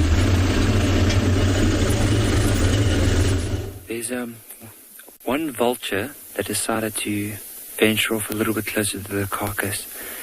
Now, it seems like the youngsters don't mind it too much, but here we go. I spoke to Shin. I knew, as soon as that vulture came down, there's a good chance one of the lions might get up. And I could actually see the one bigger lioness at the back also lifted her head. So if this one didn't come, that bigger one would have definitely come to chase that vulture off. And it just shows you, they basically finished the carcass. There's very little left, and still trying to get every little bit of scrap that they can get.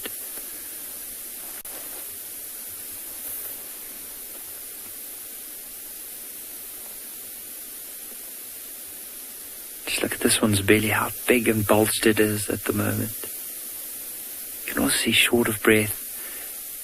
There's barely any space inside their belly for more. But of course, she'll still try and get a bit more in.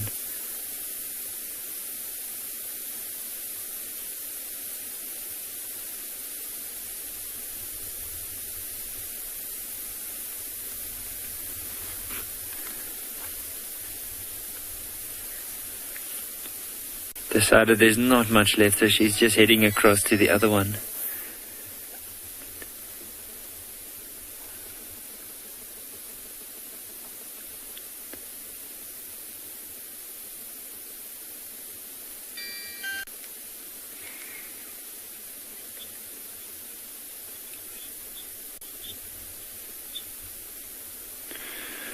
Cole, I'm not sure what the lions would do.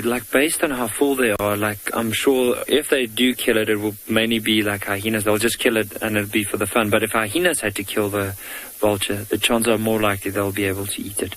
But it also depends on how hungry the lions are. If lions haven't been eating for quite a while and they're really pushed, they are opportunistic and they're going to try to use that opportunity to, of course, feed themselves. But in this case, these youngsters are so full, so if they do kill a vulture, they might play with it, but I'm sure they won't necessarily tear it apart to try and get to the meat.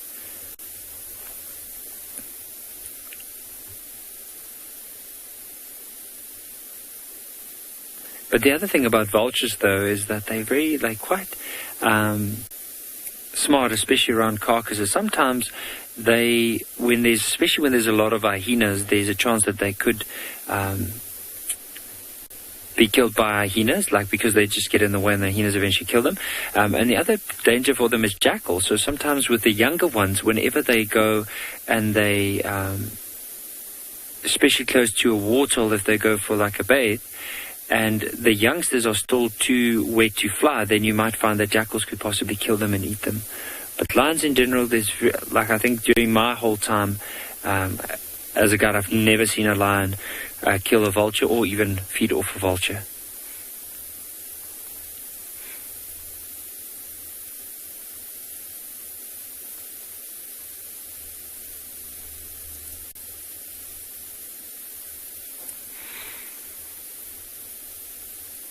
But it's just such an amazing scene. You can hear the wind slowly starting to pick up now.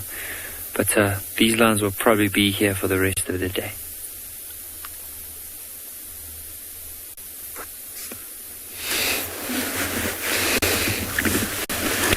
Thanks, Nikki. Well, I think our lions are going to be here for the rest of the day too.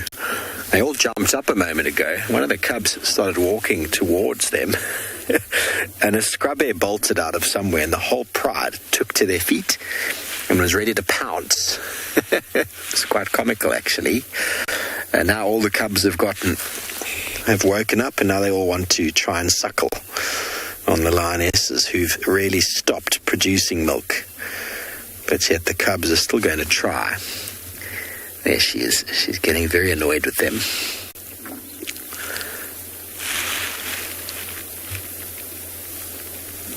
See if you can hear the noises they're making.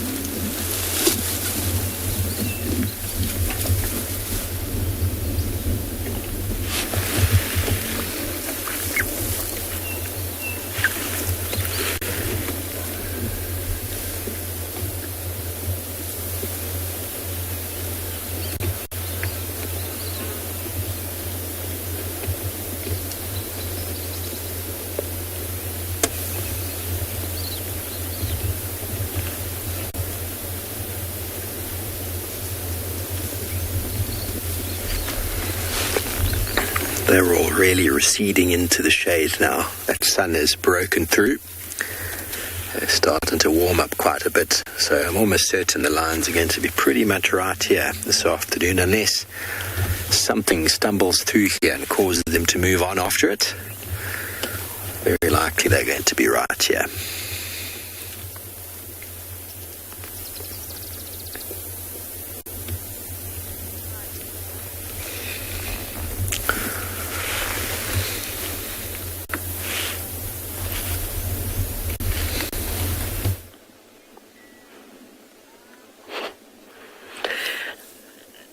Look at what we found. Again, it seems to be a trend for the morning. It is a black-backed jackal. Whether or not it was one of the same jackal we saw earlier on in the show, I'm not really sure. But it's very unusual that it's come down to have a drink. I can't say that in all my years of guiding, I have seen very many jackals drinking from watering holes. Just occasionally, very exposed, coming out like that. Ah, look, did you see that? It's just urinated on top of the elephant dung. So now I prove my point when I was telling you earlier how they like to defecate and urinate on top of things, on things that are higher. But what are you doing here on your own? There's just been so much activity around the dam this morning and so many signs of predators. I wonder if something hasn't gone, behind the dam wall. Up it goes. It's just up. There it is. Being very cautious as it approaches the edge. Sorry, we might get one last view of it. Come on, jackal. Poke your head out. Oh, he's almost there. He's literally just behind the trees. There we go. And I have a nice little vantage point because it drops down quite deep. Just to make sure that there isn't a lion or a leopard just lurking around there. Very nice to see. But thankfully the wind has dropped a bit, so maybe we'll get some other visitors coming around to the dam at some point.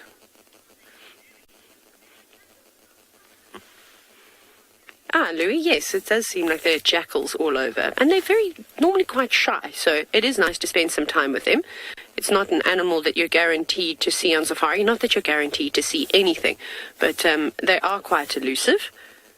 I suppose with all the vegetation drying out a bit and maybe a jackal's looking for den sites, although they do normally use the same den sites over and over. Maybe we're going to see some more of them. Very uncertain as what you're going to do this morning, aren't you, jackal? Well, there it goes. Maybe it's going to come back down for another drink. I think we'll just sit and watch this jackal as it does its morning things.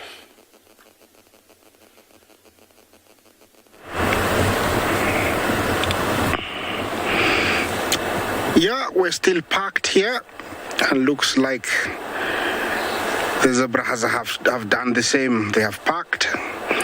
The only movement now is their tail wagging. Every now and then there's a movement of the head shaking, and stamping of the front feet. Okay, looks like somebody just came out there saying,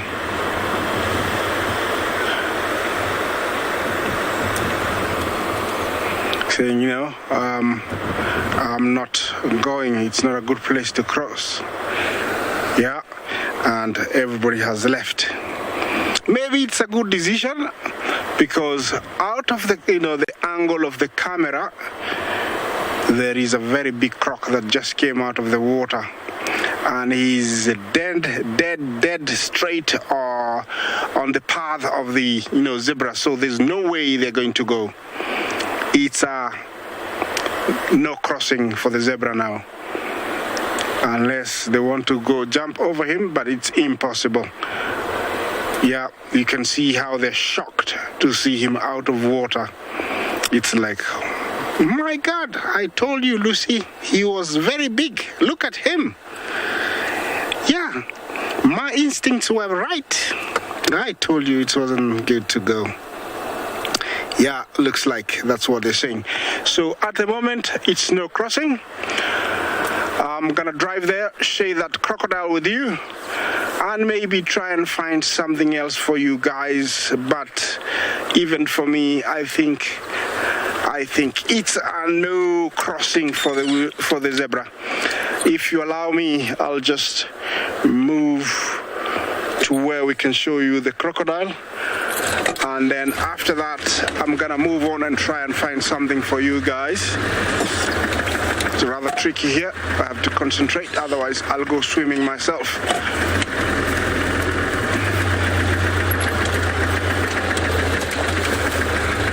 Bunny, you ask about who will go after the crocodile? Well, here in Africa, young ones are preyed on by, you know, other crocodiles, yeah, and, you know, birds of prey like martial eagle will prey on them. Young ones, fully grown ones, they're immune to most predators. Yeah, that is the guy who just came out of the water. It's nice to share his size with you. You can tell that he's still wet. He just came out, and now he has said, nobody's crossing today until I have digested enough so that I can eat one of you.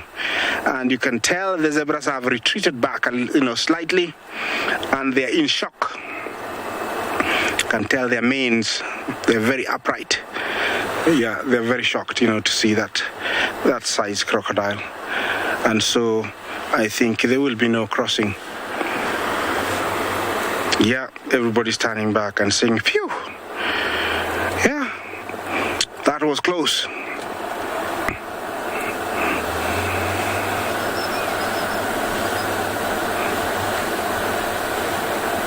Cherry, I think there's a misunderstanding there. And I think that is something that should be corrected. 90% of the time, crocodiles will eat fresh meat. It is a myth that they kill and store their food underwater. Nobody has proven that. Every time I have seen a crocodile in the Mara River or in the other rivers and lakes that I have visited in Africa, they've always been going for fresh kills. Either it is a zebra, a wildebeest, a buffalo, a Thompson gazelle, it is fresh. And no matter if it is 2 days old, it is still fresh. So that myth and that question of saying that they eat rotten meat should be taken away. This is a, you know, pure predator, a carnivore, and these waters are his place, and it only eats fresh meat. Cherry, I think I've answered you. So I think it's about time for me to leave the river. and I have to thank it because it has been full of action for me. It's unfortunate I couldn't share, a crossing, but you never know. The coming hours, the coming days might be, a place that will, applaud and appreciate. Okay, I'm gonna move further. Maybe I'll find something for you guys.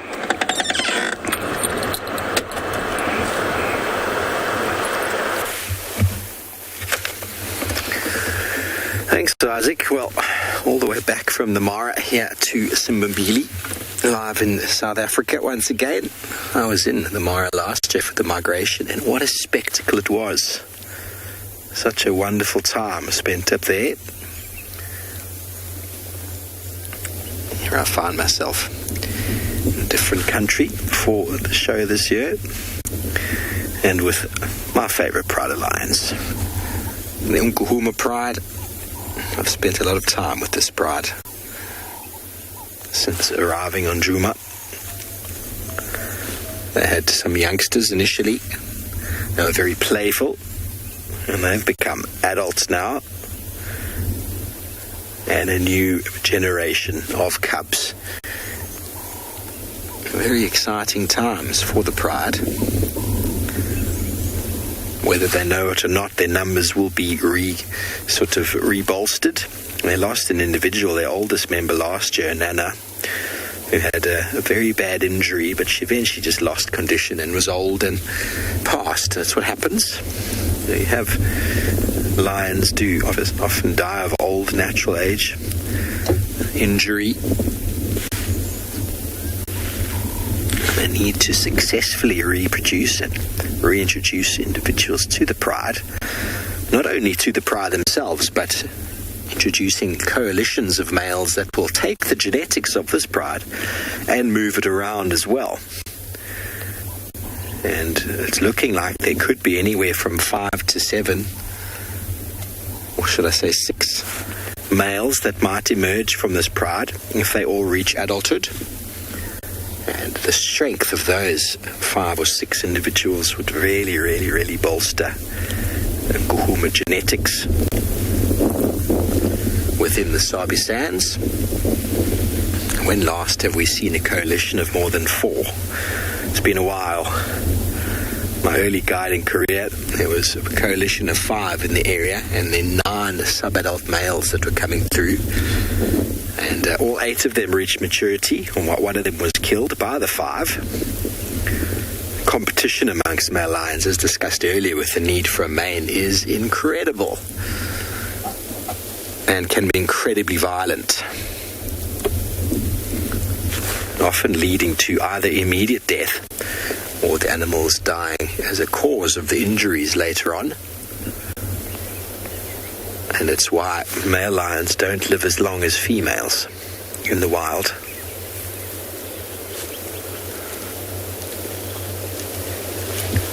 But right now, none of that is going through their mind.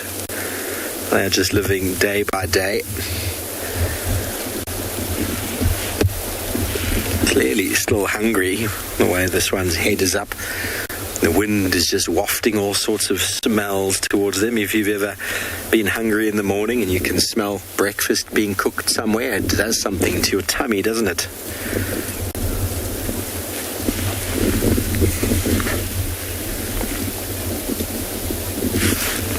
Hello, Laurel. Welcome to the show this morning. You want to know if they've still got 9 cubs? They do.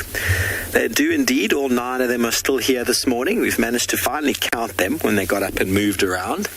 And there are 7 adults here at the moment. 7 adults. Now, one of the other adult females who was a sub-adult not so long ago, she went away with the young male that was pushed away from this pride. And there's reports that she's nearby. But I was chatting with one of the guides from Simbambili who was here just now. And he says that she keeps trying to join, but the evoker males won't accept her. The evokers are the dominant males of this pride currently. And every time they see her, they try and kill her.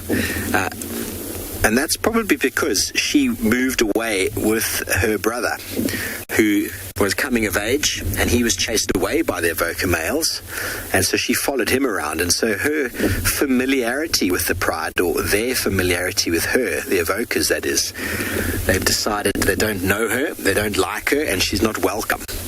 So apparently every time she tries to join, if those males are nearby, she catches her hiding. So shame. It's very sad because she will not be accepted by another pride. Lionesses on their own. It's not a common thing to see. They don't do as well on their own as they do in the pride. There's too many pressures. They're not able to maintain a territory or protect themselves or protect kills against pride's lion. And as discussed earlier on in our lion sighting this morning, females are very violent against other females as well if they feel like they're transgressing and crossing into their territory. And if she's not accepted into this pride, her life as a nomad, unfortunately, will probably be rather short.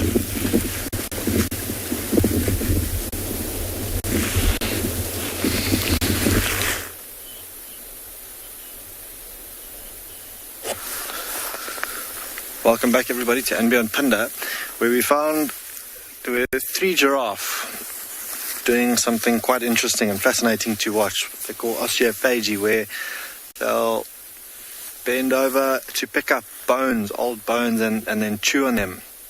And the said giraffe that was doing that just before you all joined us dropped that bone and has carried on. In fact, now hiding. You can see just behind that tree, is hiding behind that. But you never know, like you're watching now with lions and fighting, if they maybe sort of catch something months down the line where there's sort of graveyard and a lot of bones hanging around, things like giraffe, even Yala will go and pick those bones up to chew on them and try and get a little bit of calcium out of them, which is quite interesting behavior. But Murphy's Law, as soon as we point the camera on him, he drops the bone almost as if he's doing something he shouldn't be.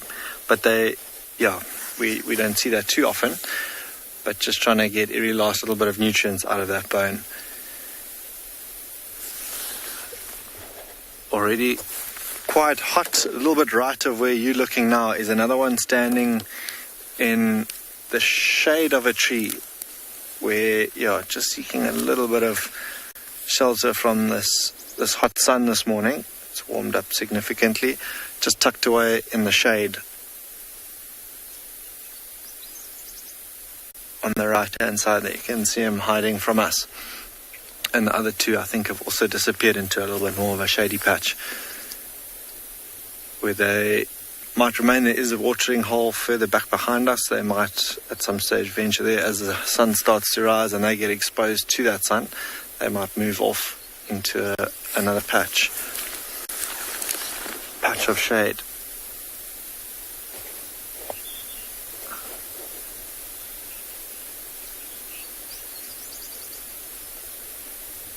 Mark, you're asking how giraffes will initiate mating. You often might see a dominant bull come up to a female, might sniff the sort of backside of that female to see if perhaps she is an estrus. If she is, he'll court her. You'll see that he'll follow her, try and sort of keep her in a certain spot. And if she is ready to mate, you might be lucky enough to see them mate. I've only ever once seen that, and the only way to describe those particular scenes is if you imagine a giraffe riding a Harley Davidson. It's quite a sight to watch, but that's the best way to describe that. And that's how he'll initiate, and then hopefully, if a female is an estrus, be able to mate with her. Just now going back to the one in screen, I still ruminating, busy chewing up previously digested food. There is another one back to the left that keeps sort of heading or putting his head down. I was hoping that it too might pick up an old bone for you to see that osteophagy, but no luck. He's carry on carrying on walking to the right towards that shady patch that the other giraffe is in. Okay, now you might get to see that interesting side gate or that walking style that they have there as it goes into the open.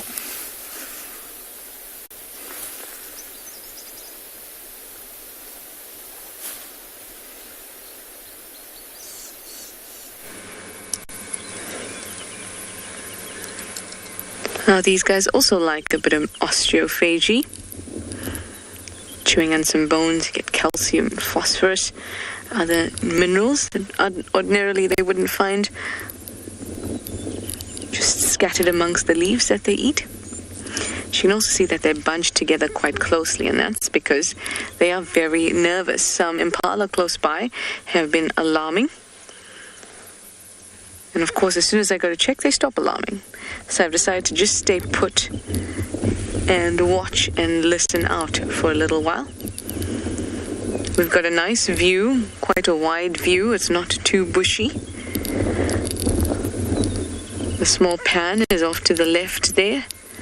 So we'll be able to see if a leopard comes around.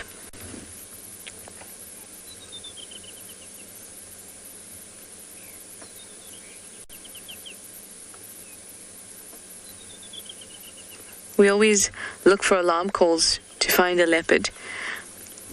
But there have also been plenty of times, and there has to be plenty of times, otherwise they wouldn't get a meal, where they are very close to the impalas, but they're not alarming and we can't see them.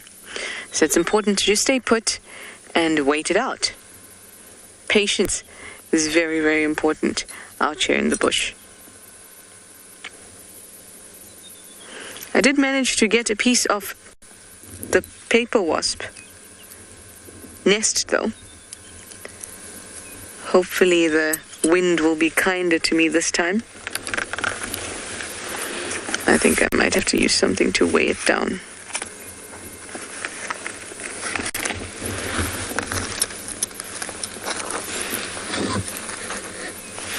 There we go. How awesome is that? You can see really clearly that's a nice one where you can see the hexagonal.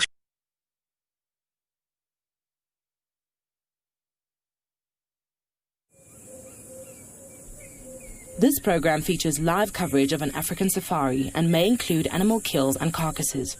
Viewer discretion is advised. Good afternoon, everyone. It's great to have you here. We're sitting with a herd of elephants off in the thicket because it's a chilly, windy, dreary day here. And they are doing exactly what I want to do and keep warm. So everyone, get ready. It's that time of day for your live safari through the African bush.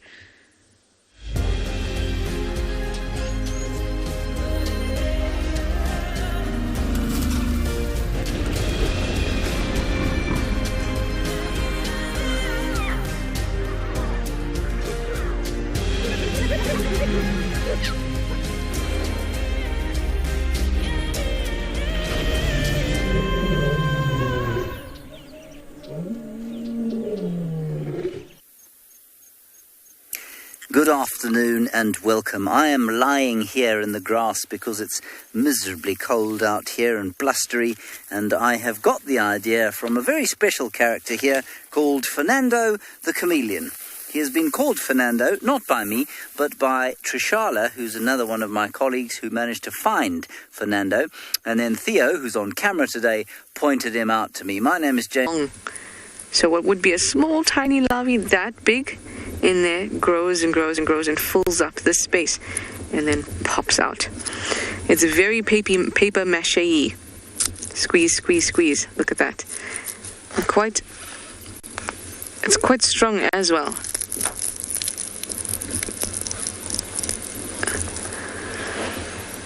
Chain dial, that's exactly what I'm trying to show you. You'd like to know how strong it is? Pretty strong. There we go. It took some effort to actually pull it apart. You can tear it quite easily, but to pull it apart, it takes some effort. I would say almost just like paper mache. it seems like it's super brittle or weak, but in fact it takes some effort to pull it apart. My nest went flying. Again, I have to look at the impalas so you don't see my disappointed face.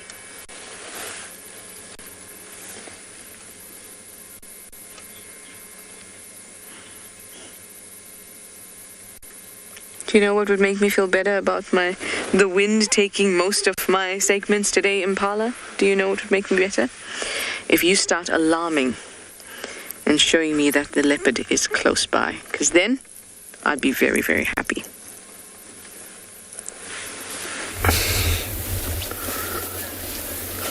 Well, Trish, you need some predators there to make your impala's alarm call. Otherwise, they won't.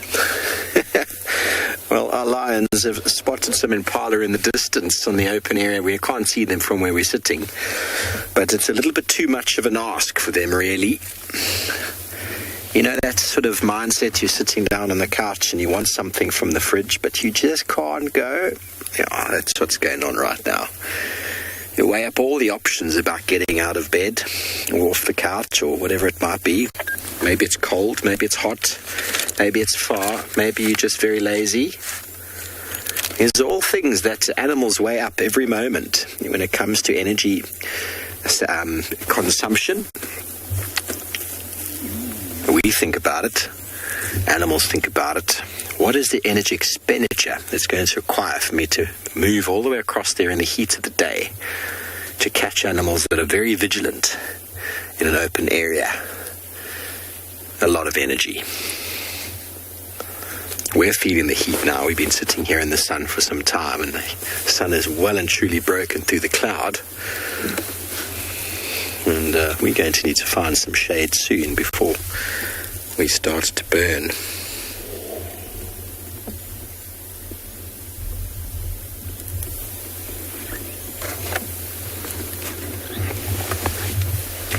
That just sums it up, doesn't it? Oh, she just plops down.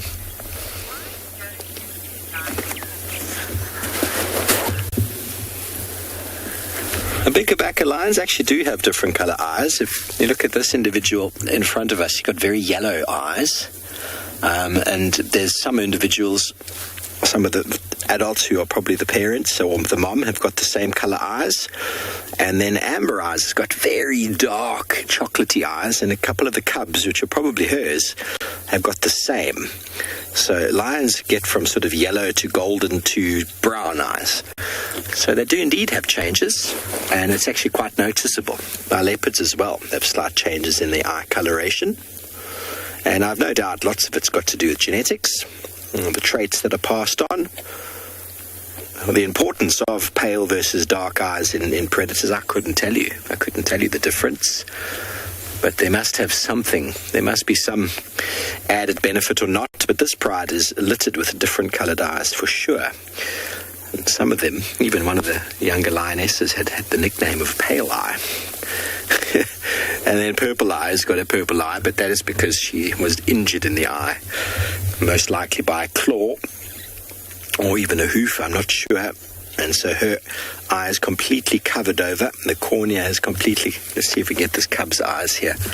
What colour are you? See, you've got a yellowish sort of... Ooh, I'm going to see if I can get some milk. Come on.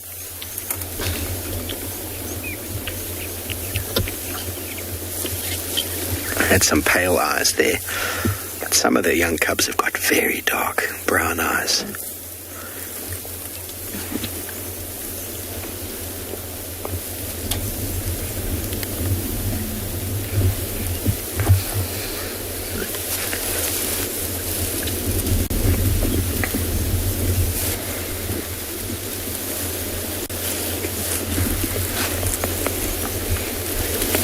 Was hard work.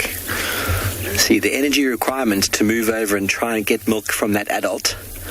See the pale eyes. Oh, hello. I'm upside down. The energy requirement to go and get milk from that adult was weighed up, and now it's gotten there. It's realized, oh, that was a waste of energy. Let me go to sleep.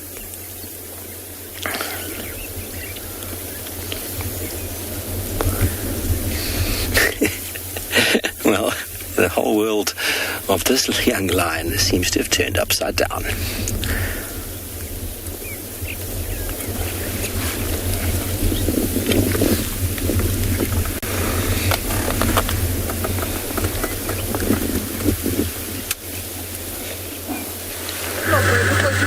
Okay, yeah, welcome back, guys.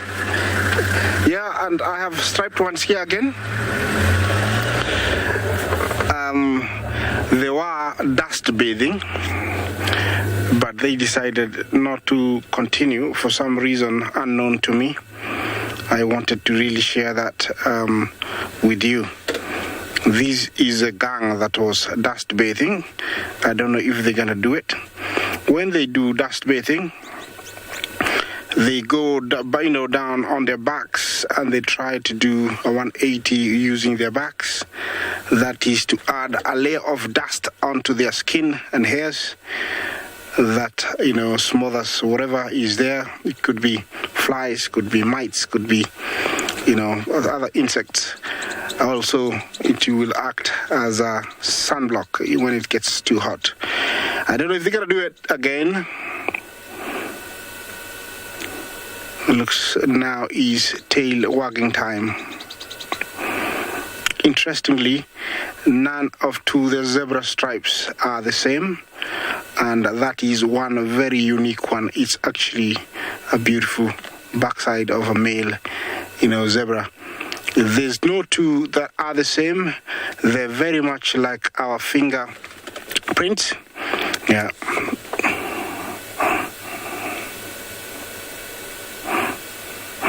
Monica, of these three, he is definitely not, because he is a male. But zebra females, especially when they reach an age where they can conceive or carry a baby, they're always pregnant. They'll never be, go without being pregnant.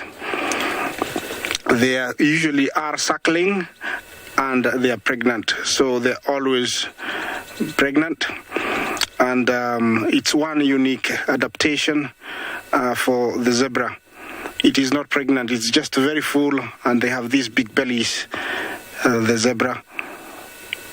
That's why it looks very pregnant. Unique part of zebra is that when a female is suckling, it will come into season, and so it will breed. And as soon as it drops the young baby, it will, the young foal, it won't take long for it, to come back into season. That's why they're always they're suckling while they're carrying another one. That's a beautiful pose. Look at that. Look at the stripes.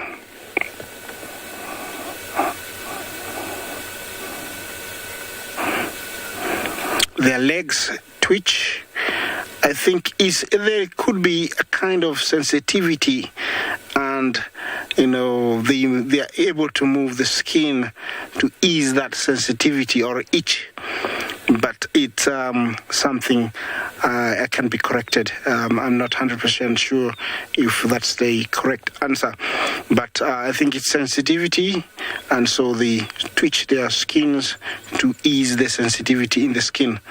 Look at the legs. Look at that pattern. It's really, really beautiful. Look at that. Yeah, very unique. It's sometimes nice to just focus on one and have a look at it keenly and see, look at the tail. Look like somebody has been doing some very nice braiding. The legs are, beautiful painted, you could think. Yeah, it's just an amazing coloration, amazing, mix of patterns. Yeah, there's somebody passing, and that's why he said, I'm not staying. Yeah, excellent. Yeah, there's more to the right over here. Yeah, they're heading out into the plains. Yeah, I think in the coming days we'll be having a huge zebra crossing, and we will be sharing it with you because this is an animal that we haven't seen them cross, but we will be seeing them quite soon because they're edging onto the river. Yeah, and I'm hoping, we can really share this with you because, I stayed there, but they didn't cross. I'm hoping to share it with you.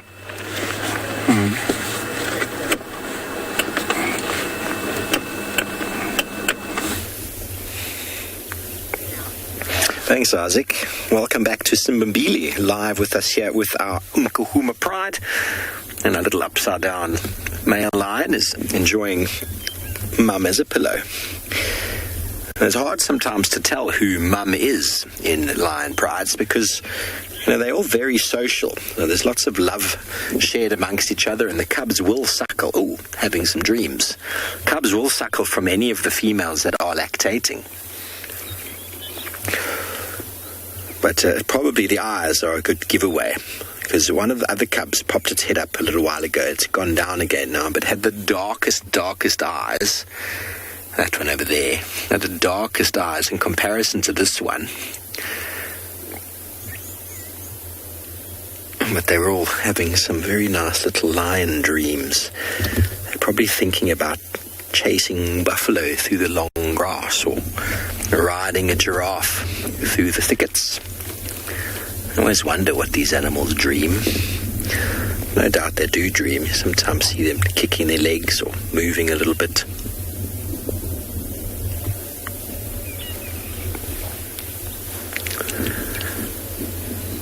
But as said before, it has gotten very hot. They've all scooted underneath the shade of this tree, and we can almost be certain they'll be right here this afternoon.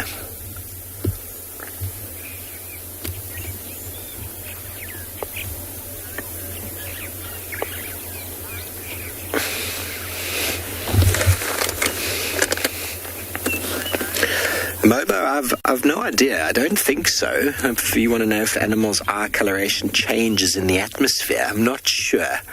And I think animals are, for what I know, I'm honestly no expert about eyes. Tswala's actually, she knows almost everything there is to know about eyes. But I think that the coloration doesn't change. I know my eyes change depending with my mood, but I've never noticed an animal's eyes changing. And I might just be a bit weird. So who knows? But definitely the environment that animals find them in, different eye color would benefit them versus lighter versus darker. When you get very dark eyes,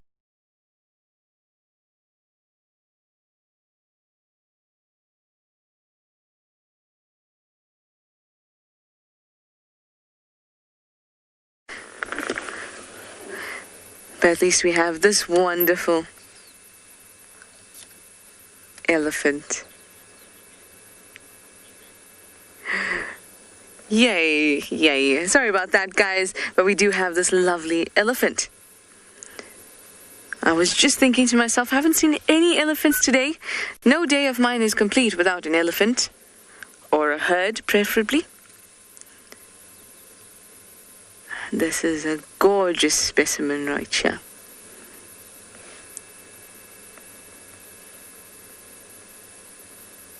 They bring me such peace when I watch them in the bush.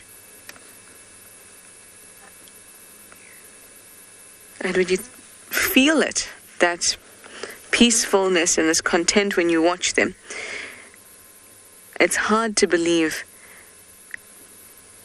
that they can be aggressive if provoked, and they can be quite dangerous. But like any animal out here in the bush, they are potentially dangerous. We were looking at rock monitors, the water monitors. They can be ferocious.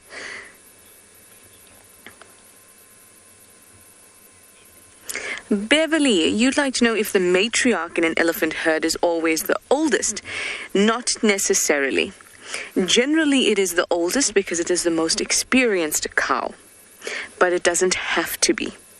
There could be other cows that are as experienced but not as old. That could be the matriarch.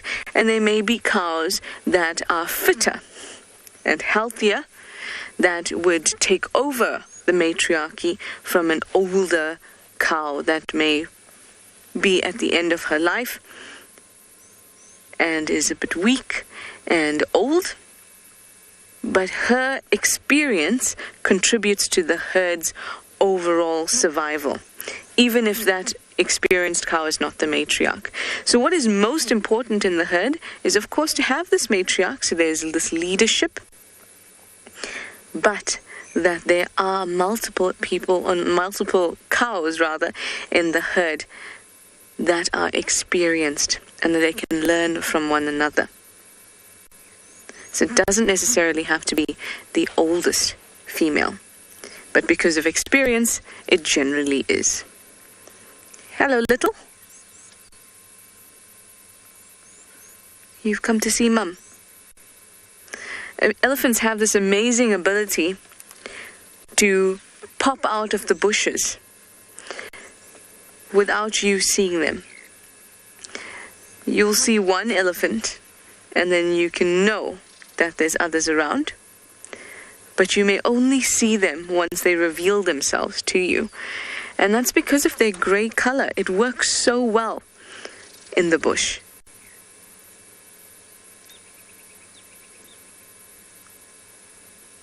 They're a bit far now, but I can hear them faintly crunching away.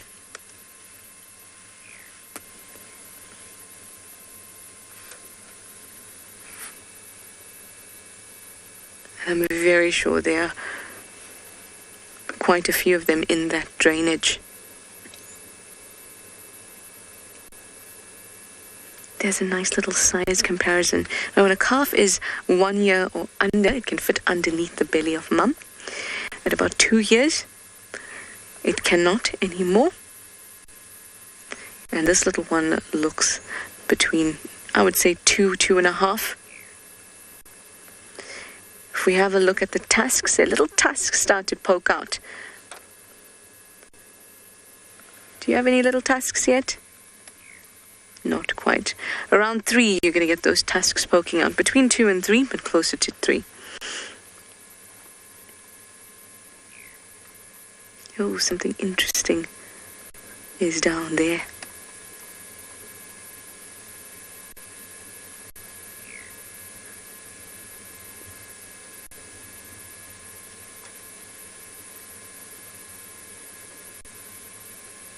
My day is now complete after seeing these two.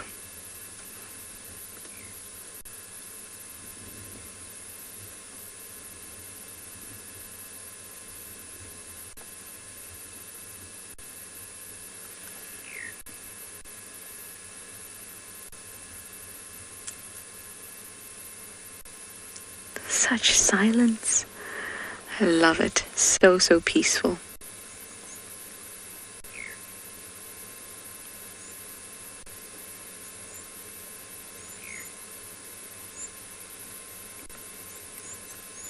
I especially like when we're far away from elephants. You can see that we're pretty far at the moment. And they walk towards you. I love that. And you get a whole host of them. They know that you're there, and they are so comfortable with your presence that they feel relaxed enough to come through and walk right by the vehicle. Of course, they will lift up their trunk and say whatever it is they say to you. Possibly, I see you, and my body's bigger than your car, or something similar to that effect. Possibly, or they could just be saying hi, who knows, but they definitely acknowledge you. And that's too precious.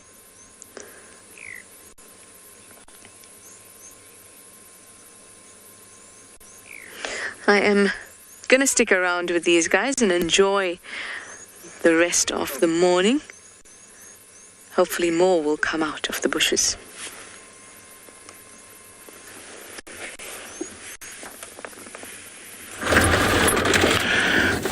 All right. In the Masai Mara, different location, different zebra.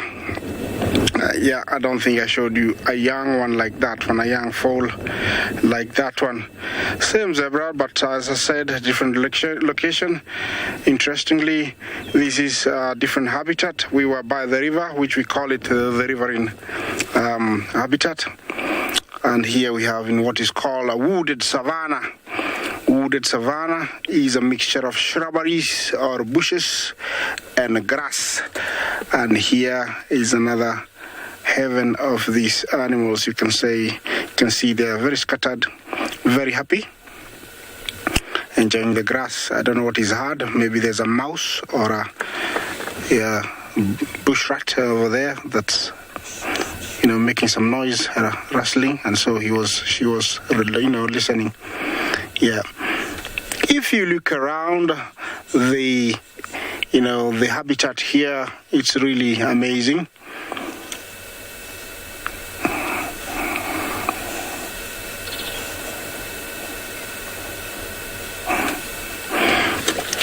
Penny, very nice question. I don't have my animal Bible here or animal book here, but I assume they prefer more arid and hot areas. Here it's not well adapted for them, I would say. The soil here are clay soil or cotton soil, which is not adaptable for them to dig. So I would be lying to you to tell you that, I think they're here. No, but somewhere in Kenya, yes, I stand corrected. And I bet you, let me reassure you, this afternoon I'll confirm to you if they're found in the Mara. But I'm actually thinking they're not found, but let me confirm to you this afternoon. Penny, please excuse me.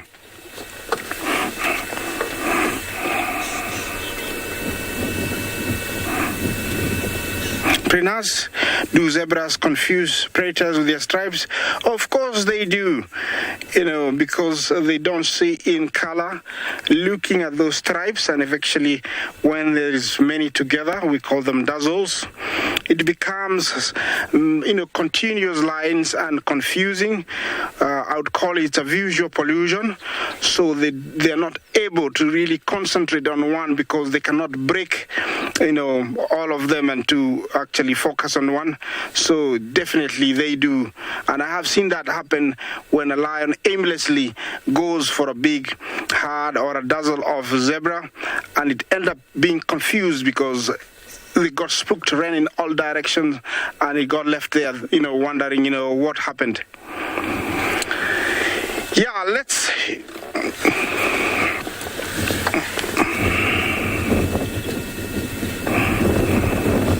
Maribel, yes, they are born with their stripes. You ask if the zebras are born with their stripes. Yes, they are born with their stripes, but they are much faded. They are lighter. They start, brightening up within a few hours, and in days they're actually quite bright, black and white. Yeah, there's more wild, zebra at a distance, all happily wagging their tails. Look at the patterns, like I was mentioning earlier. Each one of them is very unique. Beautiful. And here, remember, they are native to these habitats. They have been here over the years, so they are not introduced. I would like to share with you, if James shows us the landscape around us as I move on to a different location. Look at that. We have a nice forest over there. A good place for predators to hide. In the back is the Olololo Sirius escarpment, and some line of trees. It means there is water there.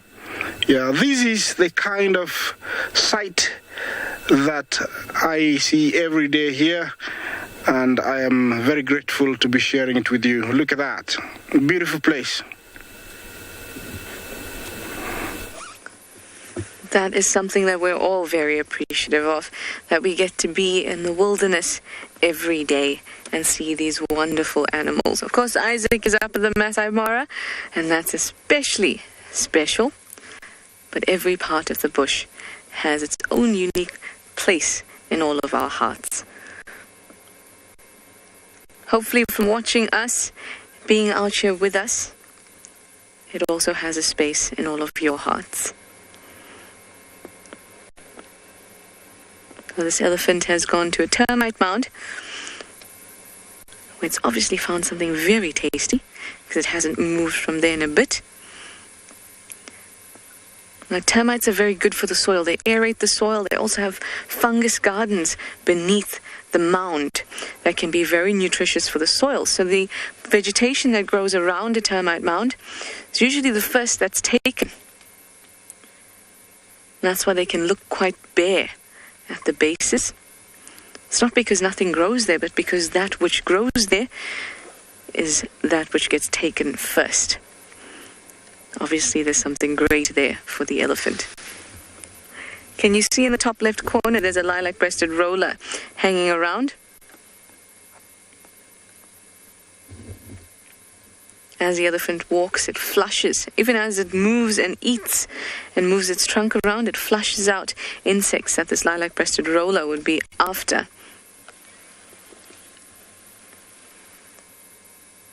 Amazing to watch how one thing can affect the other, benefit the other. It's just gorgeous. Now, the delightful face of this elephant is hidden by that knobthorn, a beautiful knobthorn at that. It's flowering. Stunning. How lovely. We see a bird, an elephant, and these flowers all in one. This is just gorgeous. Well, I think we've had a wonderful drive out. We've gotten to see the lions, lots of elephants, lots of the small things, the antelopes, and of course, trees that I just can't get enough of. And before you know it, you'll all be so used to the landscape out here. Well, thank you, everyone. It's that time for jumping on board for CGTN's Digital Safari. Same time, same place tomorrow. We'll see you then.